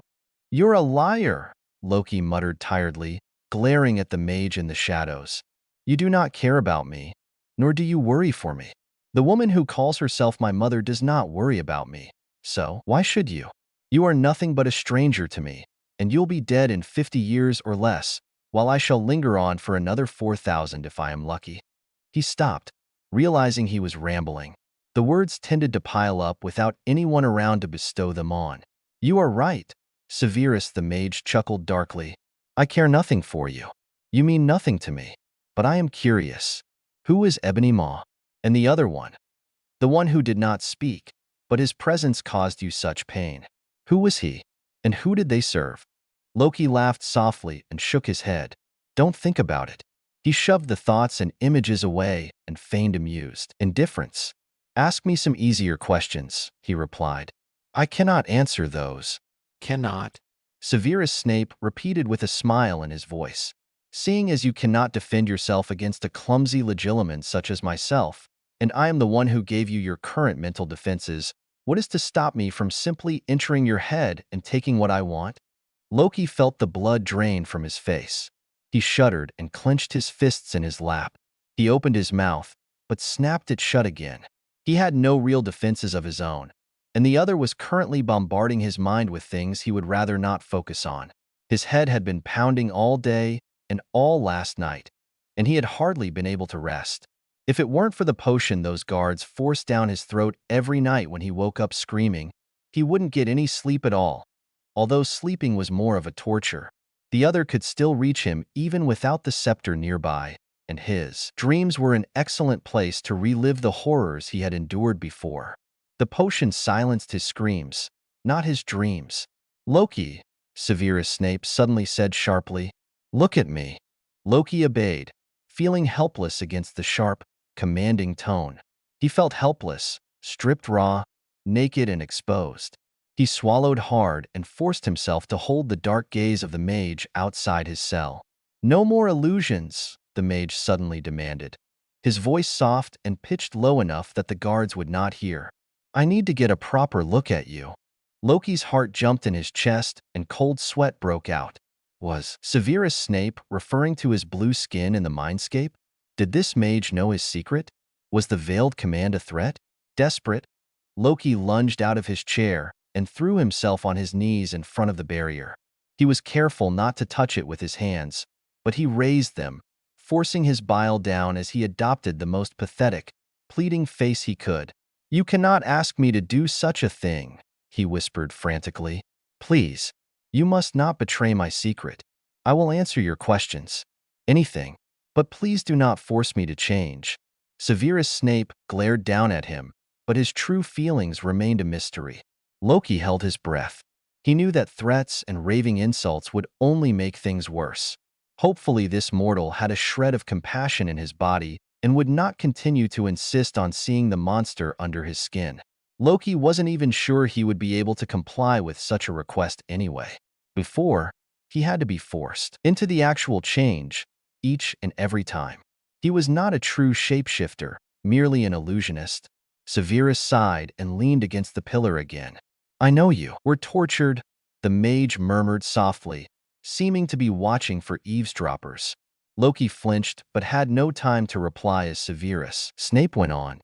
"I know you think yourself weak for breaking under such treatment, and the only way you know to remain strong is to hide such a fact from your father and the rest of your family."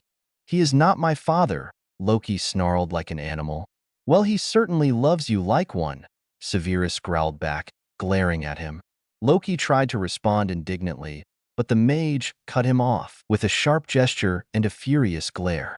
"You are acting like a spoiled child," the mortal hissed, bending slightly so that their faces were closer together and he could talk in an even lower voice.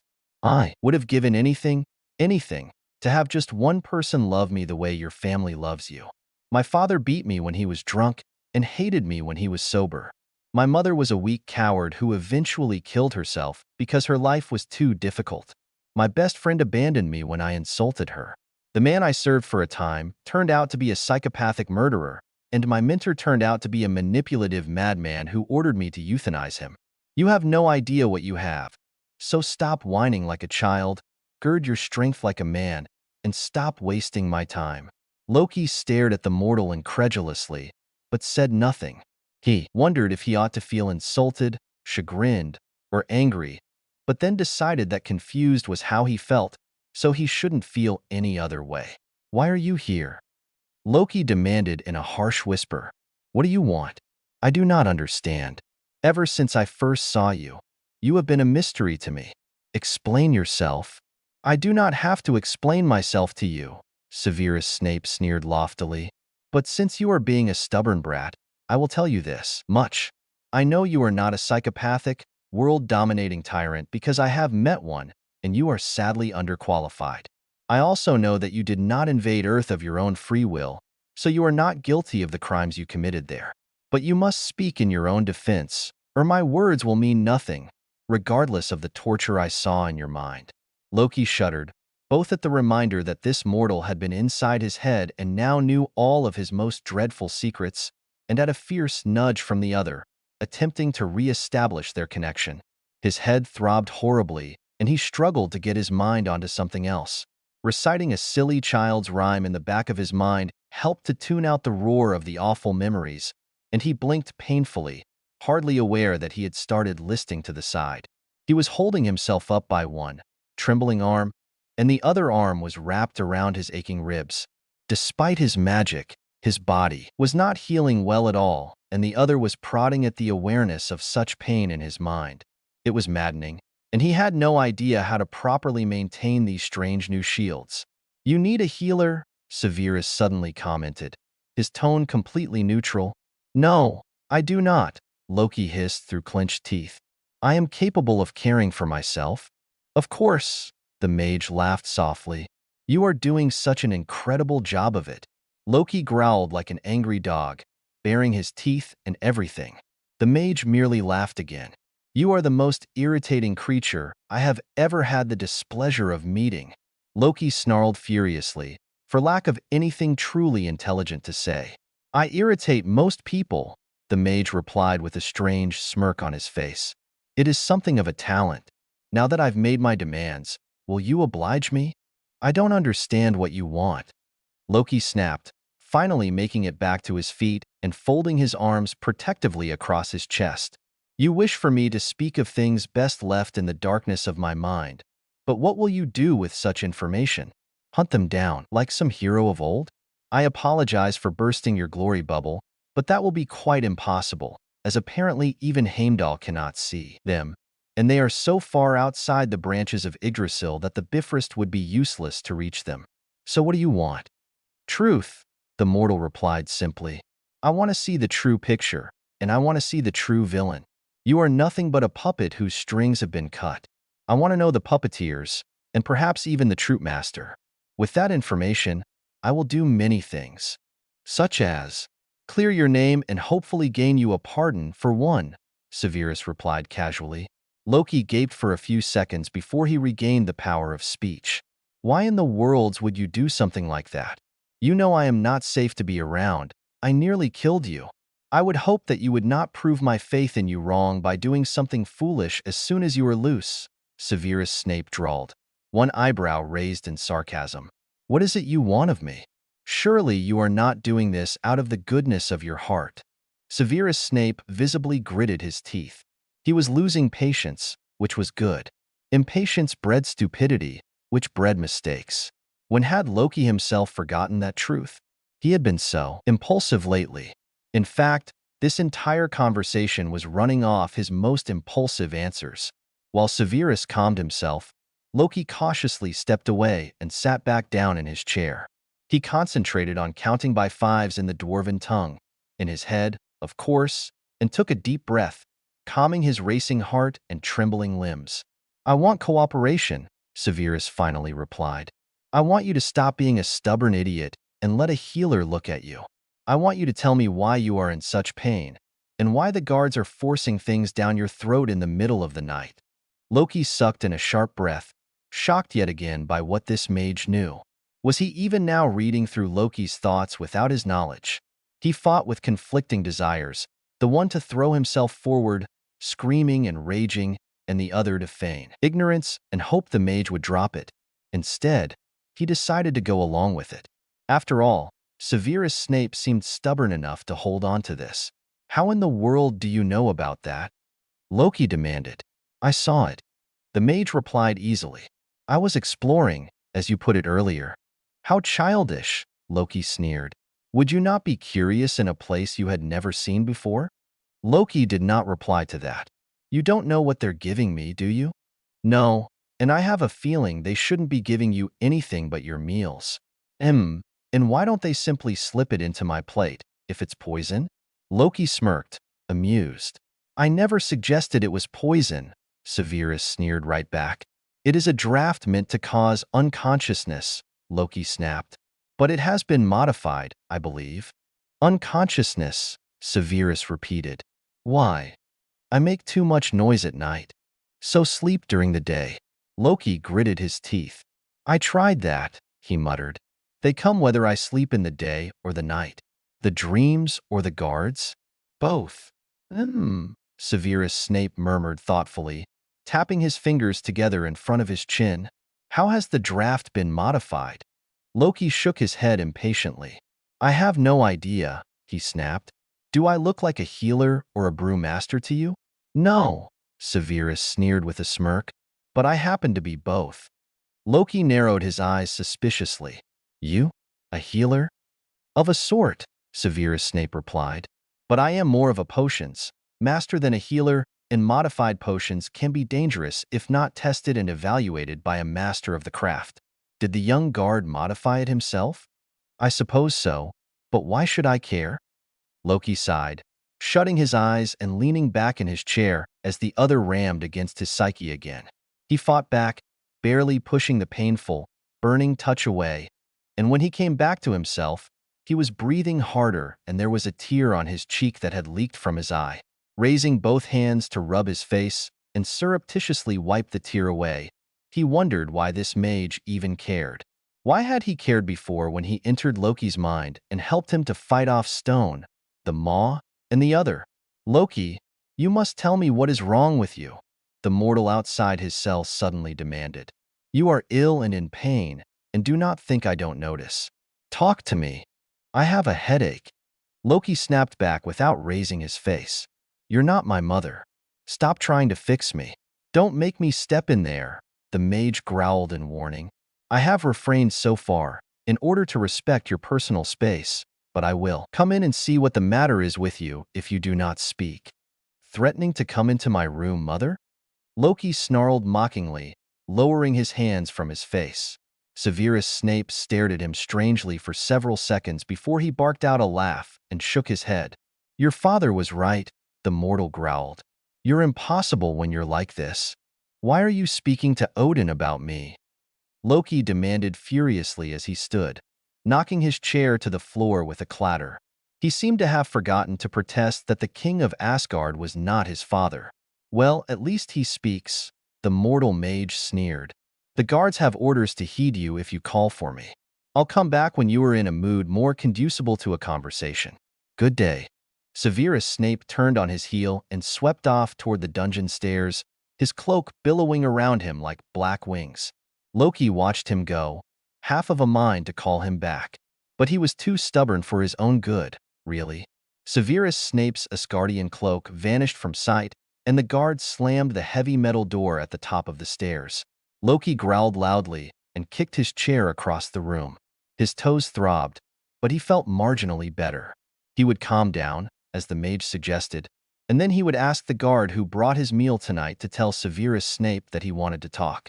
After all, he really had nothing to lose, and he needed to find out how much the mortal saw and remembered from the brief foray into his mind. Perhaps, as stupid as it sounded, the mage could help. Severus re-entered his rooms to change his cloak and boots before meeting with the king and queen, fuming and frustrated. He shouldn't have expected anything less, really. Why was he surprised at Loki's reticence and nasty attitude? He had practically predicted how the disgraced prince would react to any visitor at this point. Severus took a deep breath and removed his cloak, running through a clemency exercises to calm down. He knew that he needed to rein in his own temper and think this through. Now that he had talked to Loki face to face, with the prince in more or less his right mind, he had a better idea on how to approach him more successfully next time.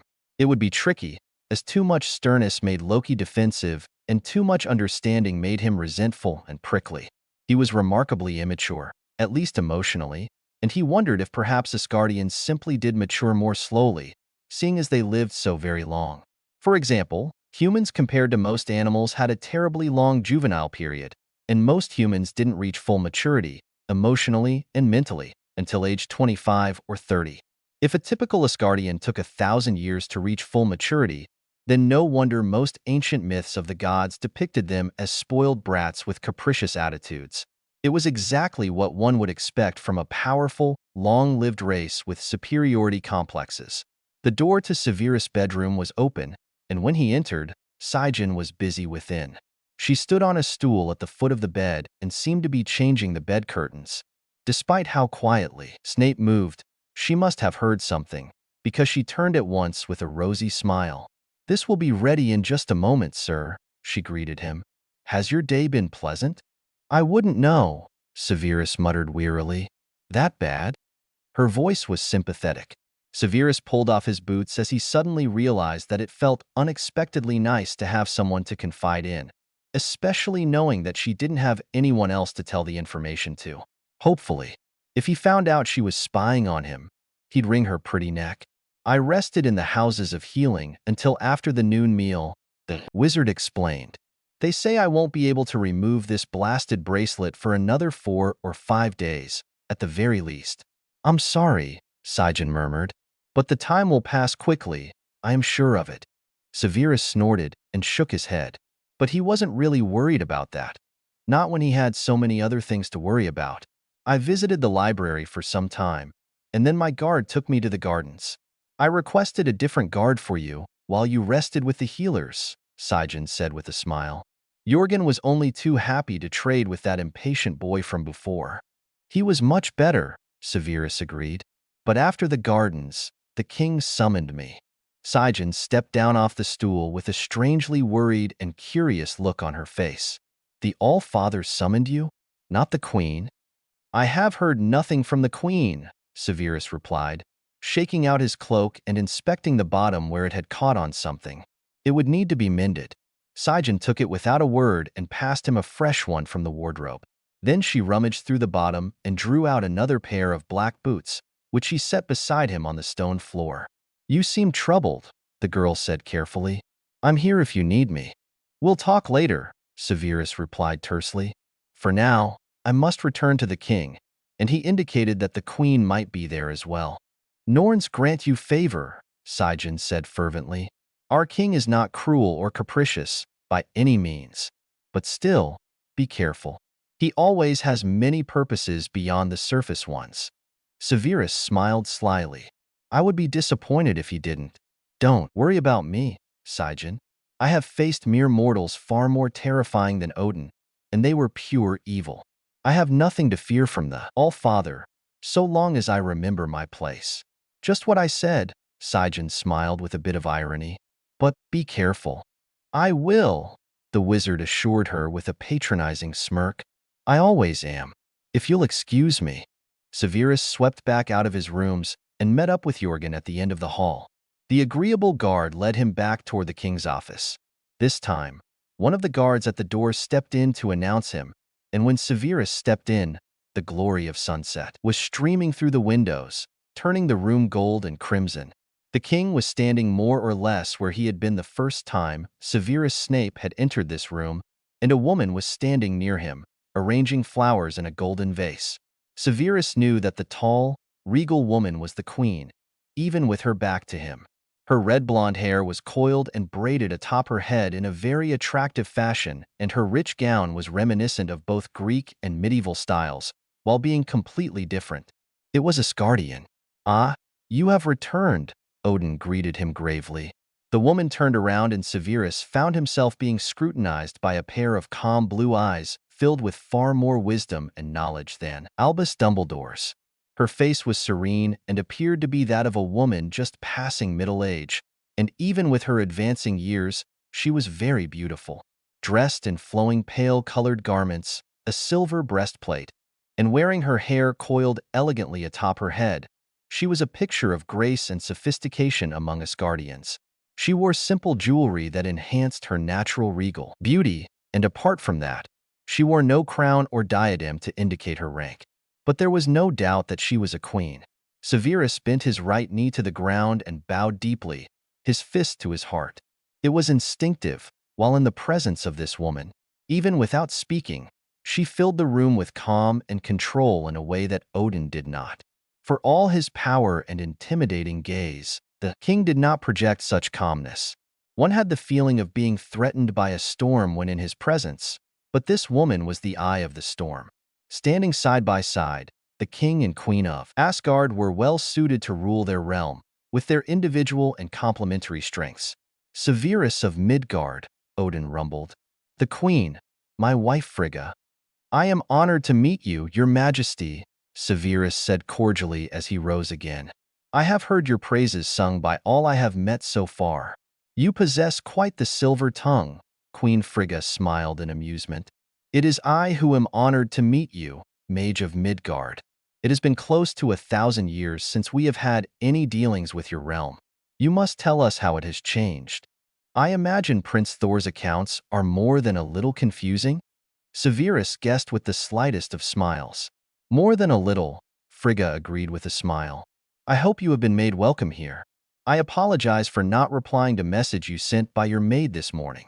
But the king wished to meet with you, and I would be here. I understand, Severus nodded, and I agree that it was prudent to wait.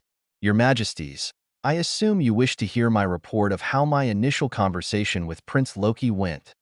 The queen's smile vanished, and she paled slightly. She turned to her husband, appearing both stern and worried, yet hiding both emotions remarkably well. I was not informed of such a meeting. I know you weren't, the king replied brusquely. My intentions are to find the truth, not coddle that boy as you would. Now, Mage, Severus, you say, initial. Do you anticipate needing more meetings with him? Indeed I do, Severus replied. He is like a wounded animal, lashing out and biting the very hand that wishes to help it. I will need time to gain his trust or trick him into revealing things. But from the small hints he did drop, I am on the right track. He is more or less innocent of egregious wrongs. But there is the matter of how complicit he was in these wrongs. I personally believe that he acted against his will when he invaded Earth, but perhaps he did want what he claims he wanted. Who knows? We should sit, Odin said, guiding his wife to the chairs and couch in the lounging area. She looked upset, and Severus could imagine that the two of them would have words later when they were alone. For now, she held her peace and schooled her features in neutrality. Severus sat after the monarchs were seated, but there were no refreshments this time. The wizard recounted his conversation with Loki, his worry about the guards who might be poisoning him with the modified draft, and the obvious pain he was in. Severus had suspected that Loki was using illusions to disguise his true state, but the wizard hadn't been able to see past them without certain spells, which he wouldn't be able to cast with his magic bound the way it currently was. Severus finished off by saying that if Loki had not requested him back to finish their conversation by tomorrow, he would go see the prince again after breakfast. We thank you for your help, Severus, the king said gravely. I trust you will continue to keep us informed when you do meet with him again? If you wish it, the wizard said agreeably. I shall conduct an investigation myself into those so-called sleeping drafts, Queen Frigga added, looking rather fierce in her anger. The guards received no orders from me to force medicine down my son's throat. Nor I, Odin murmured. But the guards do have quite free rein over the prisoners. So long as there is no proof that they are acting maliciously. I will see if Loki will tell me more, Severus sighed. But getting the smallest scrap out of him is like pulling teeth, as we humans say. Why would anyone want to pull teeth? Frigga asked, looking amused and baffled. Sometimes teeth are diseased, or the mouth is crowded with too many teeth, the wizard explained. I imagine Asgardians do not have dental problems? Not unless teeth are knocked out in a fight, Odin chuckled. Of course, Severus deadpanned. If you'll excuse me, I believe the evening meal will begin soon. You have our thanks for your help, the king said gravely, as he and his wife stood. It is the least I can do, Severus replied just as gravely.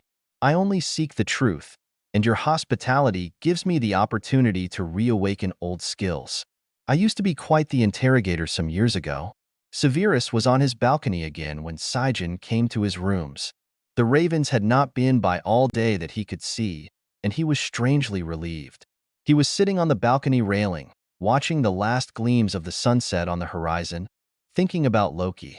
It was strange that he should both feel and be considered older than the god of mischief, when Loki himself was over 1,000 years old and Severus was over 50. But it did help him to formulate how he would approach Loki next time. If he thought of Loki as younger, it would be easier for him to take charge and get to the bottom of whatever had happened. He looked up as he heard the faint noise of a knock at the door to his private quarters. Hearing no reply, Saen let herself in and Severus raised a hand in welcome when she stepped into view beyond the balcony doors. "Saen," Severus greeted her. "Sit, if you have time to waste." "With you, sir, it would not be a waste," the servant girl replied demurely. "Are all Asgardians taught the art of polite flattery?" the wizard demanded, more amused than anything. "It is something one picks up," Saen laughed, seating herself on the railing not far from him. "So how was your day?" "Stressful," Severus sighed, glancing off at the rising moons in the darkening sky. "I was not certain if I ought to say anything before, but Loki is alive." He glanced at Saen, who sat as still and white as a statue, watching him with wide eyes. "He invaded Midgard with an army, and he and I fought each other. When Loki and Thor returned here, they brought me along.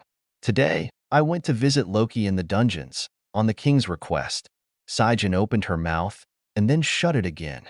She raised a shaking hand to her mouth and took several deep breaths. Her eyes swam with tears. "Loki is alive?" she breathed. "Oh." She shut her eyes and then covered her face with her hands. Her shoulders trembled. "Oh," she murmured again, taking deep breaths and attempting to control herself. "I lost hope," the girl whispered. I thought. "I apologize that I did not tell you sooner," Severus muttered uncomfortably, looking away from her distress. "I was not certain that the king wanted anyone to know he was home. And in the dungeons." Saen burst out, lifting her pale face and red eyes to him. "You saw him? Is he well? Are they treating him fairly?"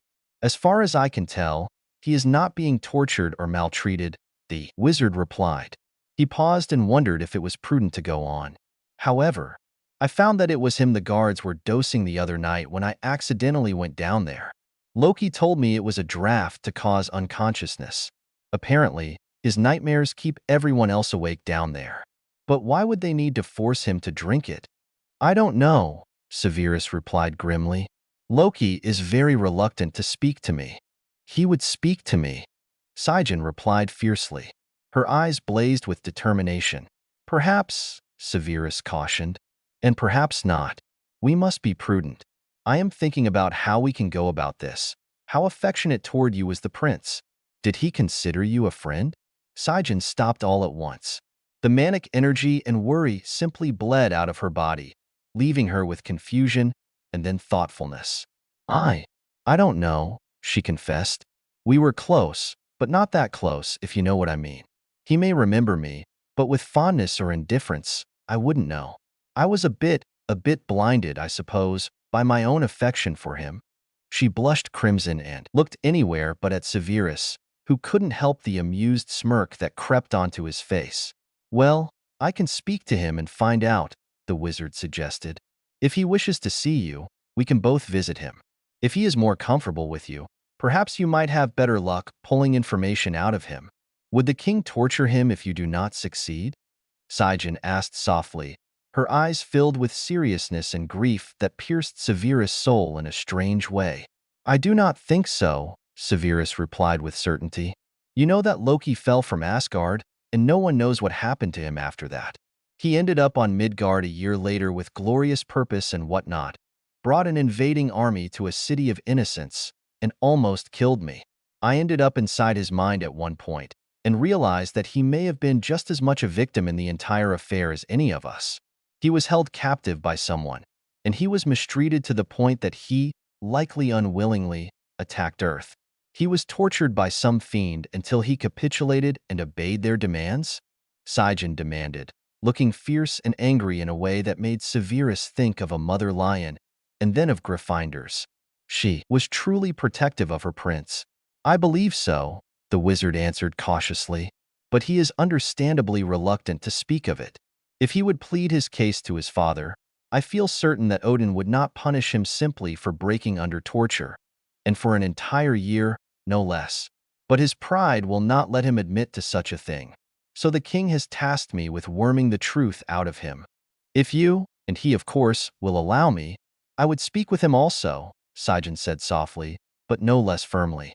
Many, many years ago, when I was no more than a girl, he was punished excruciatingly. I was at his side the entire 17 years. I know more than most what he can endure, and when he is truly broken. For a few seconds, Severus wondered what she was talking about.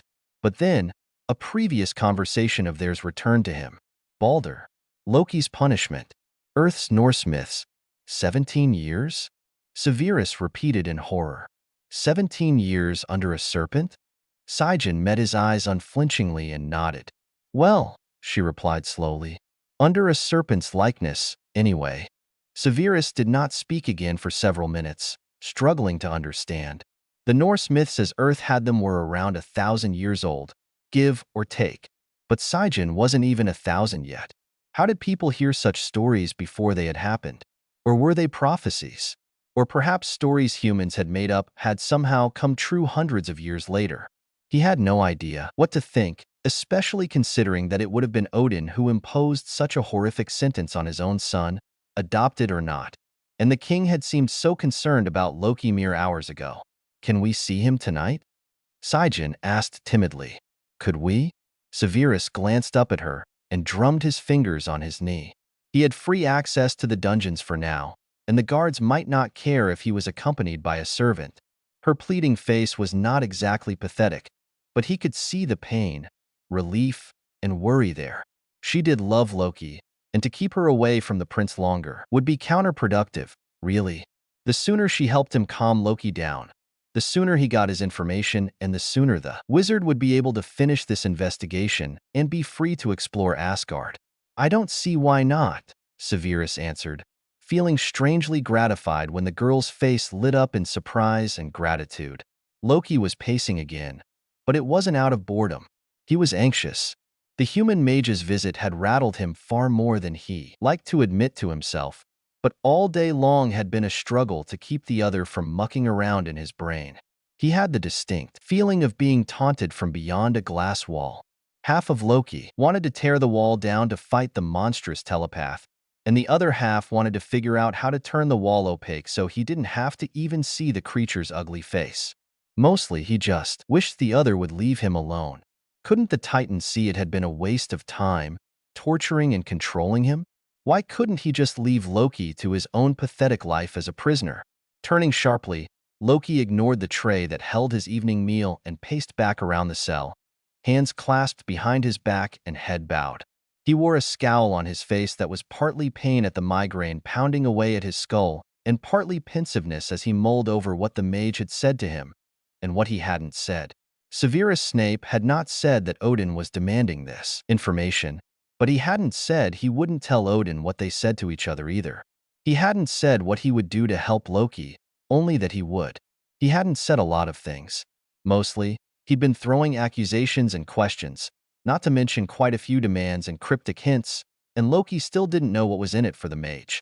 Another conversation would help, but he had politely asked his guard to call for Severus Snape hours ago, and no one had come. Perhaps the human mage was still peeved at being snubbed earlier. Loki brought his hands around to where he could see them and scowled more darkly at the fine tremors in the fingers. Regardless of anything he may have told that mage to the contrary, he actually did need a healer, and his symptoms were growing worse with every dose of that vile stuff the guards gave him when he bothered them with his screams. He didn't want it, naturally. He fought as much as his weakened body allowed him to, but he wouldn't complain. Vile as that medicine was, it gave him a drugged sleep without screams for a time, and though it was a torture, it allowed others to sleep better at night. A drugged sleep was better than no sleep, even if he woke in the morning feeling no more rested than he would if he had spent the night wrestling with his demons instead. At least he didn't bother anyone. Loki jerked in surprise when he sensed someone close by. He had missed the sounds of the dungeon doors, which was odd. Had he been so deep in his thoughts that he hadn't heard anything? This was the second time this had happened today. He truly must be losing his touch. When he spun around, glaring peevishly, his breath caught and he froze. A young woman stood there beyond his cell's barrier, dressed in the simple garb of a serving maid. Her golden hair was soft and unadorned, and her blue eyes pierced his with calm concern. "Saen," he breathed, hardly believing that she had come to see him. He was aware that Odin probably hadn't announced the return of his prodigal prince, so he was confused. How had the simple maid heard of his return and incarceration? "My prince," the girl returned simply. "You do not look well." Loki raised an eyebrow in sarcastic amusement. "Oh? Well, at the very least, I'm being treated much better these days than I was the last time I was incarcerated in these walls." "That's something," Saen agreed with a twinkle of humor in her eyes. But the joke didn't dispel her concern. She was looking more worried now, not less. "How did you find out I was back?" Loki asked quietly, stepping close enough to the clear barrier to feel its energy on the tip of his nose. "I didn't think Odin would be eager to publish the news of his disgraced prince's return. Severus of Midgard told me," the girl replied with a slight smile. "I was assigned as his maid." Loki scowled. He was aware of what a slight that was, or perhaps was. Maybe it could also be a gesture of honor. After all, he and the human mage had been deeply involved in that last battle, and one never knew what Heimdall had seen and reported to Odin. Saen was no spy for the king, of that Loki was quite certain. And of all the serving girls Loki had met, Saen was curious and resourceful enough to trust with a potentially delicate task like this, hosting the first Midgardian visitor in Asgard since who knew when. He certainly had never heard of a mortal being granted such unfettered access to Asgard before. "Do not be angered, my prince," Saen pleaded anxiously. "He is a perfectly honorable mortal, and he even protected me. He is kind and thoughtful, and he does not think you guilty of whatever induced the king to imprison you. He wants to help you, if you would but let him." "I know," Loki sighed and folded his arms. He looked down and away from her. "It is a shameful thing, Saen, to be reduced to my state." "How do you mean?" "I am a prince of Asgard," Loki hissed, clenching his hands tightly on his arms. "To accept help from a mortal is..." Saen prodded gently, just as calm and gentle as she ever had been. Thank the Norns she hadn't changed a bit. He shrugged helplessly while he tried to get his words in order. After the silence stretched on into a few seconds, she spoke again, keeping her voice low and serious. "Your Highness, with all due respect, he is a remarkable man. You would do well to speak with him and see if he can help. He wants to, not to lord himself over you, but to uncover the truth. That is all he cares about." "Truth?" Loki huffed, almost laughing but not quite getting there. "What truth? A truth that will satisfy Odin? A truth that puts me in the mortal's debt?" Loki's voice descended into an angry sneer. "A truth that answers unknown questions of his own and may even be a means to an end we have not even considered? Who is this mortal? What are his motivations? Have you asked yourself that, Saen? Or are you simply taken with him?" "My prince, I hardly think you won to..." "To what, Saen?" Loki sneered. "Do you find him attractive? Is that it? Are you just like every other girl in this blasted realm?" "Loki, you know I am not," Saen returned sharply, her temper making her eyes shine in the dark. "He is not handsome as most would put it, but that isn't even the point. Severus is good. I don't think you quite understood me. He wants to help you, and he was kind to me even before he learned that I once served you. He has been curious about you, who you were as a person. He is trying to understand you. Can you not see that you would benefit from his help instead of pushing it away?" Loki scowled at her, but he knew she was right. She was one of the few people he suffered to speak to him this way. She was waiting for an answer, he saw. She was tense and holding her breath, watching him closely and warily. He sighed and let his scowl melt away. He couldn't manage the strength to smile at her, though. In a former life, he would have smiled to reassure her, regardless of how he still felt about whatever it was she'd said to him. But he was tired, and he was still peeved. I don't trust him, Loki admitted. I know nothing of Midgardians, much less their mages, and I know nothing of this Severus Snape. He has seen my darkest secrets, and I fear he may use them against me. But I do need his help. I know you hate not having control, Saen said carefully, but I vouch for Severus. He will not betray you. If there are things you wish to be kept secret, I feel certain he would adhere to your wishes. You have known him a total of 3 days? Loki scoffed. How can you know anything about a man in 3 days? A week, Saen corrected him. And I told you, he saved me, just as you used to. Loki froze for a brief second before he glared fiercely at her. Who touched you? He hissed, his body trembling with impotent rage. He knew his protective spells around her had failed when he fell into the void, but if she had been targeted once again thanks to his foolishness. No one, Saen replied firmly. I was not touched or harmed. One of the guards was making advances and Severus scared him off. He scared me as well. I thought he was furious with me for something I hadn't done, and I was already on edge and frightened, but he was so very kind, and made me promise to allow him to protect me. Before that event, our relationship was purely professional. Now, I suppose we have become friends? In a week, Loki sneered. I became your friend after sitting at your side for 17 years, catching acid in a cup and singing to you so you wouldn't go mad, Saen retorted. Just because you're terrible at making friends doesn't have any bearing on me or other people. Loki winced at her blunt reminder of when they had truly allowed barriers to fall and professional courtesy to fall by the wayside. When one is at the end of all hope and dignity, one does stupid things. But his friendship with Saen was not one he would ever regret. He supposed it was different. He was reasonably sure Midgard no longer had royalty. And even if it did, he doubted very much that Severus Snape would have been nobility. He had a look and feel about him of a shadowy advisor, not a leader. Would you speak honestly with Severus? Saen asked softly. He asked if I would speak to you, but I have no idea what happened to you, and no idea how to help you besides simply being here. If I speak with this mage, I would not want you present, Loki replied quietly, looking away from her in shame. There are things which I do not want to enter your dreams. I would bear them gladly for you, Loki, Saen said softly, raising her hands slightly as if she wanted to touch the barrier between them and remembered the danger in doing so.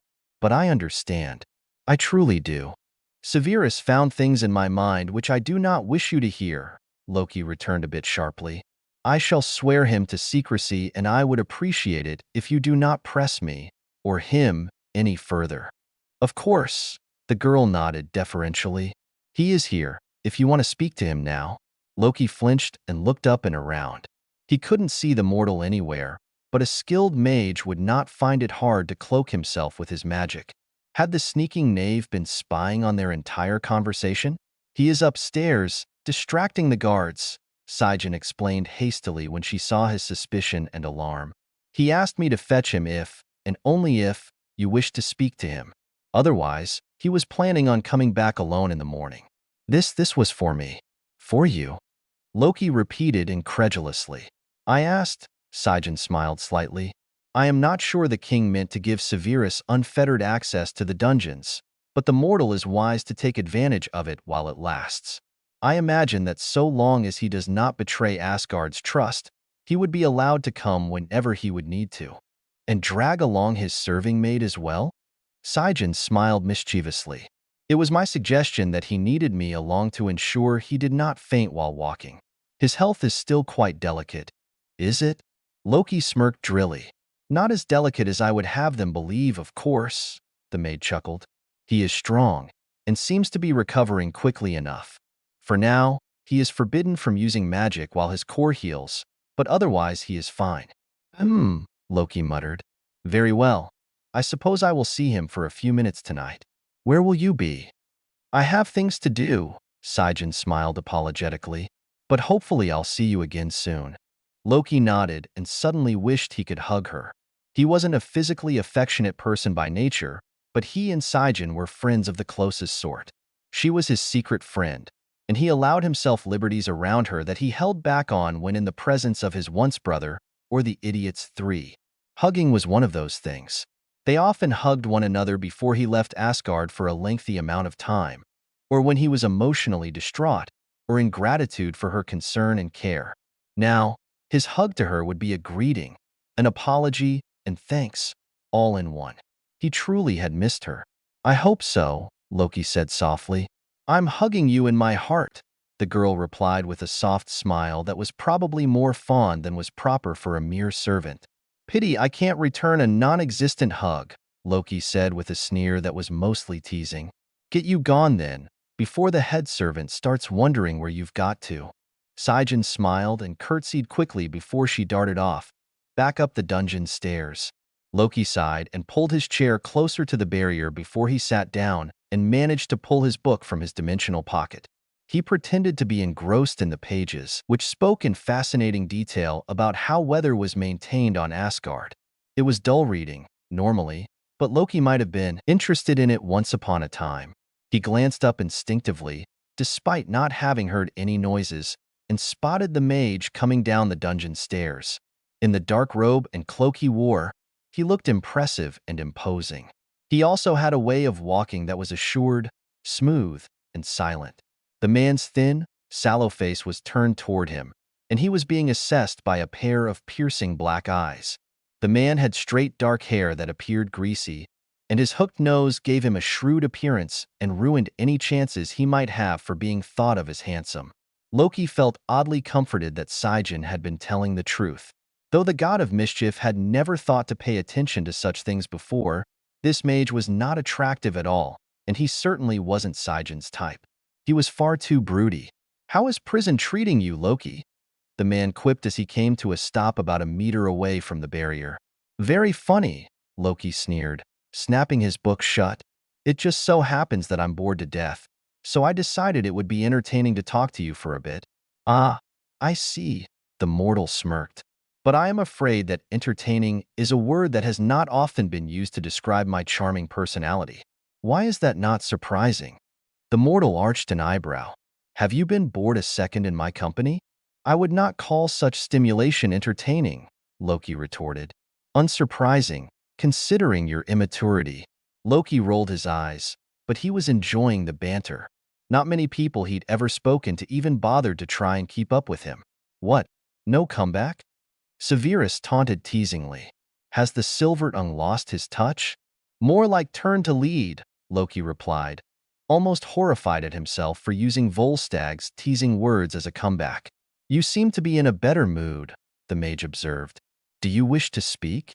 "Not through the barrier," Loki replied, feeling tense and fidgety. "Will you, that is, would you like to come in?" Severus smirked slightly, no more than a twist of the corner of his mouth. "As it happens," the mortal drawled, pressing his hand to the wall where the barrier's lock was kept. "I already have permission." Loki tensed as the barrier shimmered and dissolved in a space about the size of a door, only a meter away from where he sat. It would be so easy to attack the mortal, knock him unconscious, and walk out of here wearing the face of Severus Snape. He would be free. The temptation was almost overwhelming, but he forced himself to remain still. He may be the god of lies, and treachery might be second nature to him, but if this mage could help him somehow, especially with the connection he still shared with the other and perhaps Ebony Maw, he would be a fool not to take advantage of such help. The mage stepped through the cell's door and it snapped closed behind him. Loki reached out and summoned another chair from his dimensional pocket. It did not match the one he was sitting on, but he had better things to worry about besides the tastefulness of his decor. "I am half expecting you to offer me a lemon drop," Severus Snape commented, his tone wistful and far away. He sat down in the chair, after ascertaining that it was real and not an illusion for some kind of prank, and fixed Loki with those penetrating black eyes. "What is a lemon drop?" Loki asked, his tone almost belligerent. "And why would I offer you one?" "It is nothing that concerns you," the mage replied dismissively. "Now, I know that your entire appearance is illusory, but you are actively maintaining some illusions over your illusion, and I wish to see you briefly as you are. Physical health often corresponds to mental health. In other words, if I am unkempt and haggard, my mind must be broken? Loki sneered, feeling his whole body prickling with a peculiar sense of shame and defensiveness. Why should he care what this mortal thought of him? Not at all, Severus Snape replied calmly. But sometimes dropping our illusions is the first step toward healing. Stop worrying what I'll think of you. Did I not see you after the Hulk smashed you into the floor? You cannot possibly look worse than you did then. Loki gritted his teeth. Yes, he could. He knew that he looked worse now in some ways than he had back on Midgard. But maybe just for the sake of seeing shock on the mortal's ugly face, he shut his eyes and dissolved his illusions. When he blinked his eyes open again, knowing that the mage was now seeing him more or less as he truly was, he did not see shock, or disgust, or pity on Severus Snape's face. He was inscrutable. Well? Loki snapped impatiently, fighting the urge to fold his arms petulantly across his chest. His clothing did not fit as well as his illusion would have one think, since he was skin and bones and hadn't gained very much weight at all here in prison. His hair was limp and greasy since he couldn't stand showers yet, and his drawn face was pale with exhaustion. Dark circles like bruises stained the skin under his red eyes, and his lips were chapped from his teeth, worrying at them. He started nibbling his lower lip nervously as the mage went on silently looking at him, not expression whatsoever on his face. Feeling naked under the expressionless scrutiny, Loki wrapped himself in illusions again and glared back at the mortal mage. Despite the drafts the guards give you, Severus Snape commented. You're not sleeping, are you? Sleep is a torment best avoided, Loki retorted. Why did you want to see me like that? You have not bathed in a very long time, the mage observed, fixing him with a knowing look. Is there any way a healer might help? I am perfectly capable of washing my own hair. Loki snarled. And I do not need help. I need no one. Of course not, Severus Snape replied. But you likely feel filthy and exhausted. Being coated in dirt is not conducive to health, physical or mental.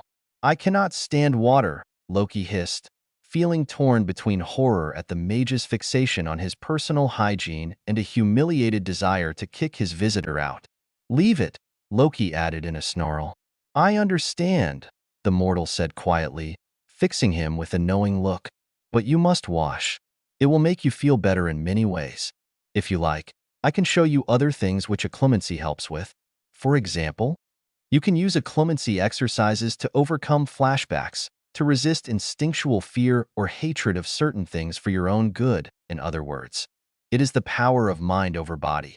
Instead of falling victim to terror and dread as any normal person would, you can take control of your mind, push the flashback aside until you can safely deal with it, and do what needs to be done. Loki stared at the human in fascination, and though he hated to admit it, in eager interest. Show me, Loki whispered, half begging. He couldn't help feeling so desperate. If this mage could help him, he would be forever in this man's debt. There were so many things he could use a clemency for, and the thought of finally being able to get his whole body clean without descending into panic at the sight of running water. He would probably do anything for that. Very well, Severus Snape replied, folding his hands in his lap.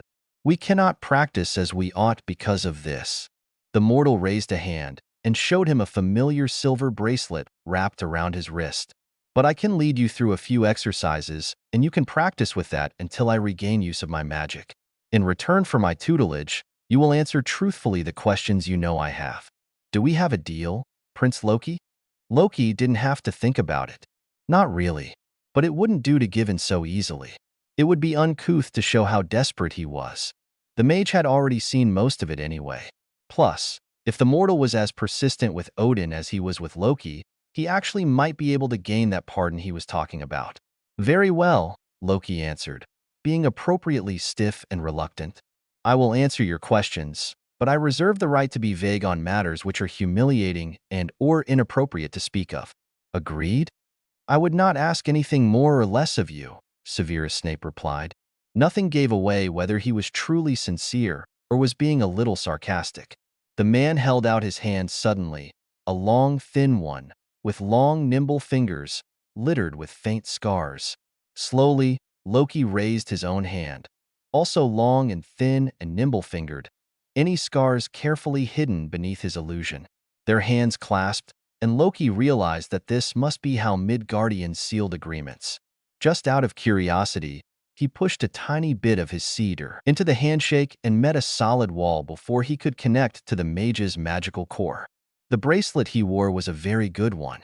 Their hands pulled apart and Loki tilted his chin, attempting to project a careless, arrogant image, despite them both knowing it was not real.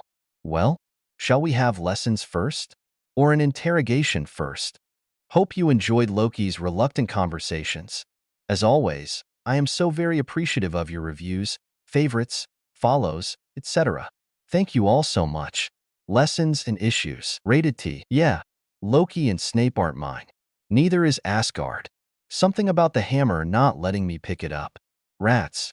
Chapter 6. Lessons and issues. The prince was trying so hard to hide his eagerness that it was almost painful for Severus to see. The wizard kept calm, as always, though he was inwardly smirking triumphantly. He could hardly believe that Loki was actually opening up somewhat in exchange for actual occlumency lessons. Somehow, he had a feeling that the god of mischief would be a more willing student than Potter ever was. That thought alone made him even more cheerful. Questions first, Severus said in reply to Loki's casual inquiry about questions or lessons. Your lessons will drain you and require your utmost concentration. So I will leave you with some exercises to keep you busy until my next visit. Questions would drain me as well, Loki muttered peevishly, but Severus suspected that the prince was just being difficult on principle and ignored the comment. He was well aware that questions of the sort he was going to ask would be very difficult for anyone to answer. He would only ask a few, and then wrap it up with a lesson on a clementic meditation. If Bruce Banner had been able to pick it up without much difficulty, it ought to be an easy exercise for Loki. I would like to know what happened to cause you to throw yourself from Asgard, Severus said carefully. Suicide isn't something that is a split-second decision, even if it seems so at the time. There are circumstances that lead to it. So, tell me those circumstances. Loki was silent, staring down at his lap where his fingers were twitching on the cover of his book. Severus waited patiently, watching the prince's face twitch and flicker with unreadable emotions. You could not begin with something easier? Loki finally spoke up, his tone hollow, though it was obviously meant to be a joke. I was not aware that any part of what led you to this point is easy, Severus replied drily. If there is something easier, why don't you tell me of that? Loki looked vaguely relieved. Thor and I are brothers, but not in blood, the prince said in a rush, as if dreading that Severus would press about his attempted suicide. I found out I was adopted about a year ago. So, just before you fell, Severus mused. Loki winced slightly. I would rather talk of my adoption. Fine, the wizard spread his hands disarmingly. It was important he appear gracious and non-threatening if Loki was ever to trust him. My parents did not tell me, but I was the abandoned son of the king of the frost giants. Severus nodded, hence the blue skin he'd seen before in Loki's mind. I hate them for it, Loki whispered, his face twisting in pain, not hatred. And I hate Thor for being the favorite. It is foolish, I know. How could a frost giant foundling ever be the favored son of Asgard's king? He shook his head scornfully, either at himself or his father. Severus had no idea. You wish to have your father's favor, Severus concluded quietly. That is perfectly normal in anyone, adopted or not, human or not. Even I, with the dreadful father I was cursed with, sometimes wished for his love. The imprisoned prince fidgeted a bit on his chair. I do not doubt that Odin felt some affection for me. But was it love? Or was it the sort of attention one gives a pet? Odin certainly loves you, Severus snorted. Otherwise, why would he be practically begging me to help you? Loki threw him a dirty look. A king does not beg, he scoffed. Of course not, Severus agreed with a slight smirk. However, one might say I am an expert of sorts at interpreting such things. Your father is worried about you. He wants to believe that you are innocent. That, in his words, you are still the son he knew. I am not, Loki snapped, and I never will be again. That son he knew was blissfully ignorant, innocent. I am cursed, broken, defiled. The prince trailed off broodingly, and Severus realized that this was probably enough for their first session. All right then, a clemency lessons now. Severus did not miss how relieved Loki looked at the subject change. Severus stood up and clasped his hands behind his back, falling at once into professor mode. First, you must understand what exactly it is. Breakfast seemed a distracted sort of affair for Severus. He ate mechanically, ignoring the chatter and liveliness of the Asgardian court around him, and remained locked in his own thoughts. Loki had been surprisingly cooperative last night. After leaving the prince with some exercises to do before sleep that would hopefully better defend his mind from the horrors of intense nightmares, Severus had returned to his quarters, delighted to find that there was only a raven waiting for him rather than a pair of guards. The raven was most certainly not natural. Severus was sure of it now.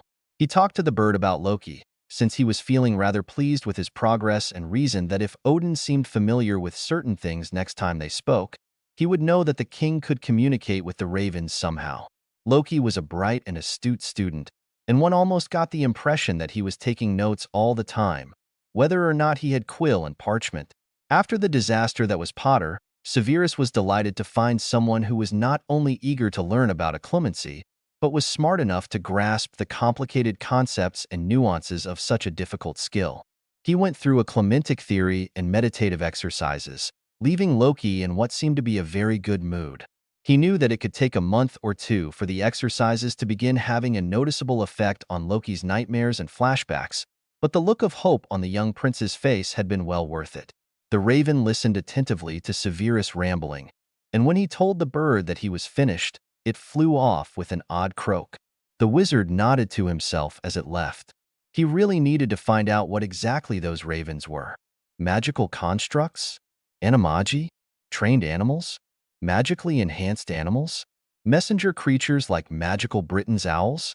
Ravens are better than owls at any rate, Severus muttered to himself as he returned to his room to get some sleep before dawn. His good mood was such that he didn't even notice his various aches and pains from healing injuries, old injuries, or his long day. Just walking around this enormous palace was exercise in itself. Morning brought rain, and Severus was surprised to see it drizzling down in misty sheets outside his windows when he awoke. He took a few minutes to wonder yet again how the Asgardians manipulated the weather on this lump of rock that wasn't even a proper planet before he disappeared into the water closet to make ready for another long day. Saen was in a bright mood, and she was humming to herself when he slipped out of his bathroom to find her tidying up. For such a gloomy day, you're in bright spirits, Severus commented, only a little smugly. He felt inordinately pleased that he had played a part in her newfound cheerfulness. How can I be gloomy? Saen replied with something that was almost a laugh. You have no true idea how you have lifted my spirits, sir. How went your meeting with the prince after I left? Excellently, Severus replied. He is more than willing to let me help him with some things. Other things which he still needs help with will come in time, I am certain. He's a good man, all the way through, Saen said with a sad smile. He has built so many shields around himself that I feared he might become the brittle, treacherous god of lies he has worked so hard to appear as. God of mischief is innocent enough, Severus replied drily. But you forget that he is truly the god of chaos, not mischief or lies. Those are part of chaos, to be sure, but one must not forget that Loki is far more powerful and dangerous than he even knows. If I can help him to not only unlock his true potential, but to see that his true nature is not that of a liar and traitor, I will consider my job well done indeed. That was little more than an hour ago, and Severus was eating breakfast, knowing that he had to report to Lady Helga as soon as he was done. He could only give so many lessons on theory before he would need to give demonstrations using legilimency. There were potions one could use as well, to attune minds to each other, but he had a feeling that Loki could adapt easily enough to his mind. Having lived 1,000 years longer, he would not be surprised if Loki picked up a clemency a great deal faster than humans did. The only thing holding him back was his damaged magical core and the bracelet around his wrist. Setting down his fork, Severus got up and left the hall, his mind spinning through possibilities almost faster than he could process them. He was rather excited when he reached the houses of healing, and he spotted his second healer, Lady Emmeline. She was planning to start examining his dark mark once he got his magic back, so they could interact a bit better. "Severus?" the healer asked, walking up to him with gentle concern on her face. "Is everything well?" "Yes," the wizard replied shortly. "Where is Lady Helga? I need to discuss something with both of you." "Come with me," Lady Emmeline ordered him. She nodded at his smooth stride. "You are not having any difficulties walking?" "My leg is fine," Severus replied, failing to keep his impatience out of his voice. "I need to know what sort of potions labs and ingredients you have available here in Asgard." Lady Emmeline gave him a disturbed look, and Severus realized that in his frenzy, he must have seemed a bit off to her. He took a deep breath and calmed himself down. "I'll explain when you and Lady Helga are together," he assured her. "I am a potions master back in my own realm. I have an idea for something I could try to help heal my magical core more quickly. That is, if you have the ingredients here." Lady Emmeline ushered him into a familiar little room. Lady Helga looked up from that floating flat screen of hers, but she didn't switch it off when he came in this time. "You're early, Severus," Helga commented, looking amused. "How are you this morning? You look a bit flushed." "He's rather excited about something," Emmeline huffed. "All right, Severus. Out with it. Back in Earth, I am a potions master. I trust you have potions masters here in Asgard? Otherwise Thor's friends would not have known what I was talking about. We have experts in potions, potion developers, and potions. Researchers, certainly," Lady Helga replied, looking rather intrigued. "Are you wondering why we have kept to using magic to heal you rather than potions?" "No, of course not," Severus replied, giving her a withering look. "Potions do not work like that. They are for fresh injuries or sicknesses. Magic is the only thing that can heal long-term damage like what I have. I was simply wondering if you have something that can replenish a magical core." "We have not," Lady Emmeline sighed, tossing back her gray blonde hair. She was younger than Lady Helga, or at least she appeared younger. To Severus' eyes, she seemed about as old as his mother would have been. But Asgardians could go a few thousand years before growing gray in the head or wrinkled in the face, so Severus had no idea how old she might be even compared to Lady Helga. "You have such a potion on Midgard?" Lady Helga asked, looking both suspicious and intrigued. "Magical core replenisher is very difficult to make correctly," Severus explained. "But if you have the ingredients, I can make some myself." The two healers looked at one another. The expressions on their faces seemed to be astonishment and skepticism, and Severus folded his arms in annoyance. "Why is it that you have nothing like this here in Asgard?" he demanded. "Magical exhaustion here is rare," Lady Emmeline replied crisply. "The only one I have ever treated for the affliction was Prince Loki." "Ah yes," Lady Helga sighed. "He would have been barely more than a boy at the time, though." "Yes? He was past his majority," Lady Emmeline answered stiffly. "But as I said, a magical core repairs itself. There has not been a need to speed up the process. I imagine it is different for mortals. You are healing rather slowly." Severus scowled at her. A fine healer she might be, but he liked Helga better. She fussed like Poppy and made conversation like her as well, and treated him more like a son or nephew than an anonymous patient.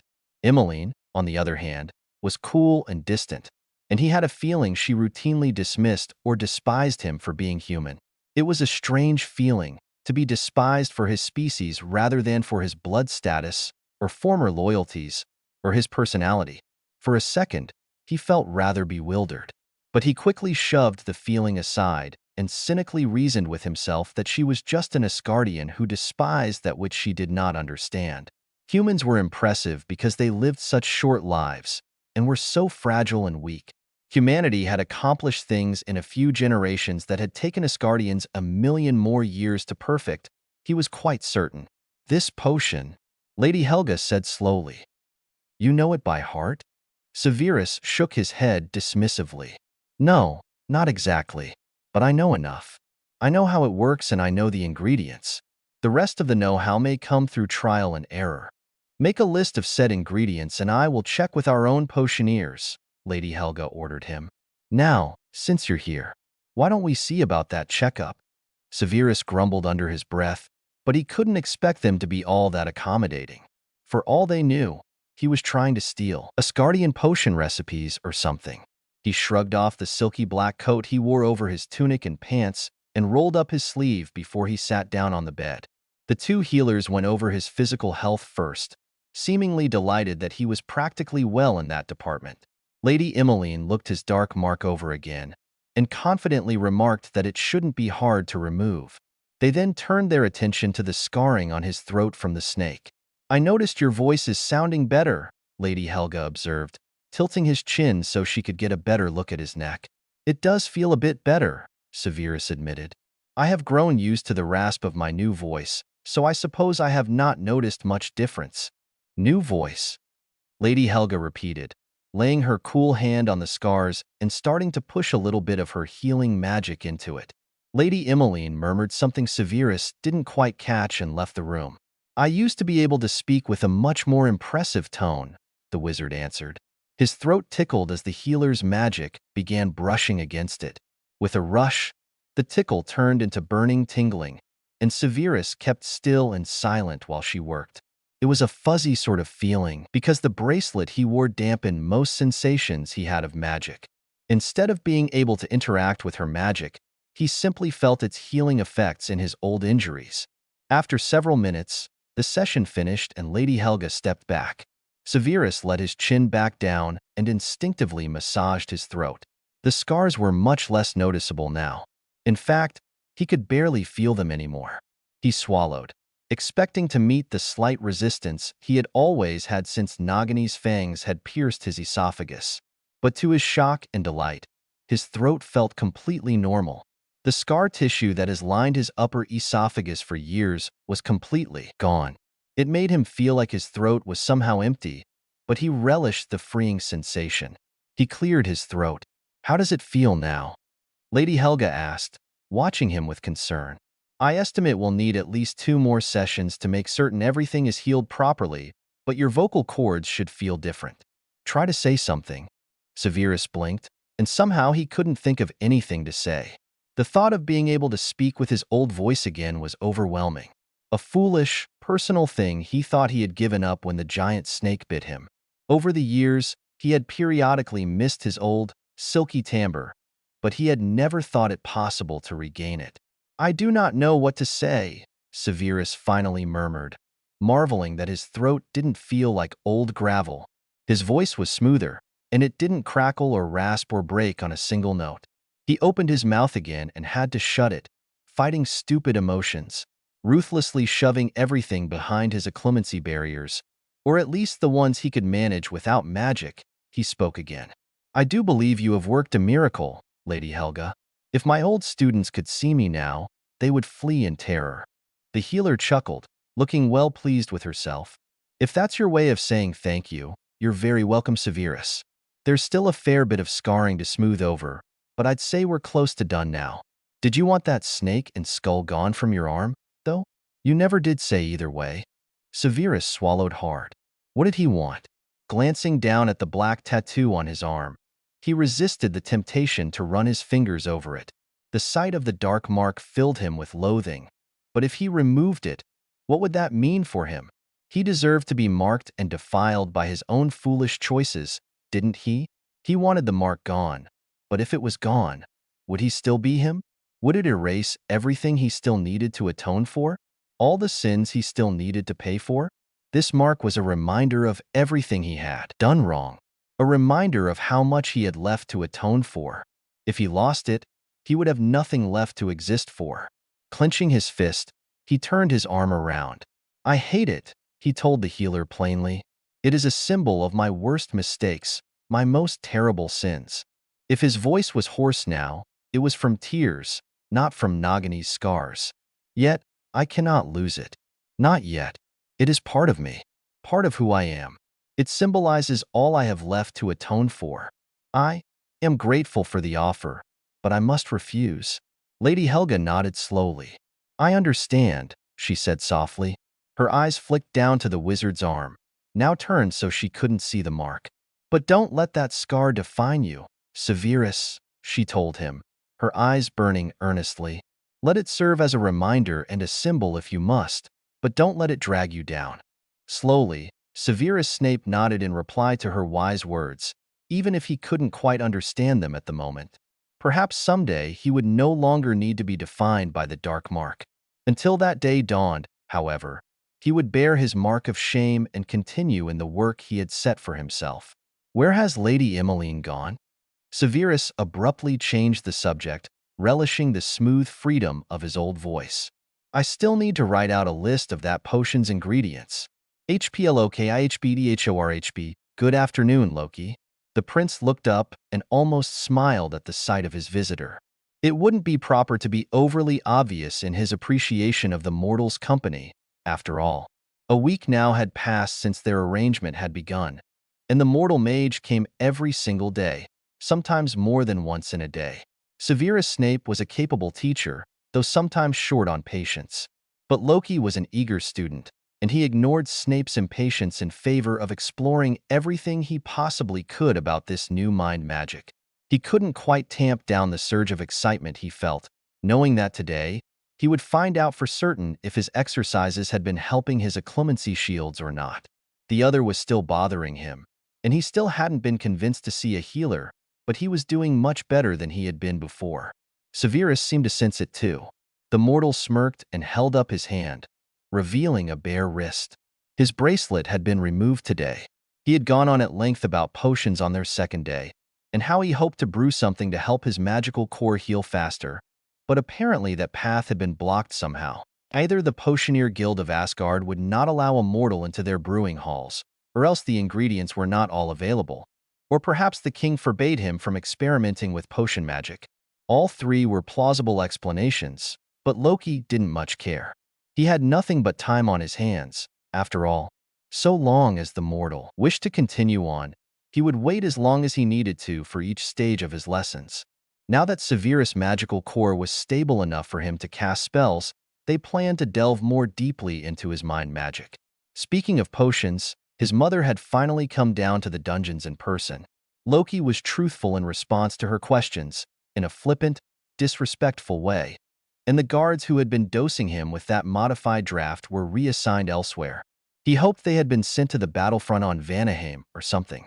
They were rather brutal men who had enjoyed hurting him. But when Frigga came to demand the truth, Loki didn't bother pointing out that they had been excessively rough. It didn't seem worth the extra punishment the guards would receive to complain to his mother that he'd essentially been bullied. He grew out of such childish complaints over 1,000 years ago. He didn't need his mother protecting him. Now that those idiots were elsewhere, and he was armed with Snape's mental exercises, he felt a bit safer. His feelings regarding Severus Snape were confusing. The mortal had already seen some of the worst in his mind, yet there was a strange camaraderie that they had with one another. It was strange, really. Loki had never exactly had friends, and those who did hang around with him usually only did so because of Thor, not because they enjoyed his company or had common interests. For the first time, he felt able to discuss mostly anything with this grave, ugly mortal with the mysterious mind powers. After the first few days, knowing that Severus would likely be talking about everything Loki revealed to his parents, he was pleasantly surprised that his mother was beside herself with curiosity and worry about whatever their visits entailed. Apparently, Severus was vague with the subject matter of their conversations.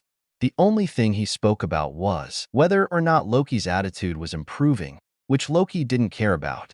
He was tired of acting like someone he wasn't, and yes, he was still very upset with Odin and Frigga. Although he did want them to understand, the mere thought of trying to talk to the two of them made his stomach cramp and his head pound. All things considered, he did prefer to talk to the mortal. The utterly foreign feeling of trust was growing too fast for him to stop. He had discussed all sorts of stupid things he could never have talked about to his mother with this mortal sorcerer, and never once had Severus mocked him or attacked him or even belittled him. For the first few days, Loki had ranted at length about his jealousy of Thor, his lack of enthusiasm about Asgardian interests, and his envy of those who seemed perfect by his homeland standards, and to his surprise, he actually didn't feel very jealous anymore. His feelings were different and somewhat confusing, but jealousy was not one of them. In his dry way, Severus had pointed out that it was foolish to be jealous when Loki clearly had a different personality and different interests and should appreciate himself for the talents he had rather than envying those who had differing interests and skills. It was frustrating, knowing that his unique talents did not make him any less, and yet Asgardians had always seen him as less because he couldn't measure up to Thor. After Severus pointed out how his rivalry with Thor had been based on brotherly competition and not true hatred, Loki was able to let a bit of his contrived hatred go. It was so strange how simply talking about something made it less, somehow. He was now growing more willing to speak of darker things. In the last few days, he had spoken of his relationship with his parents and his complicated thoughts concerning them. Now, he was simply confused. Severus seemed certain that they still loved him, but he also acknowledged that Odin and Frigga had been wrong to raise him with lies. It felt strange to be assured and vindicated in such a way that still felt like the truth. It was not flattery. It was simply truth, as far as Severus, Snape of Midgard, saw it. "We'll delve deeper into a clemency today?" Loki asked casually, though inside he was like a child with a birthday present.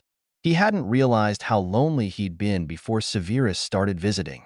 Saen came down often too, and they played stupid games, thanks to a deck of cards Loki had in his dimensional pocket. Saen was able to find a deck as well, and they played several different games that didn't require transference of cards to a general pool or to the other player. While they played, they talked. Loki talked about a few of the things he had seen which were wonderful and/or beautiful.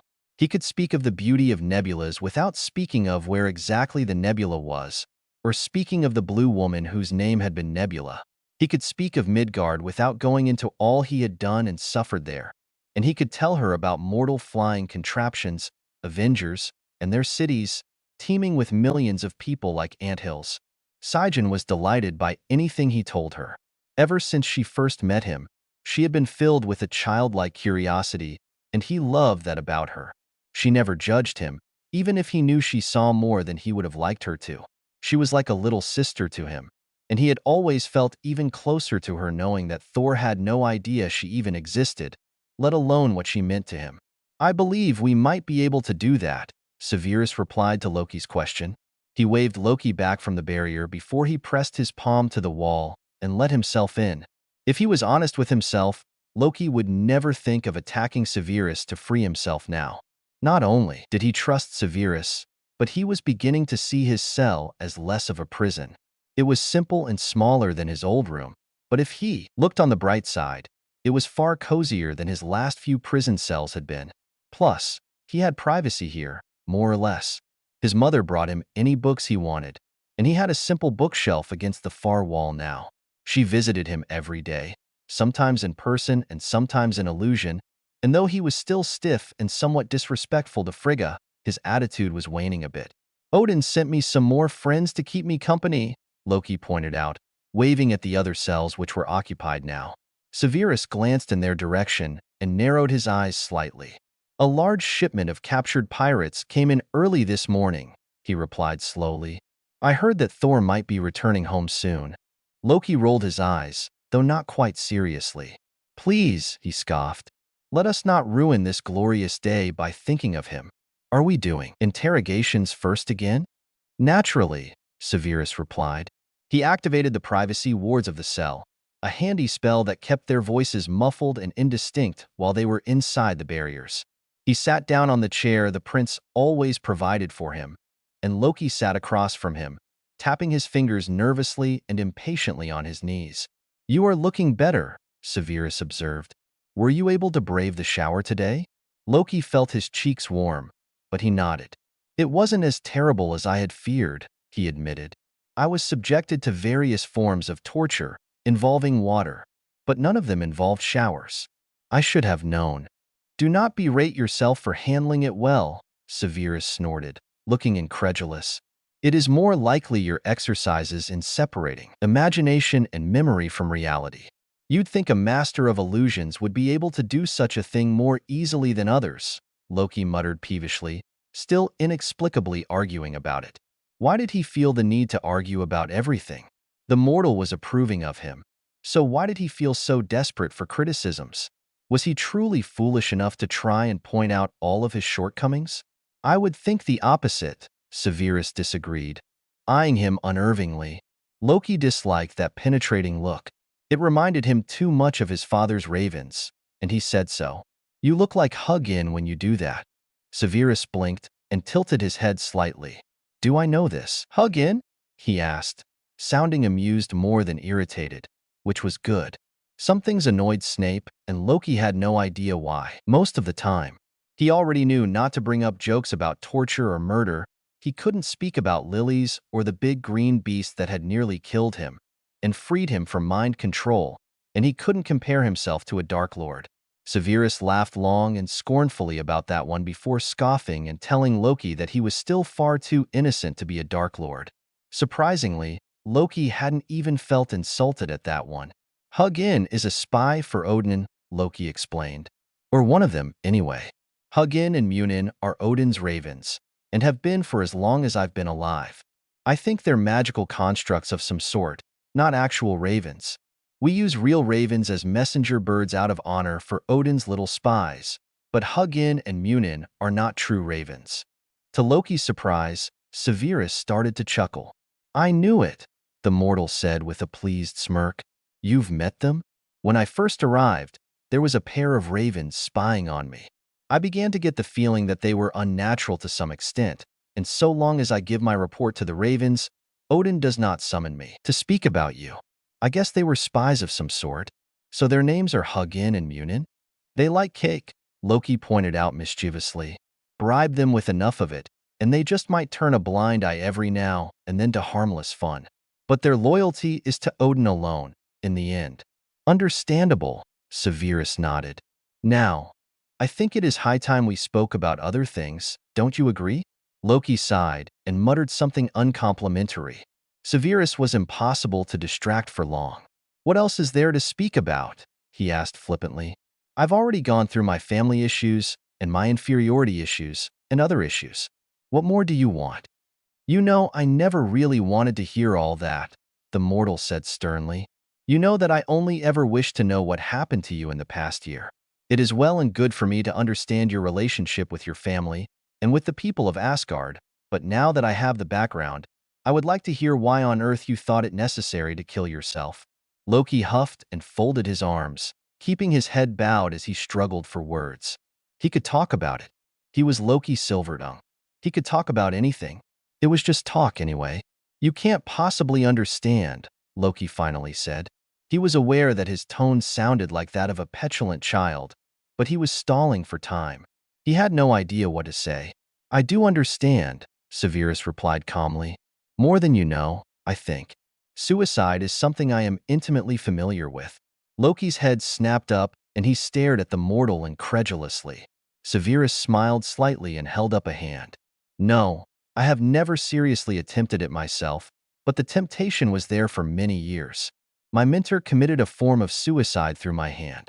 He ordered me to kill him, both to spare him a long and painful death, and to solidify my identity as the Dark Lord's loyal slave. Loki swallowed hard. Resent Odin all he could, but he couldn't imagine having to kill the old man. Odin was the closest thing to a mentor he ever had. Really, the more he thought about his past, the more he remembered how Odin had truly tried to reach him. They had so little in common, personality and interest-wise, that it was small wonder they drifted apart. But when Loki was younger, there was no one he loved more, or looked up to more, than his father. No one who taught him more. Frigga taught him magic, but Odin had taught him things that only a male mage would know, and more things that only a king of Asgard would practice. He could still remember those special moonlit nights, atop the icy mountaintops under the stars, making magic together and feeling that all the 9 worlds were at peace and perfect. He could almost hear Odin's laugh as he had played with his powers, dancing in the swirling lights in the snow. This Dark Lord you speak of so often, Loki said slowly. He is dead now? Yes, Severus answered shortly. I do not wish to talk about him right now. You need to face yourself and stop trying to steer the conversation away from my questions. Why did you try to kill yourself? Loki made a face and started talking, hoping that if he could just blurt out all the facts it would be over faster. I found out I was a frost giant monster, and Odin fell into his enchanted sleep before he could answer any of my questions. My mother was preoccupied with her husband and worried about her real son, exiled away on Midgard, and I had to rule. If I'd been in my right mind, I would have refused. I should have. Mother should have done it. I needed time. I needed to be alone. I needed my father, whether or not he was mine by blood. I didn't know what to do. There was no one I could trust. And if Odin woke up to find that a frost giant had been sitting on his throne while he slept, I had no idea what to expect. I imagine it was stressful, Severus commented tactfully. Nobody trusted me, Loki said bitterly, folding his arms more tightly across his chest. Thor's friends came to me and demanded I rescind Thor's banishment. I told them that I couldn't, as it had been Odin's last command before he fell into the sleep, and they decided that since I wouldn't bring Thor back, I must be a traitor and usurper. Loki paused and swallowed hard. I was not going to prove myself traitor as soon as Odin's back was turned. My only thoughts were proving myself loyal to Asgard and to my father. I still thought of him as my father even then. What changed? Severus asked.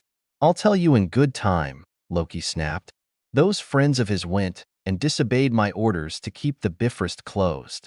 I was making plans to stop the war my stupid brother started and prove myself a worthy king, at least, a worthier one than Thor would have made.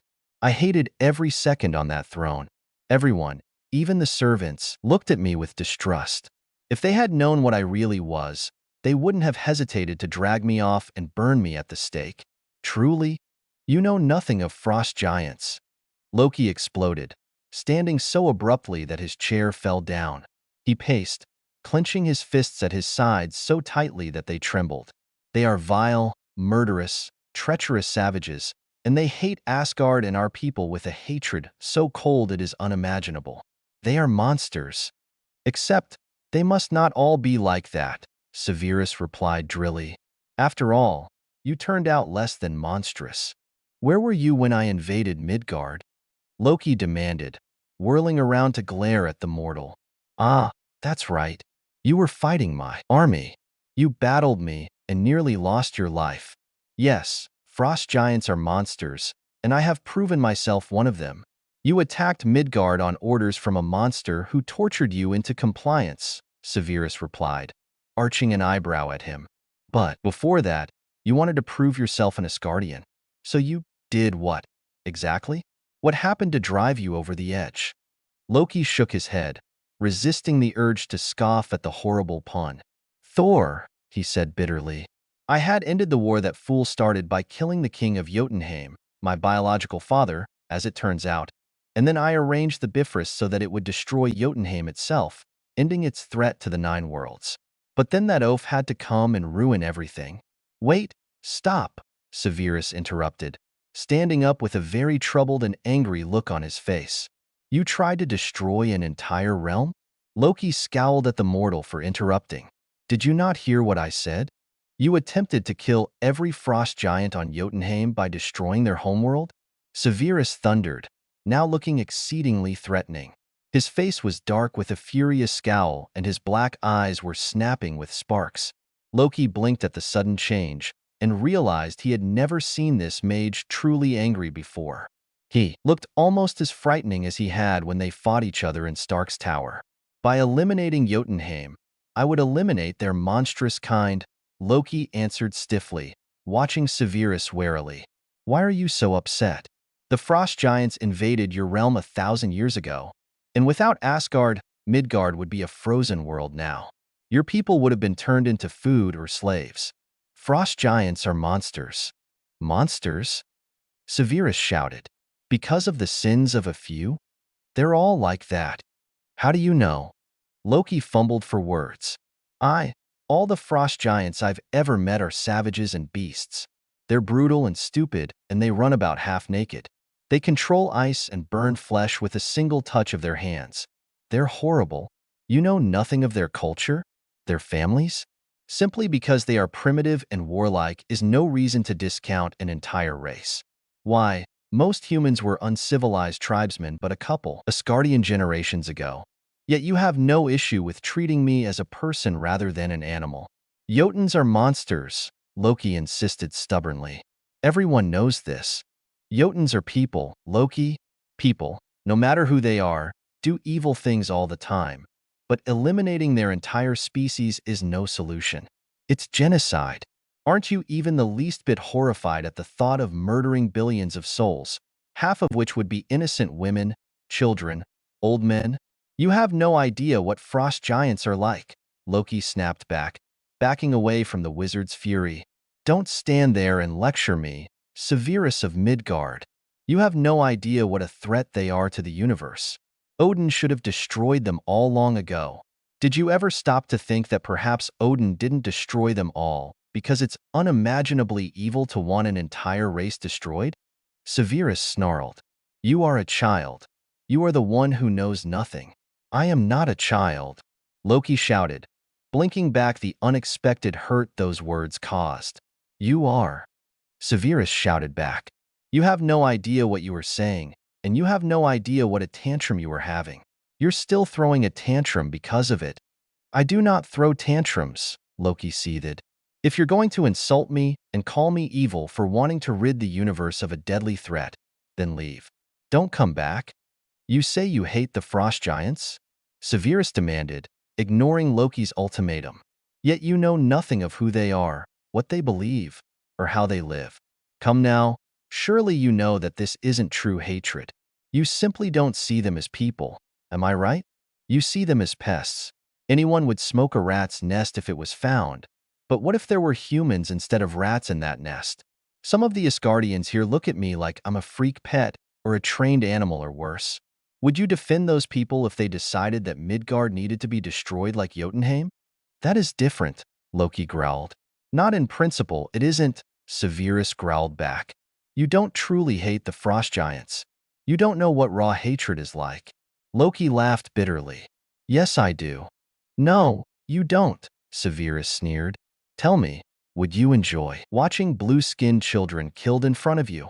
Would you enjoy watching blue-skinned women be torn limb from limb before your eyes? Would you enjoy watching blue-skinned old men and women be cut down and left to lie in their own blood like so much rubbish? Loki was silent for several seconds. Killing a baby rat would be difficult, simply because of how helpless it is, he said slowly. But to prevent a house from being overrun with them, it must be done. I would not enjoy it, as you say, and it would be unfortunate. The Bifrost would have ended their lives quickly and painlessly. Are you insane? Severus snapped.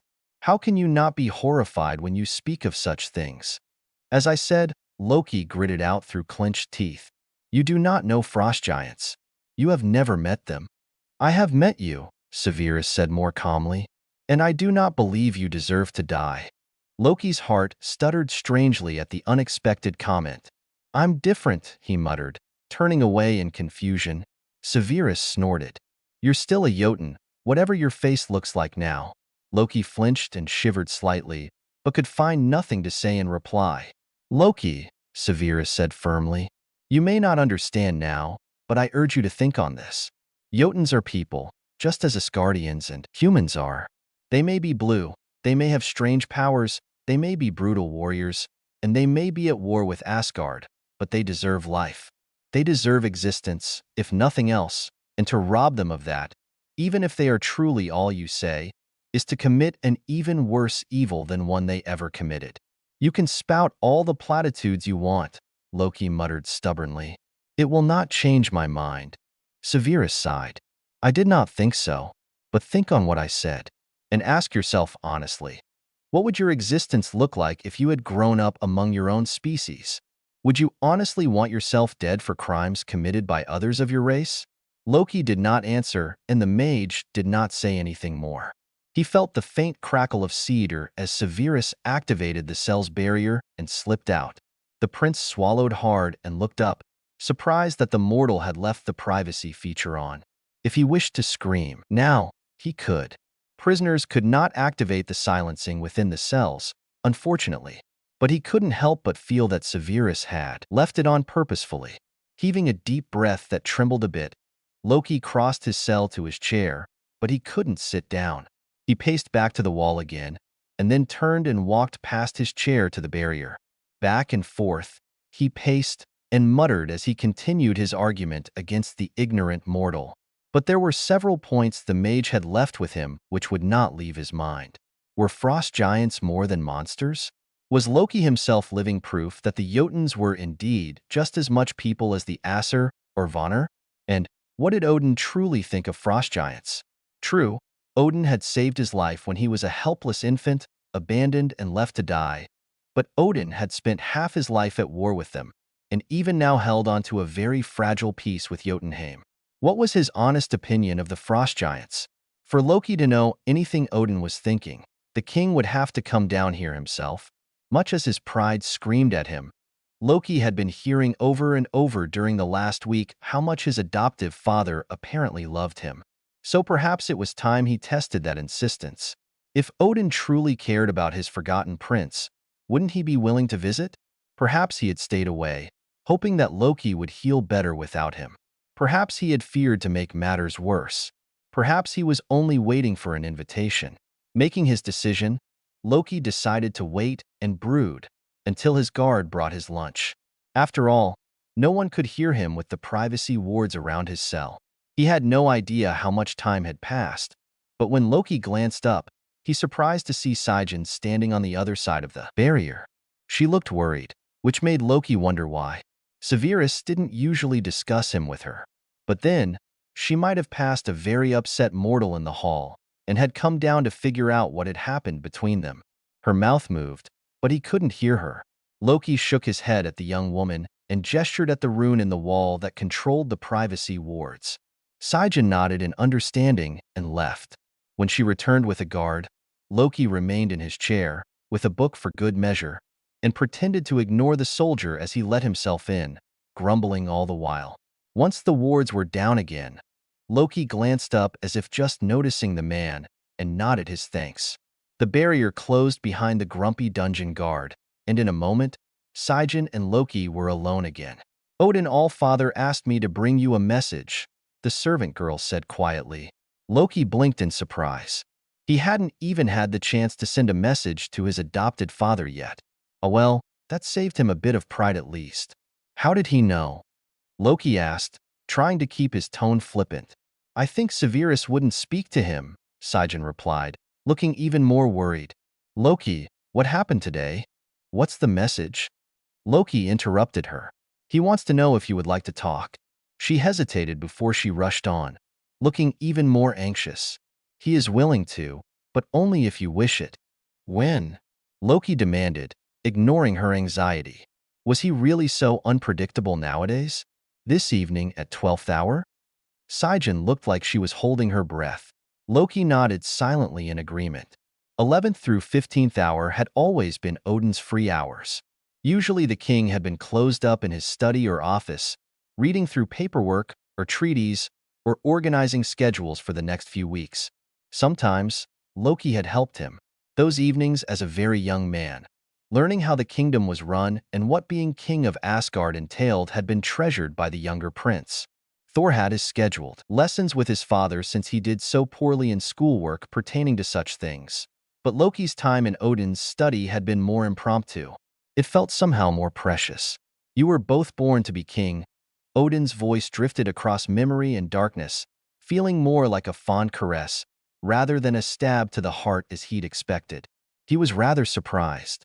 But then, the other's influence over his memories had been most noticeable in his recollections of his family. Not so many weeks ago, he had been quite sure that Thor had pushed him off the Bifrost out of spite. But now the memories were fuzzy and bleeding like wet ink. He could see the truth under the running paint. Odin had loved him, after his own way, maybe still loved him. Loki was hurt and in pain, but he wasn't stupid, especially not after all the time he had spent with Severus. "Loki?" Saen's voice drifted into his thoughts.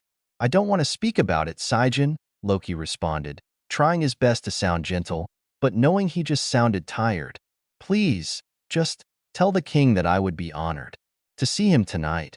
Saen seemed to see what a struggle it had been to get those words out.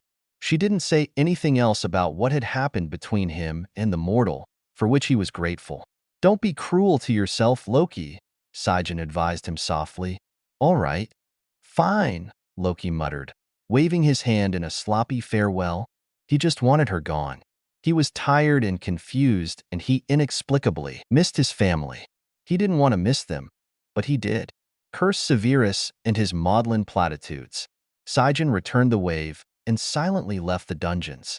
Loki noticed one of the other prisoners leering at her from behind his barrier as she walked up the steps. Catching the scruffy pirate's eye, Loki sent him a series of crude gestures, warning him of what would happen if he didn't keep his eyes back in their sockets where they belonged. The pirate responded, sneering nastily, and Loki simply smiled before he conjured a small illusion of the pirate in question before he ripped it limb from limb, quite brutally. He only smiled in satisfaction when the foul pirate paled a bit and stomped back to his cot, pretending to be unmoved by Loki's graphic reply. He felt a little better at having won that argument at least. Hope you enjoy. I've been writing like crazy the past few days now that summer's started and school's let out. Not that I've been going to school. I'm a tad old for that, winky face, but there's something about summer that gets me in a writing mood. Seeing, rated T, disclaimer. I own 0% of Marvel and HP. Note, hooray, I'm still alive. Exhausted, super busy, but alive. I kept planning to update all my stories at once, but I only ever got around to finishing this chapter. So sorry. So I'll keep working at them, but recently, I lost my job, then got involved in mission work. In September, I'll be leaving overseas for 2 years, so my stories that aren't finished will be on hold for that long. Anyway, now that you all know what's been going on, please enjoy. Chapter 7. Seeing, Severus wasn't sure where his feet were taking him. He walked when he was troubled, and he was very troubled indeed. He wasn't sure what to do about Loki's ingrained hatred of his own species, but it was a big problem, one that would be better addressed by the prince's parents and brother. If the myths held true, Thor had been bashing Frost giant heads since time immemorial, and assuming Loki had too, Severus had to speak with Thor himself to ascertain how deep the prejudice ran. It was like trying to reason with Draco all over again. Just as before with his godson, he was helpless, not knowing what to say or not to say, wondering how best to show an ignorant young man how to view beings they saw as animals or worse. With Draco, it was muggles. With Loki, it was frost giants. Back when he'd been attempting to help his godson, his problems had stemmed from being trapped by his spy statue. Being unable to truly speak from his heart and simply tell Draco things, he had been forced to resort to Slytherin nudges and subtle hints, all of which young Malfoy scorned or missed entirely. With Loki, Severus had no idea where this prejudice was coming from, nor did he have any starting point with the younger Asgardian prince. Odin met him in the hall, but Severus was hardly able to be coherent. After leaving the king with some vague rant about your son and Jotun's an unbelievable prejudice, Severus walked on, blind to his destination. Somehow, he left the palace and found himself walking a stone street amidst impressive buildings almost reminiscent of a 16th-century city. Asgardians were everywhere, dressed in colorful garments and calling out to each other. Ignoring the noise and chatter, Severus walked on, his strides long and brisk. His mind churned, and his stomach twisted unpleasantly. Recalling how his father had raised him with words like freak and son of the devil to refer to wizards, he tried to imagine if both his parents had raised him to believe that wizards were horrific monsters that needed to be killed, and then found out that he was one of those beasts himself. Small wonder Loki had so many problems. It wasn't that he had mother or father issues. It wasn't that he was jealous and envious of his brother or his brother's friends. Loki, quite simply, hated himself. He hated the very deepest part of his being with such loathing that he had tried to kill himself rather than become one of the monsters he had been raised to hate. The very thought was bewildering and horrifying. How could Odin and Frigga have done such a thing? Why? Severus thought they loved their adopted son. He had been sure their affection and worry had been genuine. But if they could raise their Jotun son to hate his own people, did they truly love him? Were they raising him as some sort of pawn to use against Jotunheim? Or did they think they could keep his true heritage a secret forever? Severus looked up as he passed under an enormous archway of gold and realized that he stood on a long bridge of sparkling pavement. Even as he looked down at the stone under his feet, it shimmered and the colors shifted, vibrating outwards from his boots in an energy cadence. He could almost feel it, thrumming through his feet to the crown of his head. Curious, the wizard crouched and placed his hand beside his boots. The colors shimmered in response, shifting and radiating out like rings in water. He felt the power through Jai's bare skin much better now. His chest hummed painfully in response to it. A deep power, far older and far more powerful than anything he had ever touched before. It stole his breath and tossed him away on a wave of energy that flashed rainbow light behind his eyelids and anchored his soul to the energy core of Asgard herself. Pulling away was a supreme act of the will and left him shaking on all fours before he collapsed on his side, shivering and gasping. He sat back up, careful not to touch the shimmering pavement with his hand again, at least, not with the intention of tapping into its energy. This, beyond all doubt, was the Bifrost, the rainbow bridge of Asgard, the bridge between the worlds. Standing up again, Severus smoothed out his clothing and walked more cautiously forward. At the far end of the bridge, he could see half a golden dome and what looked like a construction crew hard at work. As he grew closer, he could almost hear the magical humming of the bridge in his ears. Out this far from the mainland of Asgard, he could see water rushing forward to pour over the edge of the world, and through the fog of the falls, he could see stars, nebulas, the entire universe. The beauty and majesty took his breath away. He stopped several yards from the half-completed dome, and none of the workers noticed him.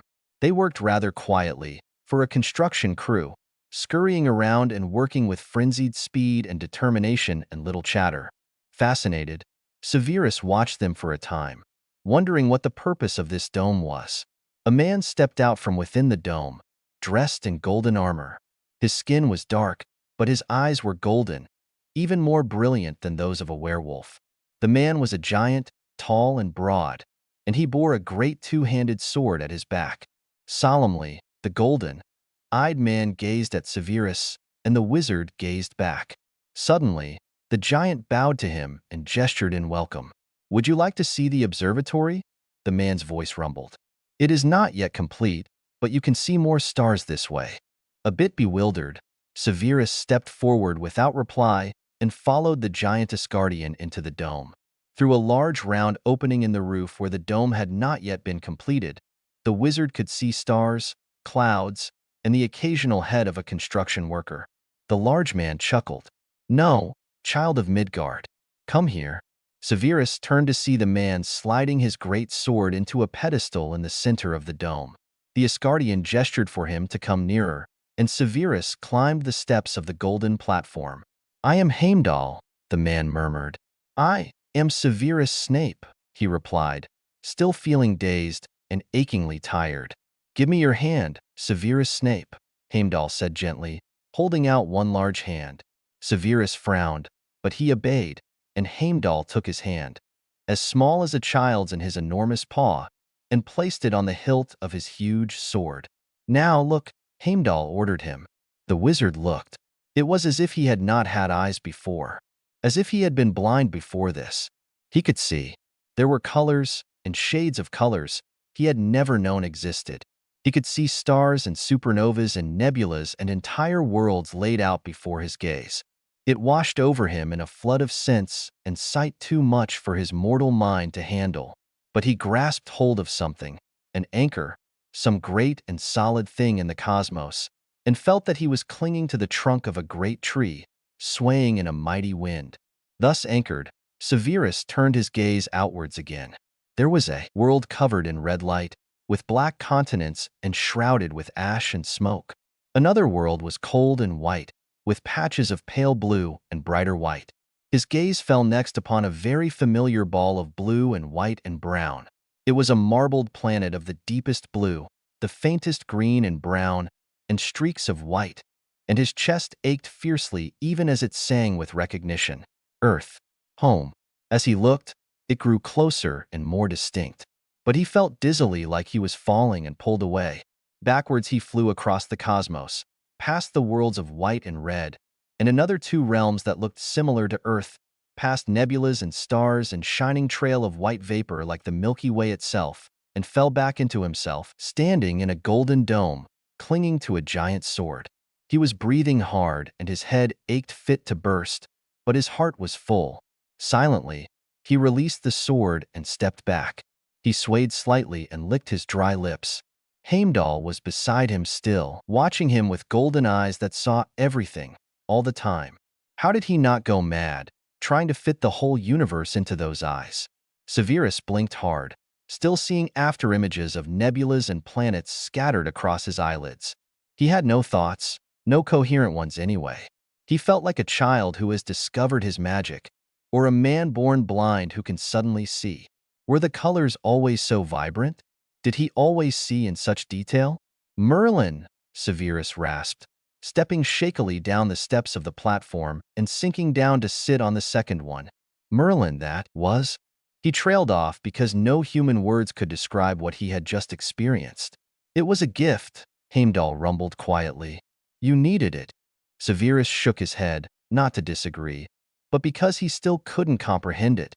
Do you see clearly now? I don't know, Severus whispered, dragging in another breath, marveling at how crisp and clean it was. Everything was so vibrant and clear. Every sense was on high alert. His magic was singing and soaring in his chest, and tears pricked his eyes. Without warning, they poured down his face. He was overflowing. It was too much. He didn't even understand why he had received such a gift. You don't even know me, Severus whispered shakily, raising his head to Heimdall, who was gazing back down at him gravely. Why? My office is that of a watcher, the giant Asgardian explained. I watch. Long have I watched you, Severus Snape. When you touched the Bifrost, I felt you as well. I knew that you needed this gift. But why? Severus demanded again. That I cannot tell you. Severus shook his head again. He didn't even feel frustrated at the lack of answers. He could see Heimdall's sincerity so clearly he could almost feel it. He could see everything so clearly. The seeing will not be apparent all of the time, Heimdall said reassuringly. It can be overwhelming at times. But should you need to see again, you will be able to. It is part of you now. Severus struggled to understand, to see. He felt as if he was touching the Bifrost again. His very being hummed with this power. What was it? Why would this mysterious Asgardian think that Severus needed it? Who are you? The wizard asked, hating how unsteady his voice was. It was too much and too overwhelming. He hated to be caught off guard like this. I am Heimdall, the golden-eyed Asgardian replied in exactly the same tone he'd used to introduce himself earlier. I am the Watcher of the Nine Realms and the Gatekeeper of Asgard. Severus was silent for a few more minutes, struggling to understand. Do you see everything? He asked at last. I see many things, though not all at once, Heimdall answered gravely, and his golden eyes grew suddenly sharp. You are asking why I did not see Prince Loki. Severus frowned and nodded. Did you see him? Heimdall's face flickered with emotion, almost too quickly for Severus to identify it. But he could see now, and he could see past the outer shell to see the man under the armor. Heimdall was ancient and wise, but even the wise make mistakes. He was filled with determination and sorrow. There was a weariness that came with watching 9 worlds for 3,000 years, and though Heimdall had his regrets like any living being, he was devoted to his duty, and he did not allow guilt to overcome him.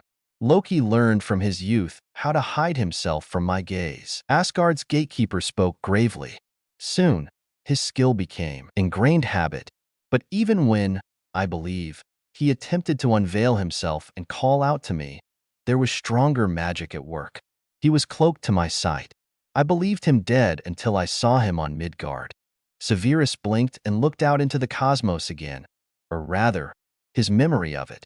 His eyes saw the golden wall of the dome, and he knew he would not see the same way again. But he could not now unsee what he had been shown. Stars spun in his eyes, nebulas splashed their colors across his retinas, and his mind still reeled from almost comprehending the universe, if only for a minute of mortal time. What magic would be that powerful? Severus murmured, almost to himself. If you have the power to see everything, almost everything, how could one hide from it? It is surprisingly simple, Heimdall rumbled, his expression pinching just slightly. Severus stood up on slightly steadier legs and looked up at the hole in the dome. The sky was dark outside, and he could no longer see or hear the workers. Had he been here so long already? How long was I seeing? The wizard asked, slowly turning to face Asgard's watcher. A long time by your standards, Heimdall replied evenly. 7 hours, perhaps a bit more. It felt like less than a minute, Severus whispered, swaying on his feet. Time does not count when one is lost in the seeing, Heimdall murmured, his golden eyes becoming somehow more intense and far away at the same time. Severus shut his eyes tightly, but it didn't help. He could still see.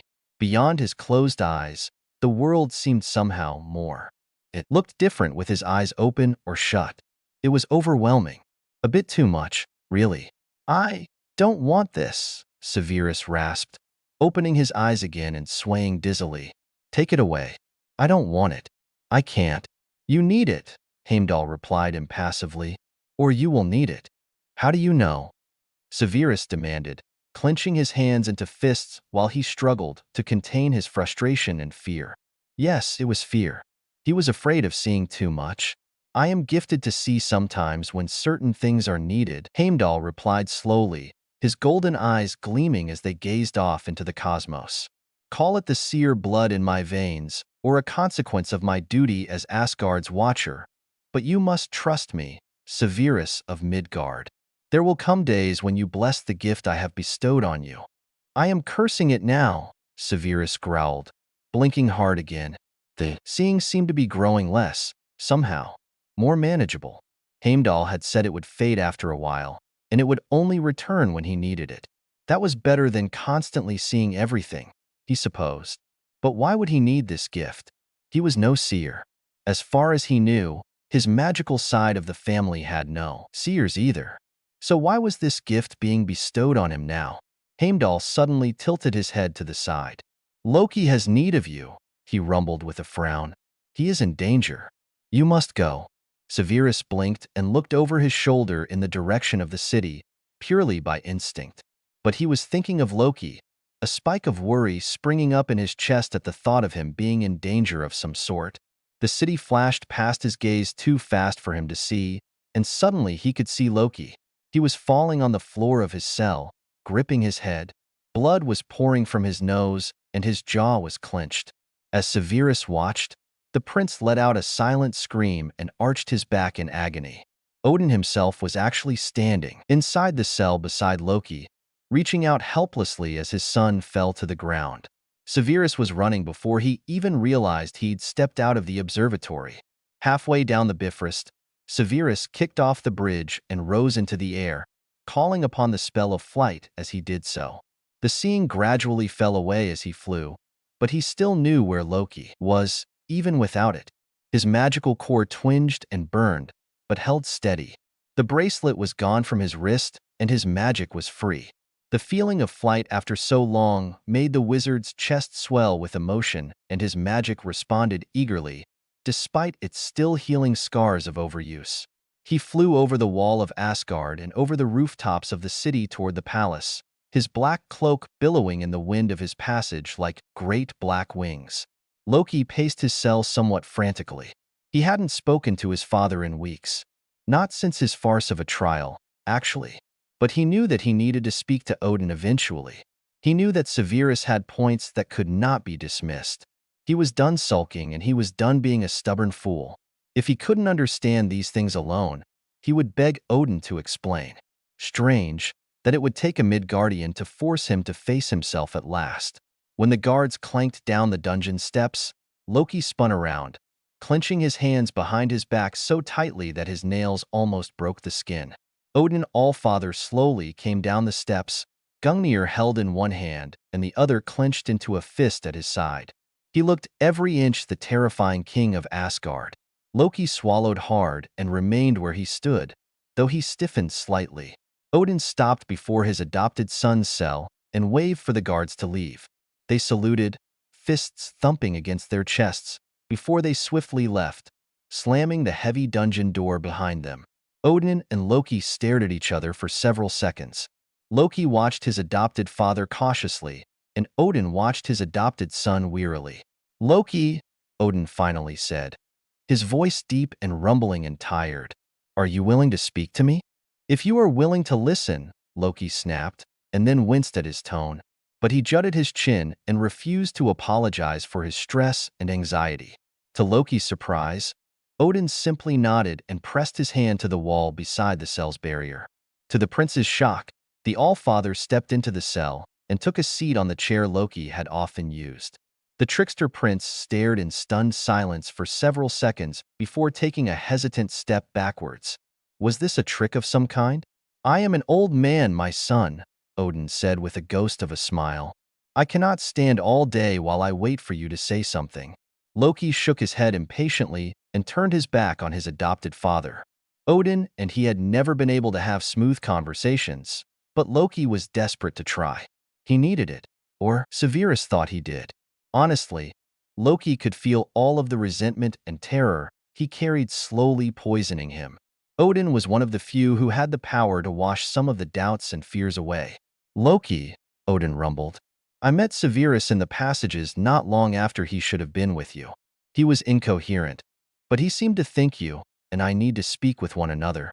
Loki let out a startled laugh and spun around. His laugh was surprised and scornful, and he saw Odin sigh, his one eye looking exhausted and weary already. "Why did you take me?" Loki snapped out. Odin lifted an eyebrow. "Take you," he repeated slowly. "From Jotunheim." Loki spat, his fists trembling at his sides. "Don't tell me you suddenly loved frost giants just because you happened on an abandoned baby?" Odin sighed in understanding and shifted his grip on his spear. "I am not proud of some things I have done in the past," the All-Father said slowly. "But taking you from Jotunheim is not one of those things. That is one of those things I shall never regret." "But why?" Loki demanded, trembling harder. "Why me? Why didn't you simply leave me there? I was small and worthless. Obviously, I was worthless, if even my own parents cast me out to die." Odin shook his head. "You were in the Jotun temple, Loki," he said gently. "I killed the priest there before he could kill you. Your parents offered you as a sacrifice. For victory." "Ah," Loki let out a bitter laugh. "So because I was so precious, they decided to sacrifice me. Yes, that makes me feel so much better. And you couldn't bear to watch a baby be killed when your wars have killed and orphaned millions of children in your lifetime?" A flash of pain washed over the All-Father's face. "I do not know why I took you," he said slowly. "I missed my son and wife, whom I had not seen in over a year. You shifted your appearance to match something of mine when I touched you. Such instinctive magic in one so young was astounding. Yes, I thought of using you. Yes, I thought of raising you to be king of Jotunheim, especially when I found out who your father was. But it was not long before you became my son in truth, not just in act. And I'm supposed to believe that? Loki, you know that nothing I do has only one purpose." The younger prince scoffed and turned away so Odin could not see his tears. "That makes me feel so much better," he snarled sarcastically. "What do you want me to say, Loki?" Odin demanded impatiently. "The truth for once in your life," Loki shouted, whirling around and fixing Odin with a wild, desperate, angry glare. "They call me the god of lies, but where did I learn it from? I watched you twist the truth in your council meetings from the time I was small, and now I learn that you even hid me from myself. You lied to an entire realm. Nay, you lied to 9 realms, and you lied to Thor and me. How can I believe anything you say?" "Loki," the All-Father growled warningly, his grip tightening on Gungnir's shaft. "It's all so much talk with you," Loki shouted, feeling frantic and trapped though he knew not why. His head was pounding, and he was fighting the humiliating burn of angry tears in his eyes. "Talk, talk, talk. You think I of all people do not know both the power and futility of words at this point? I see by your actions that you prefer me below ground in a cage where I can no longer embarrass the pure blood of your precious family. You are my family," Odin bellowed at last, standing and interrupting Loki's spiel. Do not stand there and presume to know my heart, Loki Odinson. If I told you lies, they were lies of love. If I lied to you about your heritage and your true blood, it was because in my heart you are my blood. I care not for what you have done or who sired you. I will always love you. Loki's ears rang. He shook his head slowly and stepped back. He was frankly overwhelmed. You do not mean that, Loki whispered, hollowly, for lack of anything else to say. Why am I here if that is the truth? You mean, why do you still live? Odin asked more calmly. Why is your head still attached to your shoulders? Why am I allowing a mortal free reign of the dungeons simply in order to help you? If the truth is that I still consider you my son, why do you doubt it after all I have done to show you? But why? Why did I leave you here so long before I came to you? Odin let out a mirthless huff that might have been half a laugh. You are impossible when you are being stubborn, Loki. Jotun or not, my progeny or not, you learned your stubbornness from us. I and Frigga are very determined people, and you inherited the worst of it, I'm afraid. Thor is stubborn too, Loki muttered resentfully, folding his arms and hunching in on himself. He didn't want to believe anything Odin was saying. But what if it was true? What if he had been the one lying to himself for so long? Not as stubborn as you are, the All-Father retorted, shaking his head almost fondly. Sometimes, your mother used to tell me that Thor seemed the more adopted one. You are so much like me, Loki, that it frightens me. Loki's head snapped up. He blinked at Odin in confusion. Frightens you, he echoed mockingly. So you invaded Midgard once on a time then? Midgard was beneath anyone's notice back in my youth, Odin huffed, his blue eye grave and piercing. No, I invaded Vanaheim. Loki slowly blinked and backed away another step to lean against the wall. He had known in a vague sort of way that Odin's life had not always been rosy and peaceful. He had known that Odin Borson had led the armies of Asgard in war campaigns that had lasted decades. It was somewhat common knowledge, but in over 1,000 years, the 9 realms had been at peace. Loki had always assumed that Asgard kept the peace by being the protector of the realms. But was Odin admitting that there was peace now because Asgard was no longer starting conflicts like a schoolyard bully? And Alfheim, Odin added slowly, keeping his one blue eye fixed upon Loki. And Nornheim, and Muspelheim, and Jotunheim, and on and on. You wonder why it is that some realms hate Asgard with a fervor that is almost religious. I made it so. I and my father before me. You and Thor have been taught better ways. I had hoped you would learn. I'm not a fool, Loki snarled, his face twisting into an ugly expression. I would not start a bloody campaign with Midgard, of all the cursed realms. Was there even a campaign? Odin asked calmly. Loki looked up into his father's face, his soul trembling with fear and exhaustion.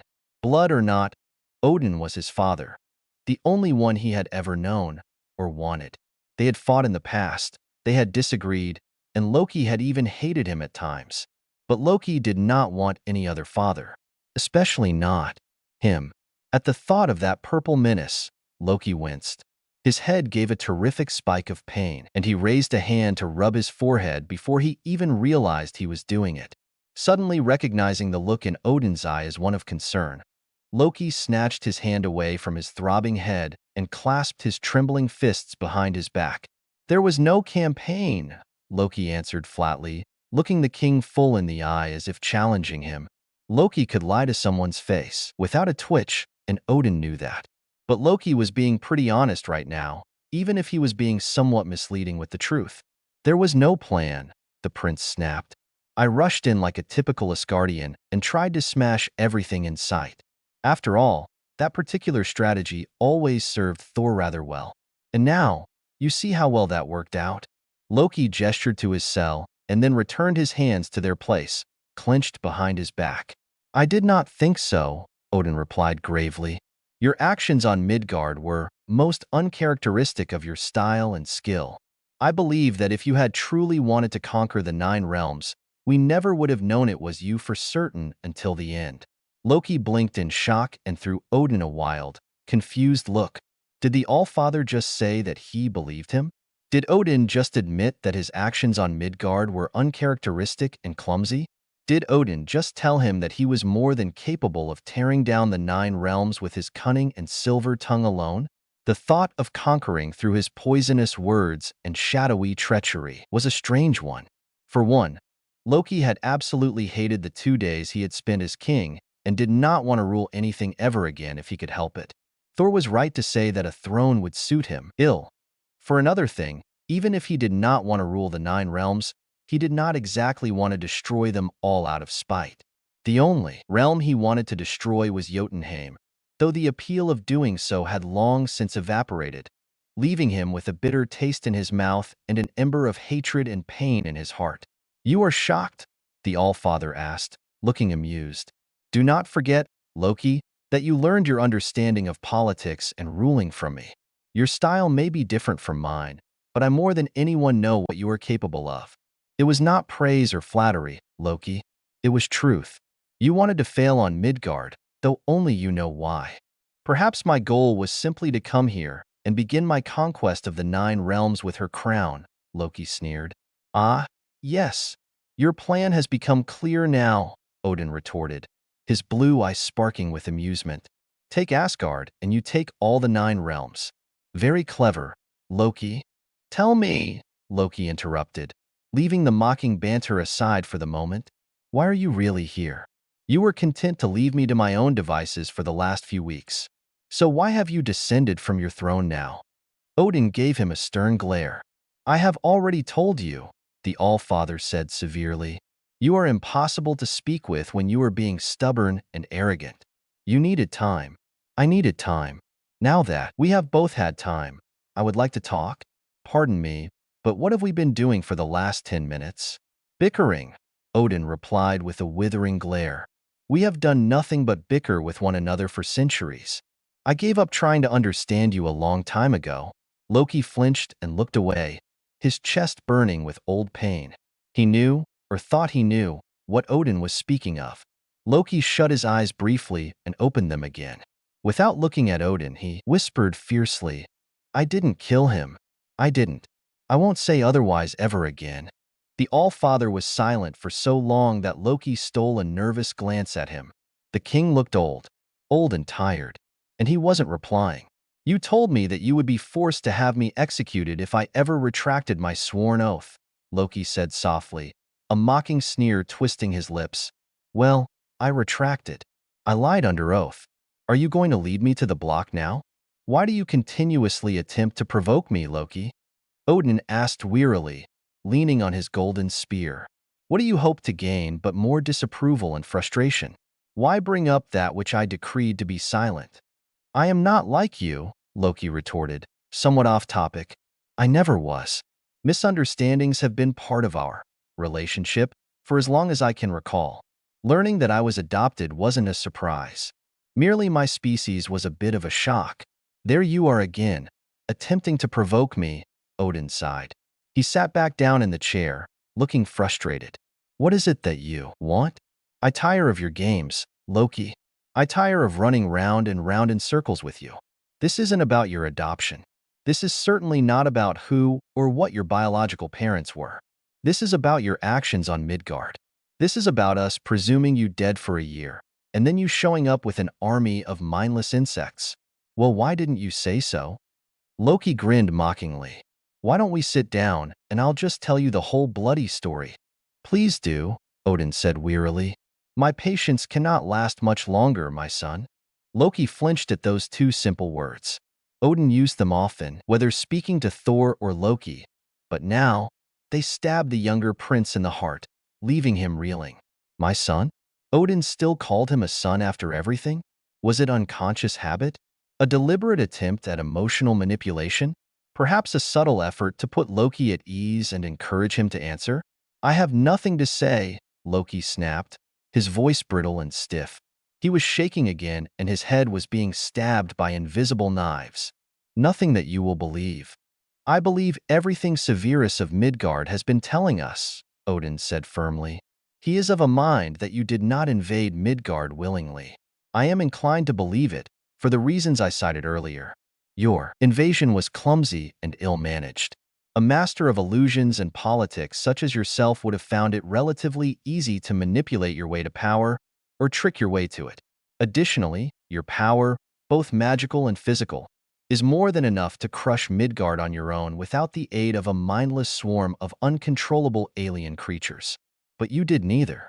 You arrogantly blustered and bashed your way to a full-on confrontation with Midgard's heroes and your brother, and you returned to Asgard with him, meek as a lamb. Either you truly are planning to conquer Asgard first, and that was your goal all along, though one would admit that being trapped in a dungeon cell is not a grand start to a war campaign, or you truly never wanted to conquer anything. Loki stared at his father, stunned and somewhat confused. Had Odin just laid out a series of compliments, disguised as a logical battle scenario? It was baffling. So the question remains, Odin finished gravely. Who ordered you to invade Midgard? Who controls the future king? Loki offered, somewhat mockingly. You know, your son asked me the same thing. He has a point, Odin said sternly. Tell me, Loki. For he is the real threat, whoever he is, not you. Loki struggled with himself for several seconds. Much as he longed for his family to understand, he still felt terribly alone and terrified. There will be no rock, no crevasse, no barren moon where you can hide from my wrath. Loki dragged in a ragged breath, and his hands shook violently. He pushed away from the wall and paced unevenly, bringing his hands in front of himself again so he could clench them more tightly, but they still shook. He paced back and forth, his steps rapid and agitated, his eyes fixed on the floor and at nothing. Nothingness. Severus occlumency exercises helped to guard his mind helped somewhat, but the pain of being constantly under attack was wearing him down. His former masters were understandably upset about his escape from their clutches. Odin was silent, simply waiting for him to speak. He probably looked mad, Loki thought with a slightly hysterical laugh that he forced down before it could become more than an insane-sounding little huff through madly grinning lips. Loki had finally snapped. Ask him to tell the truth, and his mind breaks. Loki did laugh at that. He stopped pacing and pressed his hands over his face, rubbing at the headache and trying to rub away the mad grin on his face. Hysteria never helped anyone, but he was going mad. The pain and the fear. He was able to hide them well enough from Severus, who distracted him and helped him to fight back. But he was crumbling before the implacable stare of his father. His true father. Laufey was never his father. The Titan would never be a father.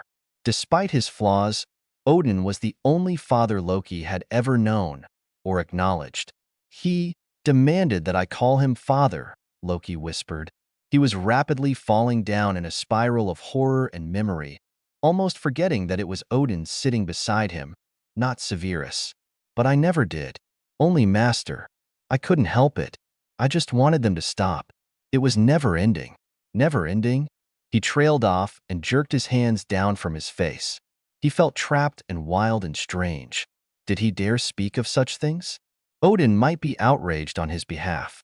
After all, Odin would allow no one else to torture his offspring. And Loki hadn't been tortured by Odin in over 600 years. That punishment had been outlawed mere months after Loki served his sentence. In his more lucid moments, Loki had known that it was because of him. Odin had never cared about enemies being tortured before that. It was only after Loki was subjected to such treatment under the laws of Asgard that the laws were changed. Interesting that Loki did not often think of that. Who was it? Odin's voice startled Loki from his spiraling thoughts. The disgraced prince shivered and did not reply. Not only was he reluctant to speak lest all the poison come spilling out, but the threats from his former captors still rang in his mind. They would not stop until they caught and killed him if he spoke of what he knew. If the Midgardian mage had simply left well enough alone, Loki might have been able to simply forget about his time in the void as one. What a bad dream. He might have put the Titan and the other and the Maw behind him and put on his arrogant and uncaring facade for his family. But Severus of Midgard was breaking him down. Loki, the All-Father said gently, his deep voice grave and solemn. I want to know what happened to you in the void. Who found you at your most broken? What did they offer you to gain your loyalty, however reluctant? Loki's breath hitched, and he suddenly was angry on top of being terrified. They may have threatened him for betrayal. They may have vowed to make him suffer if he dared reveal names or plans. But they were not here. Loki was here in Asgard with Odin Allfather. They couldn't come here and take him away. He was safe. Or so he tried to convince himself. "You won't believe me," Loki snarled, only half-heartedly. "Do try to talk to me before assuming my response," Odin said drily. "What is his name? Why does he want Midgard?" "His name is the GGH." Loki's word was cut off with a strangled scream. He fell to his knees and clutched his head in a vain effort to contain the torment. The other. He was there in his head. His acclimacy barriers had shattered under the sudden push, and he was to be punished for his failure and betrayal. He did not hear Odin calling him. He did not see his father come to his side and catch him as he slammed to his knees and arched backwards in agony. He existed in fiery torment, and his consciousness was being hauled across the light years. To him, Severus Snape dropped out of the dim sky and landed on a terrace of the main palace, going from flying to walking in a single graceful step. He ignored the stunned looks that the Einherjar were giving him. He walked swiftly past them, his cloak billowing behind him, and made his way to the dungeons. He knew where the passages led, and he took the quickest hallway to the lower areas of the palace, ignoring the guards who gave him curious or suspicious looks as he raced past them. His heart was pounding against his ribs and his eyes burned with the afterimages of his seeing. Loki was being telepathically attacked, much like Potter had been during the war. But this time, he would be able to help. Back then, he had been a spy. Now, he was no ally of the one who had captured Loki in the void, and he was more than willing to enter an acclimacy battle. Again, he could only hope that he wasn't too late. Loki could be possessed, or driven mad, or his mind broken, or even dead before Severus could reach him. He reached the dungeon corridors and heard the screams before he even came to the guardroom. The door to the stairs stood wide open, and the guards milling about looked uncomfortable and uncertain as to what they should be doing. Severus ducked past them. Only one of the men acknowledged his presence, looking relieved to see him, and fought the temptation to simply jump down the stairs. He reached the bottom and saw Loki's cell. There was a healer he had never seen, a tall, stately woman, kneeling on the floor, and the king was standing there as he had seen. Loki was lying on the floor of his cell, screaming and writhing as he clutched his head. Thankfully, the barrier to the prince's cell was wide open. Severus unceremoniously jumped up to 2 steps to the cell, fell on his knees beside the healer, almost shoving her out of his way, and pressed his fingers to Loki's forehead. He would explain and beg pardon later if need be. The prince's distress was causing his skin to flush blue. The blood from his nose had gone from red to dark purple as well.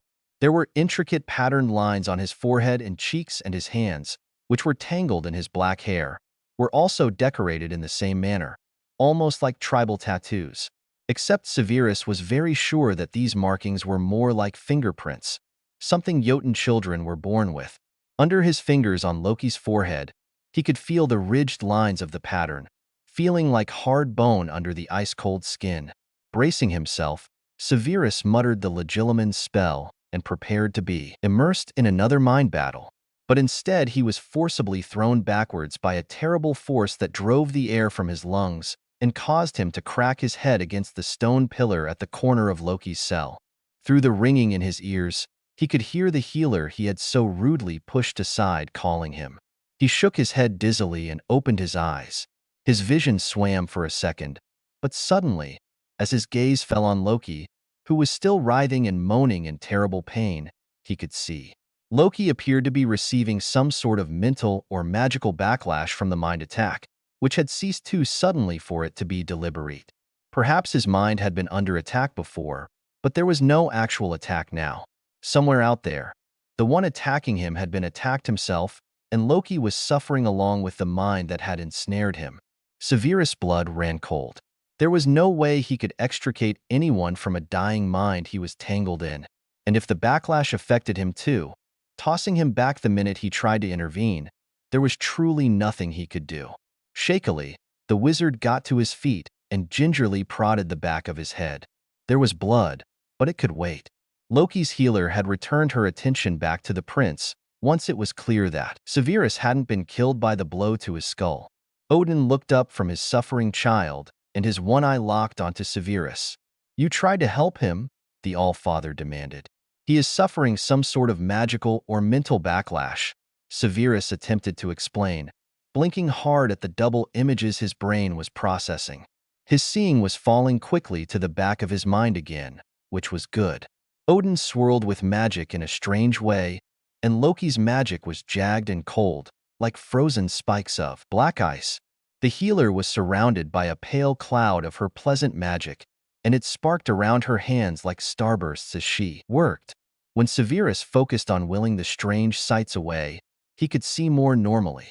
"Sit down," Odin suddenly ordered him. "I am surprised you are still conscious after such a blow to the head. Mortals have such fragile bones." "I'm not all that fragile," Severus grumbled, but a chair sounded like a good idea regardless. He took the seat Odin pointed out to him, and he sat, massaging his aching skull. Loki's cries had died down to softer moans, but the blood kept coming from his nose, and he was still clutching his head. "You say it is backlash?" Odin suddenly pressed. "Is he fighting back then?" "He likely is," Severus answered. "But somewhere, his attacker is being attacked and Loki's mind is still tangled in his. Until the conflict ends or Loki can untangle himself and come back to us on his own." Odin was silent at the grim pronouncement. "I suggest we move him somewhere more comfortable and keep an eye on his vital signs," Severus finally said, his attention toward the healer, but his eyes locked warily on the All-Father. Odin nodded tersely and called 2 guards for a stretcher. Loki had quieted, but he was still twitching and clutching at his head. His face was screwed up in pain or concentration, but he was no longer screaming. Perhaps the worst was over. Severus watched anxiously as the guards arrived with a stretcher. They seemed less than happy about it, but they obeyed the All-Father without questions. As they moved Loki out of the dungeons, another group of guards accompanied the prince, while Odin and the healer brought up the rear. The wizard sighed and followed behind, stretching out his magical sense as far as he could. He could feel the tangled magic around Loki and the strain from Odin. He seemed exhausted, and little wonder after what had just happened with his son. Severus doubted the queen would be much better when she heard what had happened. Thor returned to Asgard that day. Severus only learned about it when the door to the realm slammed open and the god of thunder himself strode in. For hours, Severus had been sitting beside Loki as he slept, thinking of too many things in silence, even ignoring the king and queen when they came. Odin had pressing things to take care of, and Frigga had gone off earlier to fetch some food. Apparently, since Loki wasn't awake, Severus had fallen under her radar, and she declared him looking unwell. Severus wouldn't argue with that, but he felt somewhat responsible for this. If he had taught Loki better, if he had taught Potter better. The wizard looked up in surprise as Thor rushed in and stopped beside his brother's bed. The Golden Prince looked winded and disheveled, and he had probably come right from the battlefield if the grime and blood still staining his armor was any indication. "Your brother is out of danger," Severus said drily. It was true. Frigga had done something, and Loki had immediately relaxed. The woman healer, Lady Air, had confirmed that Loki's mind was freed and he was simply resting. Severus still sat here, though. Mostly, he was just too stubborn to leave. He didn't exactly want to go anywhere, talk to anyone, or do anything. He had to speak with Loki the instant he awoke. Thor visibly sagged with relief and ran a hand through his long, tangled hair before he slumped into the chair Queen Frigga had occupied until a few moments ago. "What happened?" Thor demanded wearily. "All Mother said was that he passed out." "He was attacked by his tormentors," Severus replied flatly. Mentally, he added when Thor's blue eyes snapped to his in alarm and fury. "I was not nearby when it happened, but your father was there." "Father?" Thor repeated, his face lighting up with hope. "Loki actually agreed to speak with him?" Severus shrugged uncomfortably. "I was with Heimdall at the time," he murmured stiffly. "I do not know what happened." "Yet you remain here with him?" Thor asked, his expression softening. "How long?" "A few hours," Severus sighed. "Your mother was here for most of that time. She healed Loki somehow, untangled his mind from the death spiral it was struggling in. For now, he's resting. The queen seemed to think I need sustenance. Thor chuckled fondly. What do you think of her? Honestly? Severus huffed, looking the prince in the eye. She appears to be a good mother. But I do not care for women who believe I need taking care of. Thor laughed again, looking pleased. But do we men not need taking care of, friend Snape? Severus harumphed, irritated and amused. I have gotten along perfectly well for 50 years without a mother or a spouse or any other woman fussing over me. Thank you very much. I will endure it, as I am a guest in your realm, but I do not have to like it. Thor simply grinned, but said no more on the subject, which was a relief to the wizard. He was tired and unwilling to argue the point any further. They sat in silence for several moments, watching Loki sleep. Even resting, he looked in pain, not at peace. Thor sighed and folded his hands tightly in his lap. I have failed him, the Golden Prince said quietly. Severus glanced up at him in surprise. How so? He asked just as quietly. For 1,000 years, he was simply my brother, Thor explained sadly.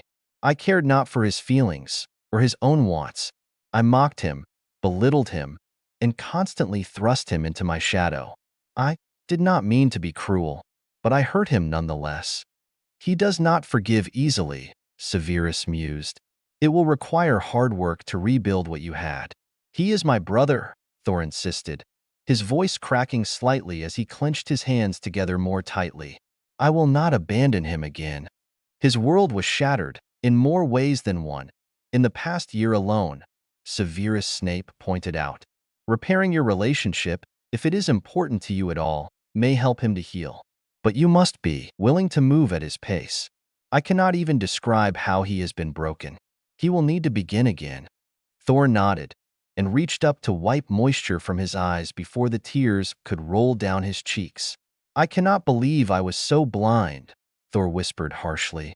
He looked up at Severus, his blue eyes burning. Has he told you? Who harmed him? No, Severus replied with a frown, but I believe he will, when he is ready.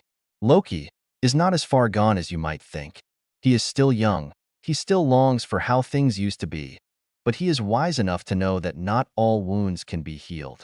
Thor let out a long, heavy sigh, but didn't reply otherwise. Thank you all for continuing to review and follow and favorite and stuff, even when I was delaying updates for so long. You guys are really amazing.